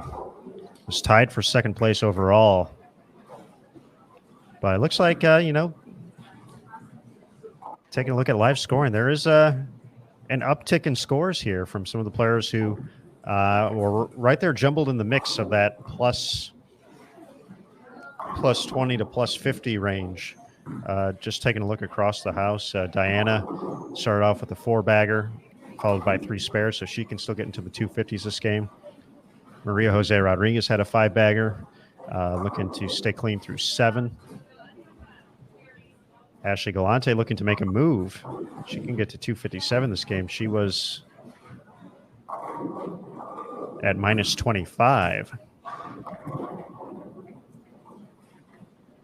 And then Erin McCarthy, we're watching her right now. 5 out of 6 at plus 12. Yeah, big game here for the players that are trying to sneak their way into the number. And this pattern is, we see Nick Hoagland. Sometimes he'll just put out the 40-foot flat and say, "Hey, have fun, good luck, yeah, have fun." And it doesn't matter if it's men, women, or children. He will put that pattern out. We saw it at Junior Gold in the match play. But I think for the most part, Nick really likes patterns that give you options. They give you multiple angles to play, and also if you choose to take a risk and try to score, you can shoot a big game. And this pattern, obviously Nick designed the original animal patterns. So this pattern has built into it, the ability to shoot some big games, but it also has, a lot of danger built into it. There's, that big out of bounds. And so, certainly it's not easy. But when you need 250 to make the cut, you can get it on this pattern. And by this point in the block, there is some defined friction. You can catch some pairs where you can shoot some big scores.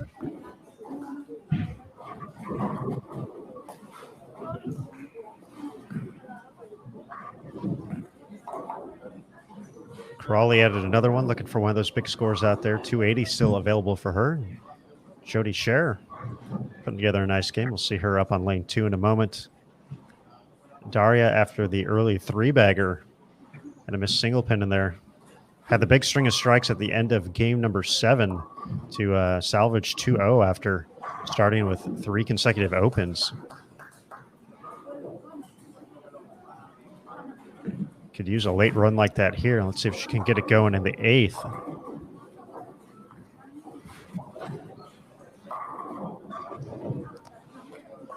Rolls over the 9.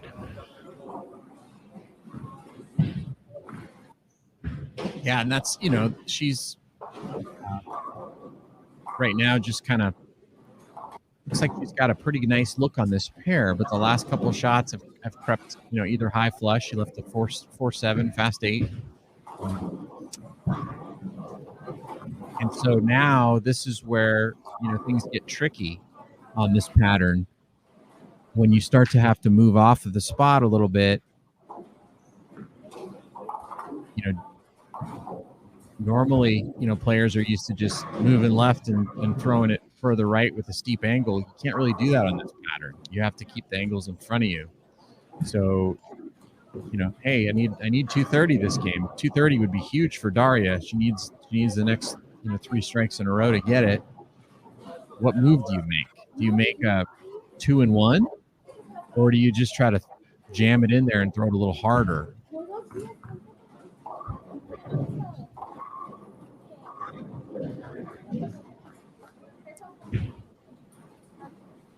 Because you make that 2-1 move, and if it turns out wrong, you can wash out.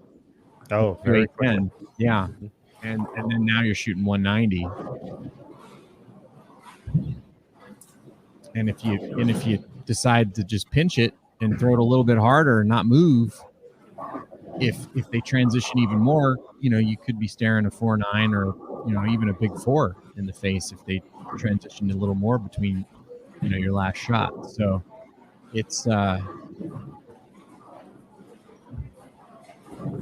of a razor's edge.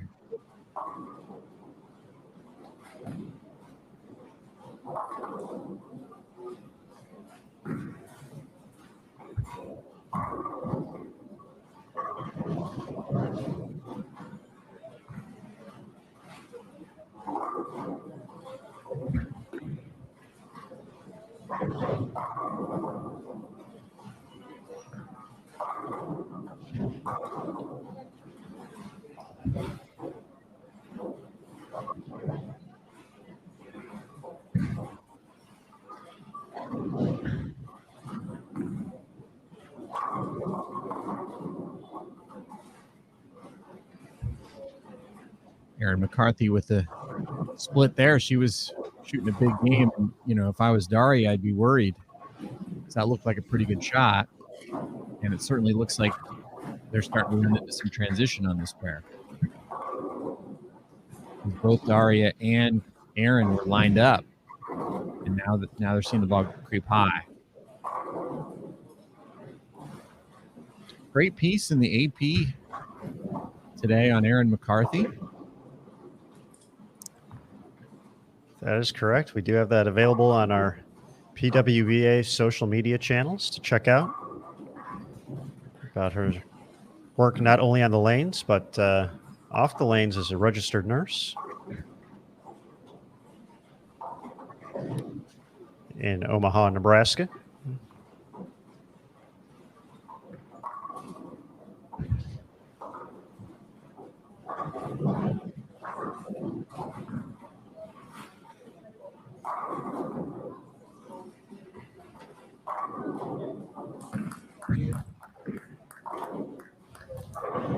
Taking a look around on live scoring, Diana Zavyalova, 236 max. Ashley Galante can get to 244. Giselle Paz, 236. Maria Jose Rodriguez, 255. Liz Culkin, 229.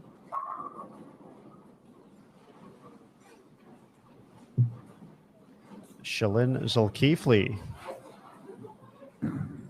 So it's 258 out there.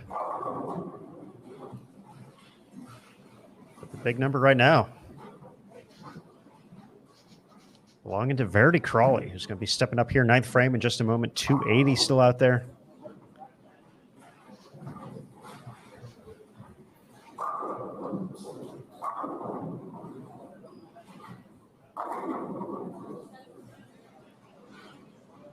Daria turns the big wheel on that one. Sets up her 10th frame. It looked to me like she moved. She did. It looked like she was a little deeper, and 2-8-10 was certainly a possibility halfway down the lane.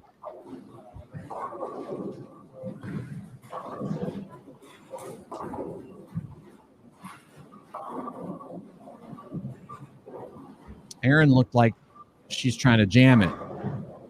in there and not make a move, which, you know, I think that's the safer play.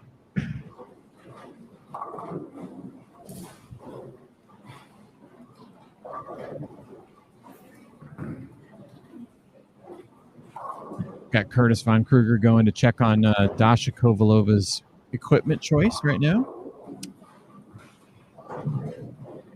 I think I'm going to have to agree with Brian in the chat. I think that's the Track Kinetic Platinum, but Curtis to verify. I know I've seen that ball in Dasha's hands before, so I feel she likes that one. Yeah, that's what it is. It's the Kinetic Platinum, and yeah, it's her favorite ball.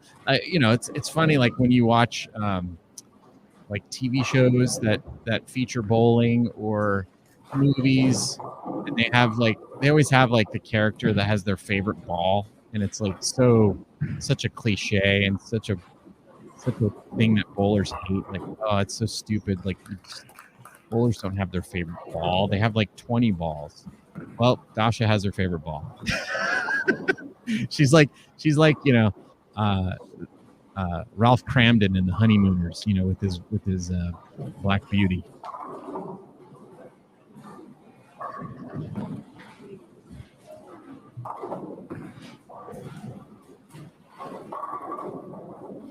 Never seen The Honeymooners, Aaron? Haven't seen The Honeymooners. No. It's great. Hey, Norton. Jackie Gleason. Art Carney. Come on. I'm familiar with the names. I just haven't seen the movie. It's not a movie. It's a TV show. Well, even worse. I haven't seen the TV show. But I still know the names. Oh man, it's you've seen the Flintstones, right? Yes. So the Flintstones was a cartoon version of the Honeymooners set in prehistoric times. It's about two couples and their life. So now you know where the Flintstones came from. You're welcome. See, I don't even have to watch it now. But you know, Fred Flintstone, what was his favorite thing to do when he wasn't working at the gravel pit? Yeah, I believe it was bowling. He bowled. He was a bowler, and so yeah, he had a favorite ball. It was probably like, you know, something named after a rock, but I'm sure Dasha's ball has a little more hook potential than Fred Flintstone's favorite ball. It's probably true, but probably more controllable on the conditions back then. So, see, I got people in the chat that know what the Honeymooners, and they're saying it's a great show, one of the best shows in that era. Which, you know, Rick is saying you're old. Honeymooners. Fran Deacon is you know, amazed that I made that comparison. But yes.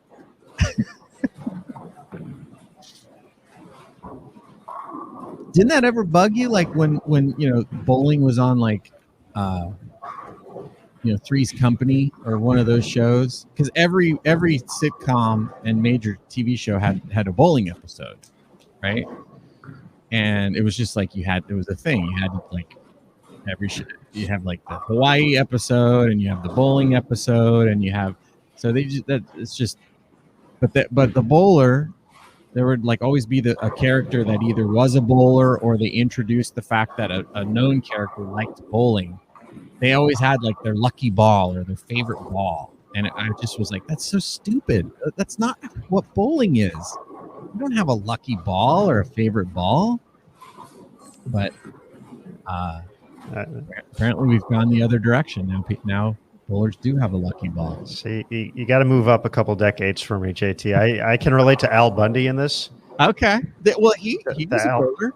He was, and he had his routine and his lucky bowling ball and all that. But yeah, I looked it up. The Honeymooners came out in 1955.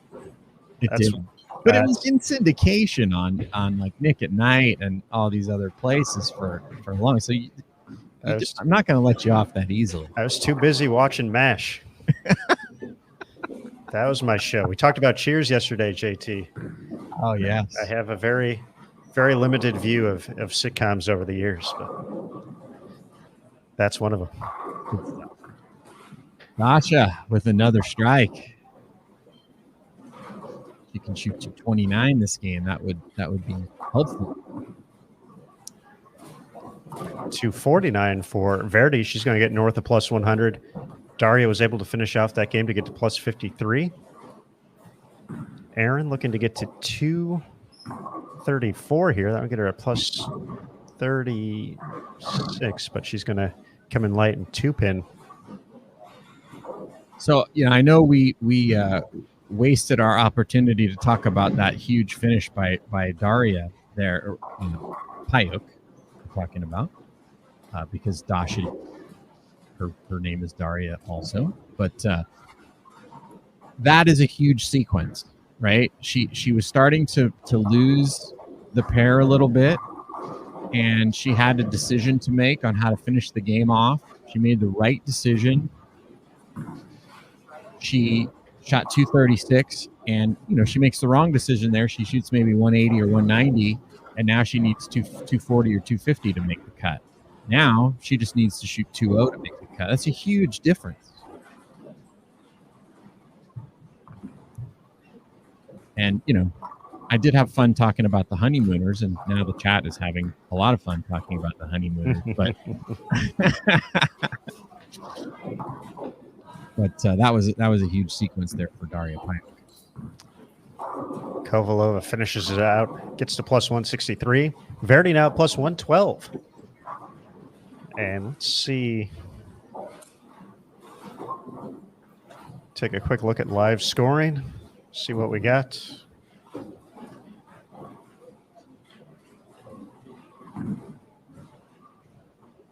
Looks like just about everybody's ready to start. Game number 9, we're there. It's happening. Josie Barnes plus 41. Shalin Zulkifli plus 62. Tanya Lopez giving some pins back plus 22. Maria plus 39. Jordan drops to plus 45.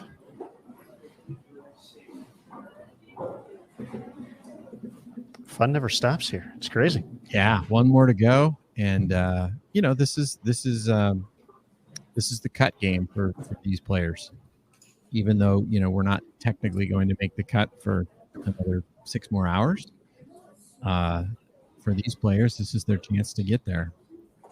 Oh, look at this. Got folks in the chat talking about not being born in 1955. That's no excuse. I tell my kids all the time, you know who Marilyn Monroe is, right? You know who Marilyn Monroe is, right, Aaron? Yeah, she dated Mickey Mantle. No. She married Joe DiMaggio. They're Yankees. Come on. But yes, I do know Marilyn Monroe. Obviously not well enough, but have you seen Some Like It Hot? Have you seen The 7-Year Itch? Have you seen Gentlemen Prefer Blondes? No, and no. I mean, she's like the icon of Hollywood actresses, and you haven't seen any of those movies? Don't you want to see them? Oh, I've never. You want to see why she's the most famous actress in the history of Hollywood? See, that's the argument I try to use with my kids, and they still won't watch those movies with me. Yeah, you're gonna have to work harder than that, JT. You know my schedule, so you're gonna have to work harder than that. I'm trying. Well, that's true. That's true. You have a better excuse than my kids. Yeah, this is gonna be a rough day for me in the chat.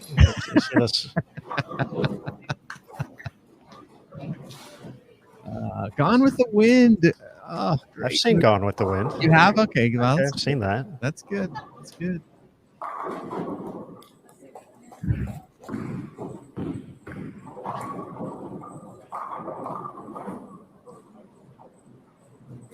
Got a good question in the chat. We were just talking about this. The question is the cut per squad or combined? It is combined. Mm-hmm. And, so that you have to wonder, is the other squad, because they were able to see, how the ladies played the lanes, are they going to hit them a little better? It's always a fun debate. We'll always find some players who believe the grass is greener on the other side of the squad.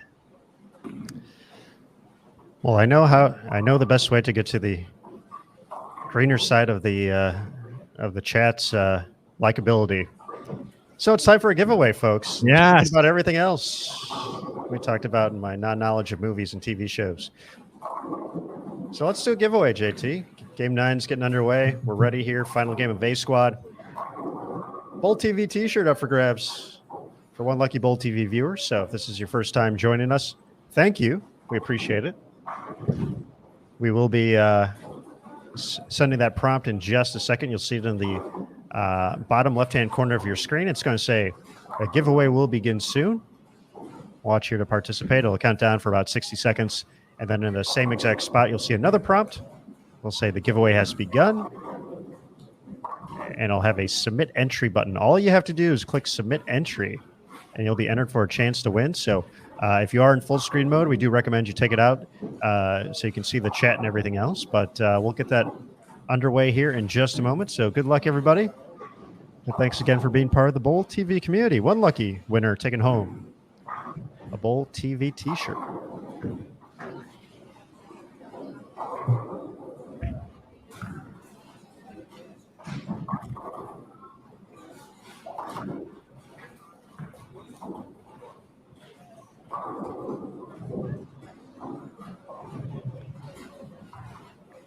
All right, let's take a look across the house here. A Squad, final game. Currently on 1 through 4, which is where we're at right now. Liz Culkin, Brianna Andrew, Summer Jasmine, and Maria Bolanova.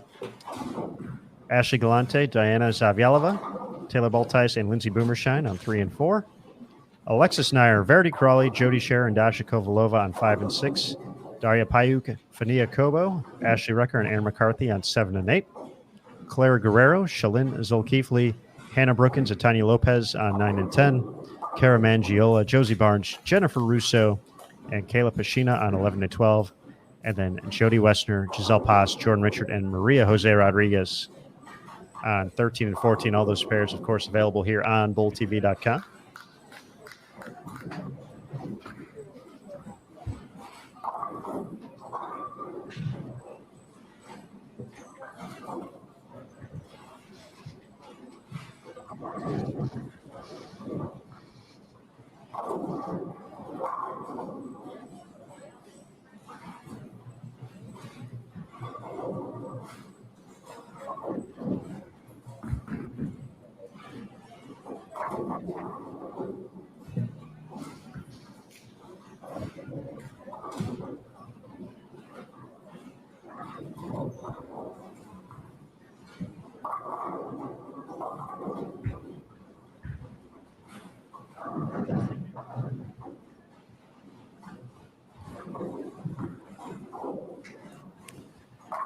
All right, we got a winner. Steve taking home a Bold TV t-shirt. So congratulations, Steve. Our marketing team will be reaching out to you in the next couple of days to get that all squared away.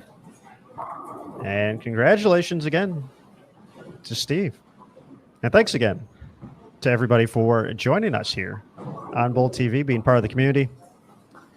Checking it out. We'll be here all week for the Go Bowling Classic, the International Bowling Campus Classic, the Dallas-Fort Worth Regional, and then the Bold TV Classic to wrap things up from now until Tuesday, every day, here on Bold TV.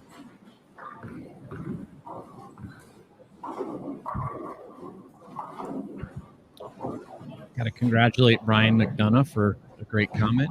He said that he thought the giveaway was going to be a honeymooner shirt. I would like that.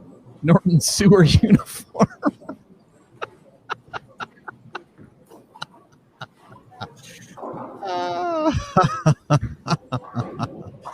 See what kind of fun cans of worms you open up, Aaron, when you bring out obscure references.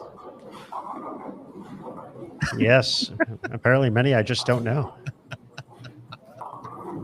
Hey, Norton, what you doing in the sewers? That's my Jackie Gleason impersonation.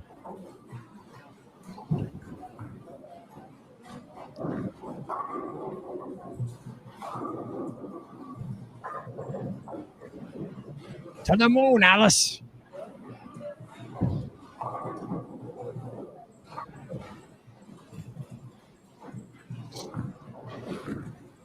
Well, here we are, game number 9. Looks like the numbers have gone up just a touch, just without having seen the 8-game standings update. Maria Jose Rodriguez, she's in front of me. She's at plus 39. She was at plus 16 going into game number 8. Giselle Poss still with an outside chance to get there. She's at minus 22. Jordan Richard at plus 45. Tanya Lopez parlaying that nice finish in the PTQ to a possible match play appearance.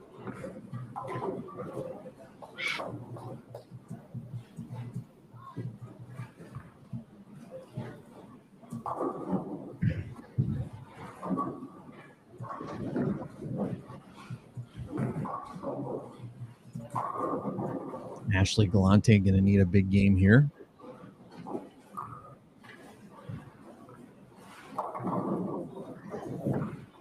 And you can see if you just leak it a little bit to the right, there's some out of bounds.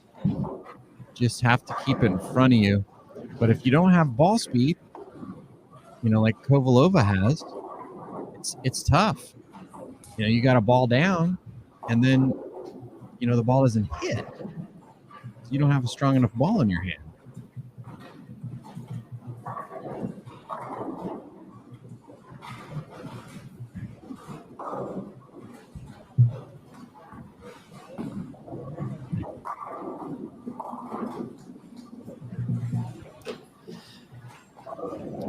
We know you folks are looking for scores. We got them here. Update after 8. Kovalova continues to lead plus 163. Verity Crawley jumps in or takes sole possession a second at plus 112. Diana Zavyalova plus 88. We're watching her right now. Shalin Zolkiefli 237 to get to plus 62. Jumps all the way to 4th place. Daria with a 236 now at plus 53. Jordan drops to 6th at plus 45. Josie Barnes plus 41. Maria Jose Rodriguez in 8th plus 39. Erin McCarthy plus 34. Tanya Lopez in 10th place at plus 22. Ashley Galante has gone 48 over her last 2 to get to plus 6. And then rounding out the top 12 at minus 1, Liz Kalkin. Liz has been fighting the good fight for a couple of games here, but she needs a big finish here. After a 173-180 start, she's gone 2-0, 2-0, 190, 2-0, 2-0, 220.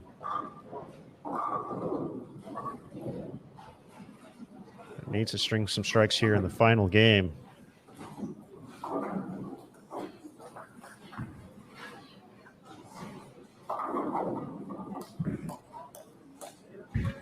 To make a run at this potential top 12.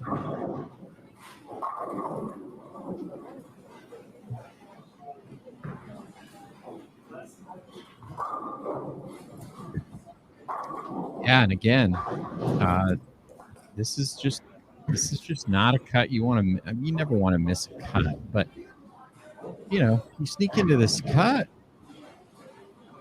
you're right there. I mean, like I said, you can still lead the tournament if you qualify in the final position at 12th place. You've got enough games tomorrow and enough bonus pins. You can still lead the tournament.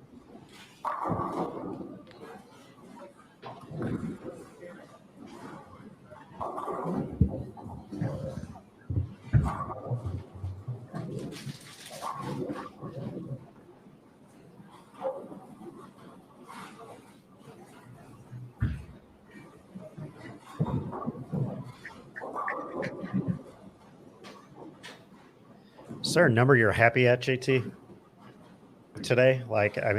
200 over. Well, no, that would make us all very happy. But I don't know. It just feels 100. It feels that current what we're looking at in this A squad. I wouldn't be very 100 over. Very confident about the 50-60 range. Yeah. So 100 is kind of You think where you're resting a little easy for this yes, this upcoming block. Yep.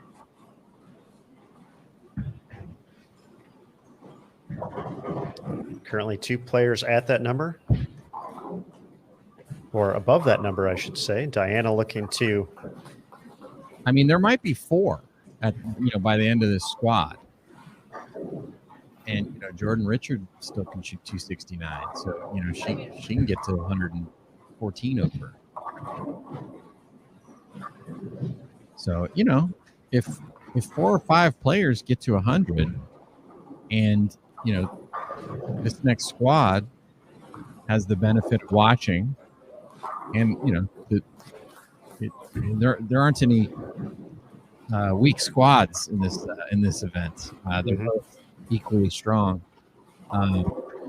You could certainly see 7 or 8 players getting to 100, and that's your number.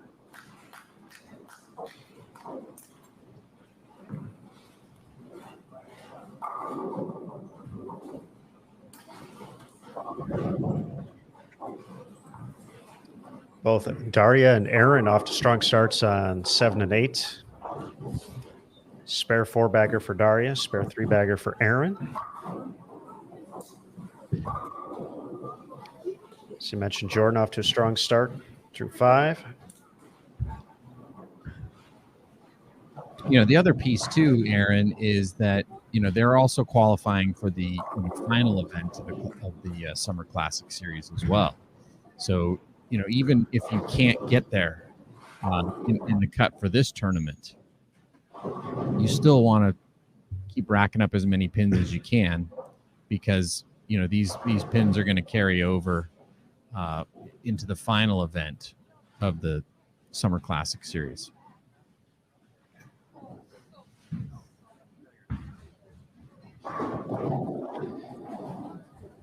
Going to head over to 5 through 8. That's a great point too, JT. Because just based off of kind of what we saw in practice, we think that 38-foot pattern is going to be tricky and offer its own set of challenges different from this one. And, and looking at that cut from, the Kickoff Classic Series versus now, we more than half the field made that cut to the Hall of Fame Classic back in January. That's not the case this time either. Top 24 out of 56, a little bit different ratio to making it. So that cut number becomes, and making that event makes it a little more exclusive, a little tougher to do. Yeah, correct. Plus, we're paying 1 and 2 in these first 2 events. So, top 28 will get paid. So you certainly, want to have a chance to get a check. And I certainly do feel like 40 or 50 over, will be more than enough to accomplish that.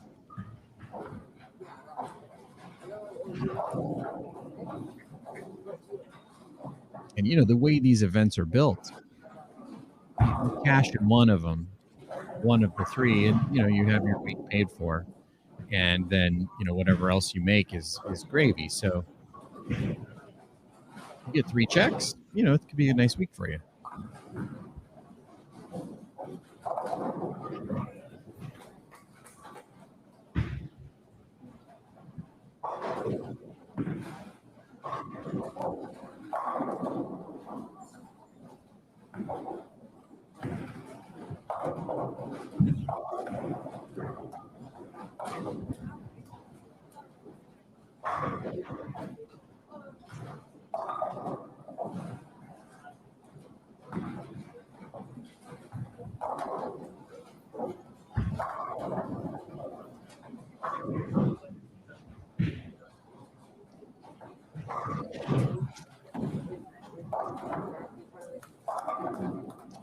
Just a little update on the players in front of me on 13 and 14. We've got Maria.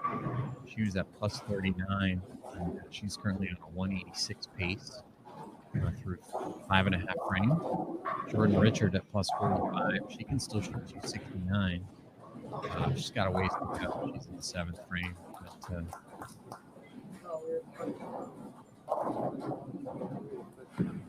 But, still possible 269 for Jordan.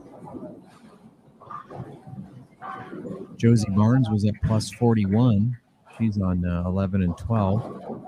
And she can go off the sheet for 246, but she's on the way to go, just 6th frame. Tanya Lopez can still shoot 260, but again, long way to go. She's in the 6th frame. And, she shoots 260. She gets to plus 82. I would say that she'd have a good chance of being in. But again, I'd feel much better at 100 than I would at 82. I would agree with that.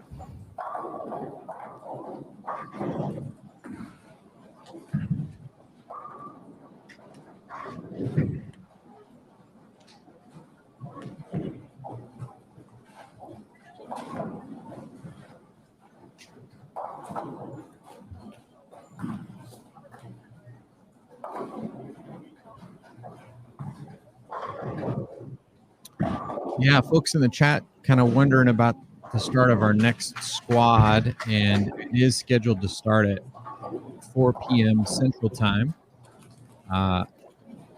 It's gonna be tough for that to happen.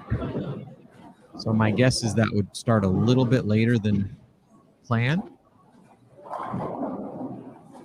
But we will go ahead and get the stream started and just keep you updated. Nice spare conversion there for actually Rucker. Oh, great in the PTQ. Mm-hmm.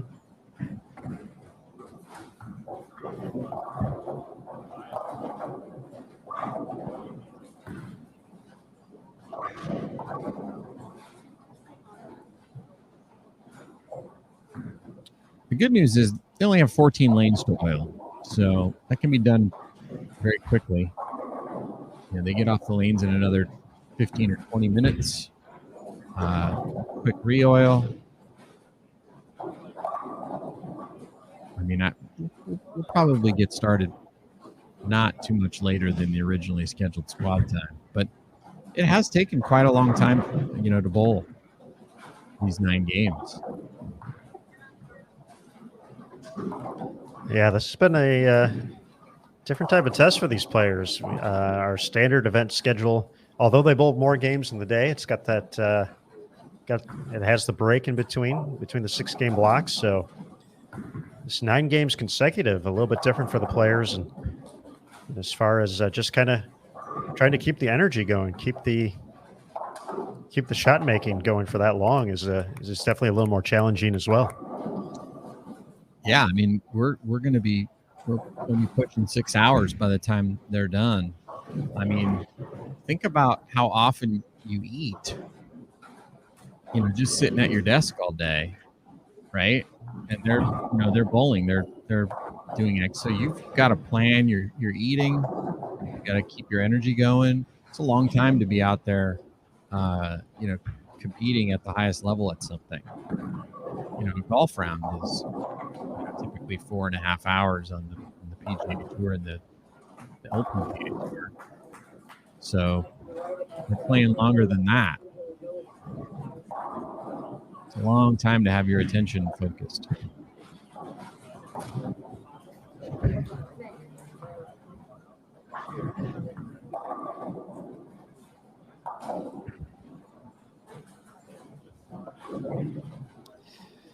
Taking a look at 13 and 14 still. Jordan Richards still striking.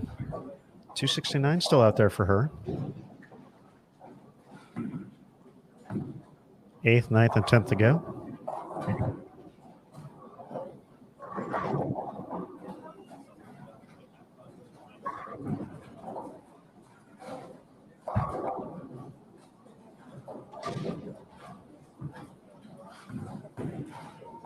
Diana Z on 3 and 4 is pacing 180.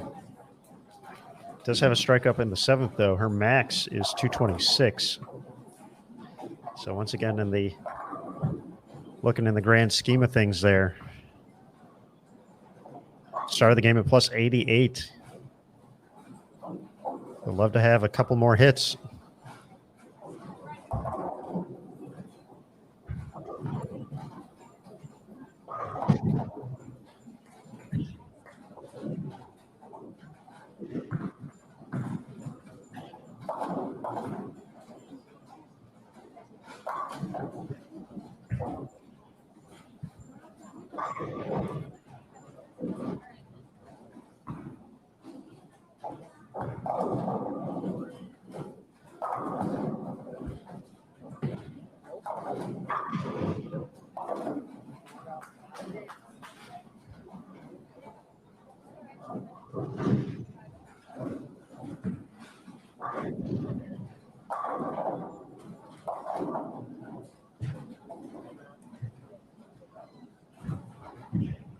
Jordan Richard missed in the 8th, so she can still shoot 248. That would get her to plus 93.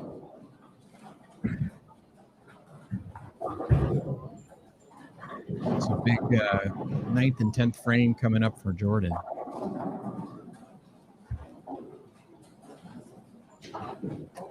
Well, since we're a couple frames behind here, we can go check that out real quick. Yeah, we also have Maria on this pair. She can shoot 6 if she goes off the sheet. I'm 165 over. So still, I think, an outside chance of making the cut, but would have to go off the sheet. That would happen.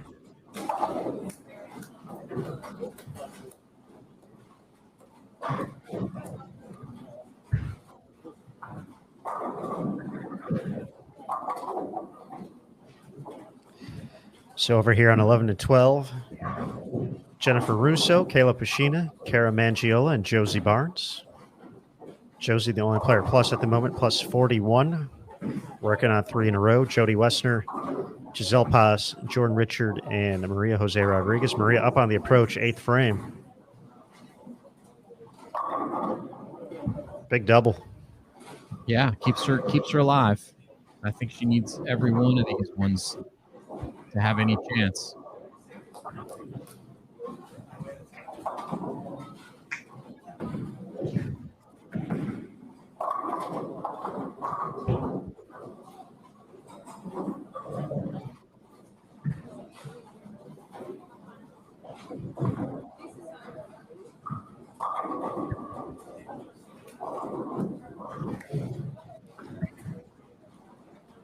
Excellent reaction there after the fact from Jordan. I enjoyed that one. Yeah, I'm not sure what that meant, but it was a huge setup there for her in the 9th. She's gonna have an awfully big shot coming up here in the 10th. You know, she opens in the 10th, and I think she's out for sure. If she goes spare strike, she shoots 228. That puts her to 73, and that's a maybe. And she goes off the sheet. She gets to 93. I think that's probably in. So huge 10th frame coming up for her. Absolutely must strike here for Maria.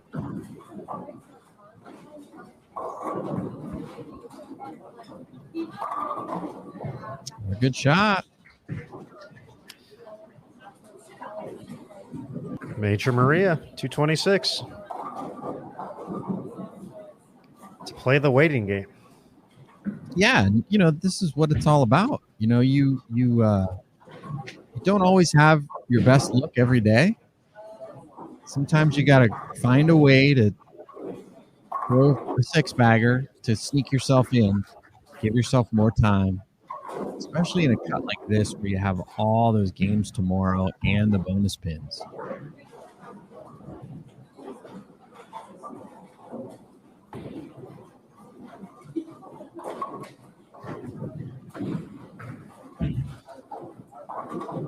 See if Josie can keep her streak going here, 8th frame.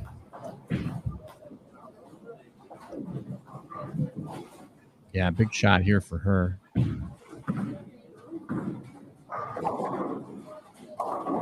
Just kind of missed that one a little bit at the bottom and sports through the spot and kind of really tough spare. And also, you know, the miss is going to make it very difficult. You're going to have to spare this and go off the sheet, I think, to have any chance.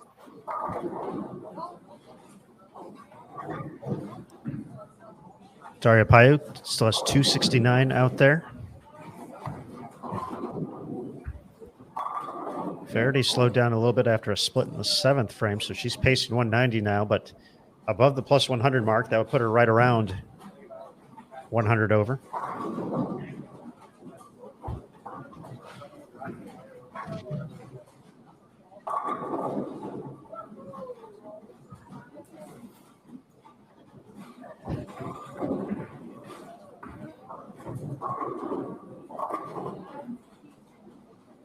Yeah, that's going to make it really tough now. 211 will get her to 52. I don't think that's going to get there, Aaron.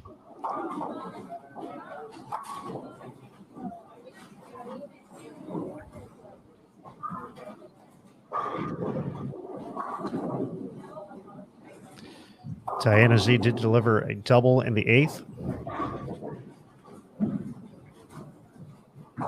Still can get to 226.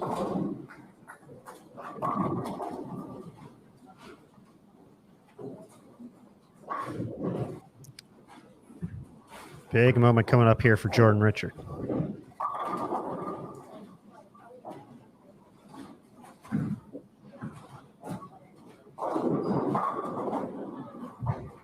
Got a great look. Doesn't look like the hair's transitioning. This is just all about execution.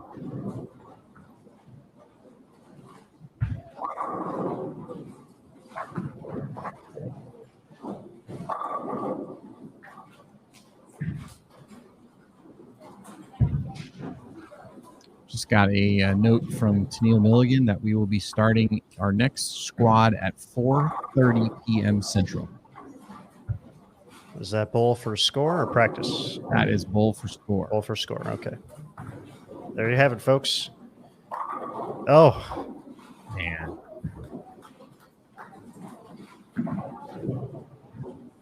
Yeah, she knew it. I mean, she knew. She knew the math. Such a huge bad break. I mean, a ring 10 is pretty common, right? It's a pretty common leave, but it's pretty close to a strike. And the penalty that she's taking, you know, for leaving that because she was on a strike, it's huge. 20 pins.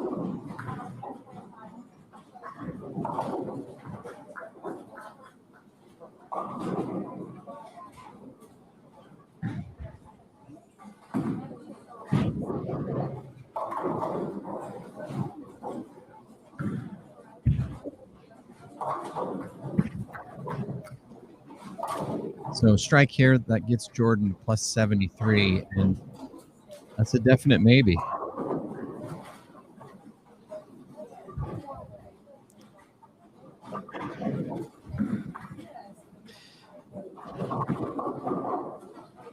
she is going to be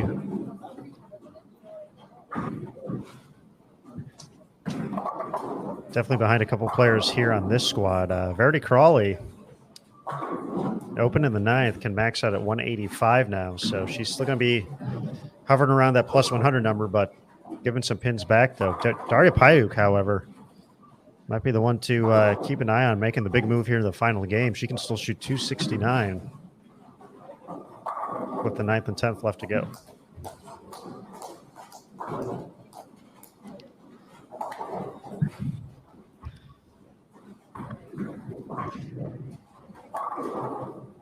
So the good news for Jordan is that, at least looking for players around here, she's going to stay ahead of Maria, even if Maria strikes out.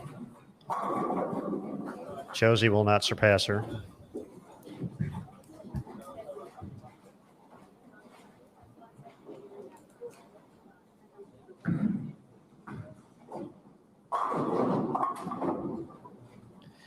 Tanya Lopez is going to be in the 190s, so she is she's still going to be plus, but not enough to contend for a spot in the top 12, more than likely. Shalyn Zulkifli can get to 201 this game.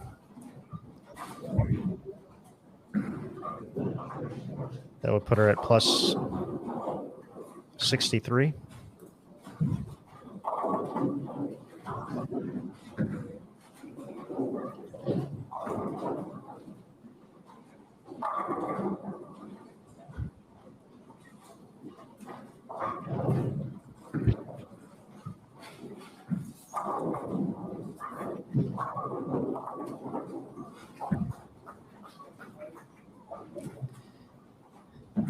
Yeah, and if you want to flip back over to that other pair, Aaron, I think we're all done here.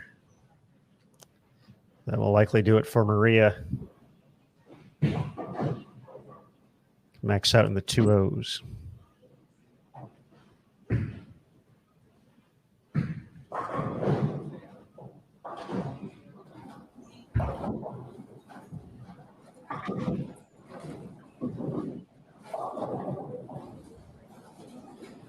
So Daria did get the 1 in the 9th, so 269 the max score. Mark puts her into the 240s. You throwing stuff up there in the studio, Aaron? I was. As you can see, or you can see, I'm standing up right now as I'm calling the action while I'm trying to work on a laptop that's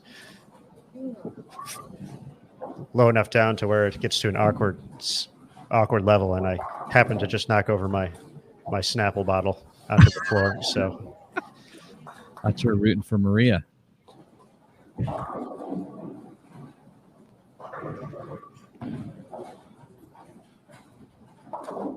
Okay, well, you mentioned it. You set it all up. Big shot here coming up for Daria Payok.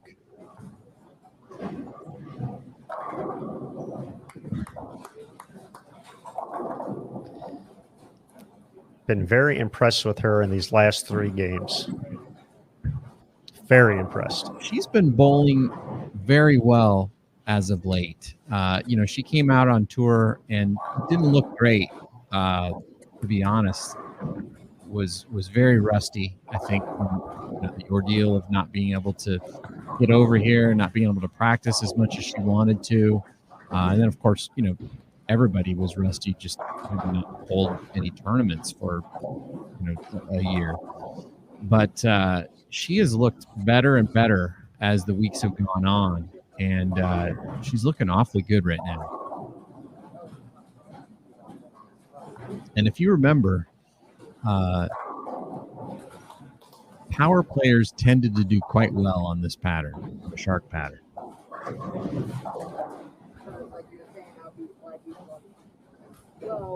Oscar Palermo had a lot of luck on this pattern, as did Jason Belmonte.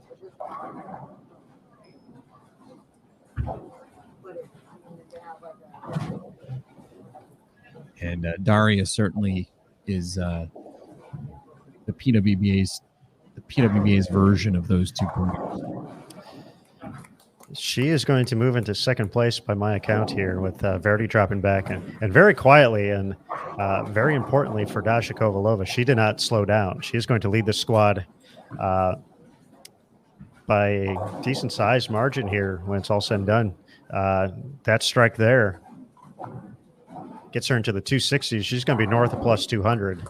And next closest competitor on A squad is going to be the low plus 100 range. Diana finished with 194, so she's at plus 82. And she's going to lead by a pretty impressive margin, over 100 pins. And Marshall Coleman used to make shows on the PBA tour in qualifying. He would get so far out in front in qualifying that even with 24 games and bonus pins, he would be on the show. And that's how good a performance we're seeing here from Dasha Kovalova. And it's coming off of one of the most impressive performances we've seen on tour, since the relaunch in Louisville, where she just utterly dominated that tournament. Yeah, very similar situation to where it was, a couple players hanging around for a little bit, and then Dasha just said, nah, gotta keep the foot on the gas, and took that lead by a ton and got the job done in the stepladder final. 255 for Daria. She's going to finish at plus 108. So it's going to be 121 pins between first and second place. Kovalova at 266 gets to plus 229. Verdi Crawley with a spare here would be at plus 87. Looks like she'll be third overall from this squad. A couple pins ahead of Diana at plus 82.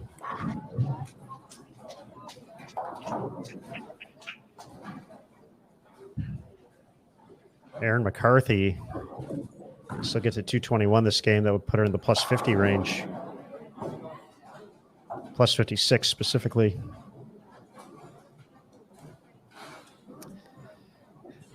Final 5 for Shalyn Zulkifli gets her to plus 63. Jordan Richard, we talked about her, plus 73. Yeah, Yeah, that was a huge bailout for Shalyn. She was in big trouble in that game.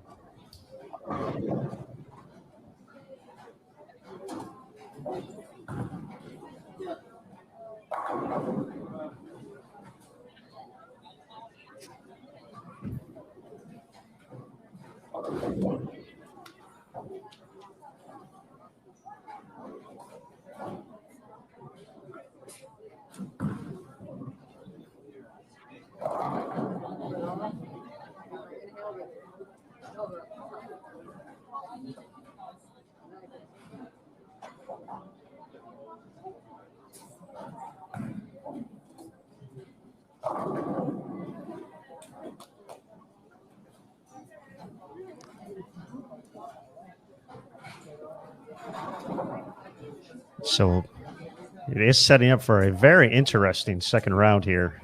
B squad coming up, 28 brand new competitors coming to the lanes. And looking at live scoring, looks like we're all done here, JT.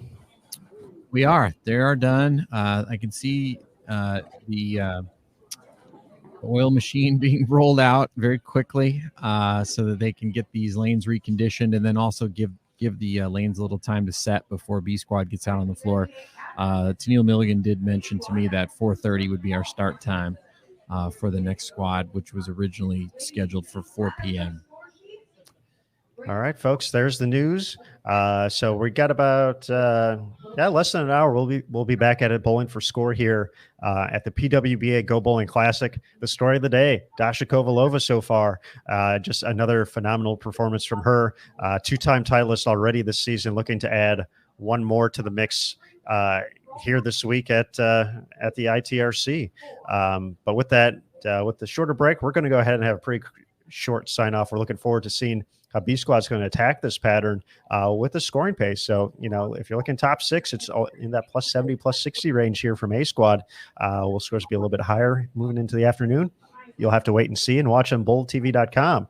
So big thank you as always to the USBC and the BPAA and their board of directors for their continued support of the PWBA Tour. Kegel, the official lane maintenance provider. We got, of course, the athletes out here on tour for their dedication to their craft and the excellent performances they put on week in and week out on the tour. Of course, you, the Bold TV fans, we appreciate you hanging out in the chat, chatting with us, letting us know, letting me know how much I don't know about old TV history and old movies and stuff like that. But that's okay. I have my wheelhouse. Well. Every once in a while I get to hit it, but not often. But we'll worry about that another time. And for the Bold TV team, Curtis Von Kruger, Matt Cannizzaro, Jason Thomas, I'm Aaron Smith. We'll be back at 5:30 p.m. Eastern time, 4:30 local for B Squad's 9-game qualifying block at the Go Bowling Classic. And then we'll get down to the top 12 for match play. But folks, thanks again for joining us. We'll see you soon here on Bold TV. And remember, as always, on Bold TV, bowling lives here. See you soon, folks.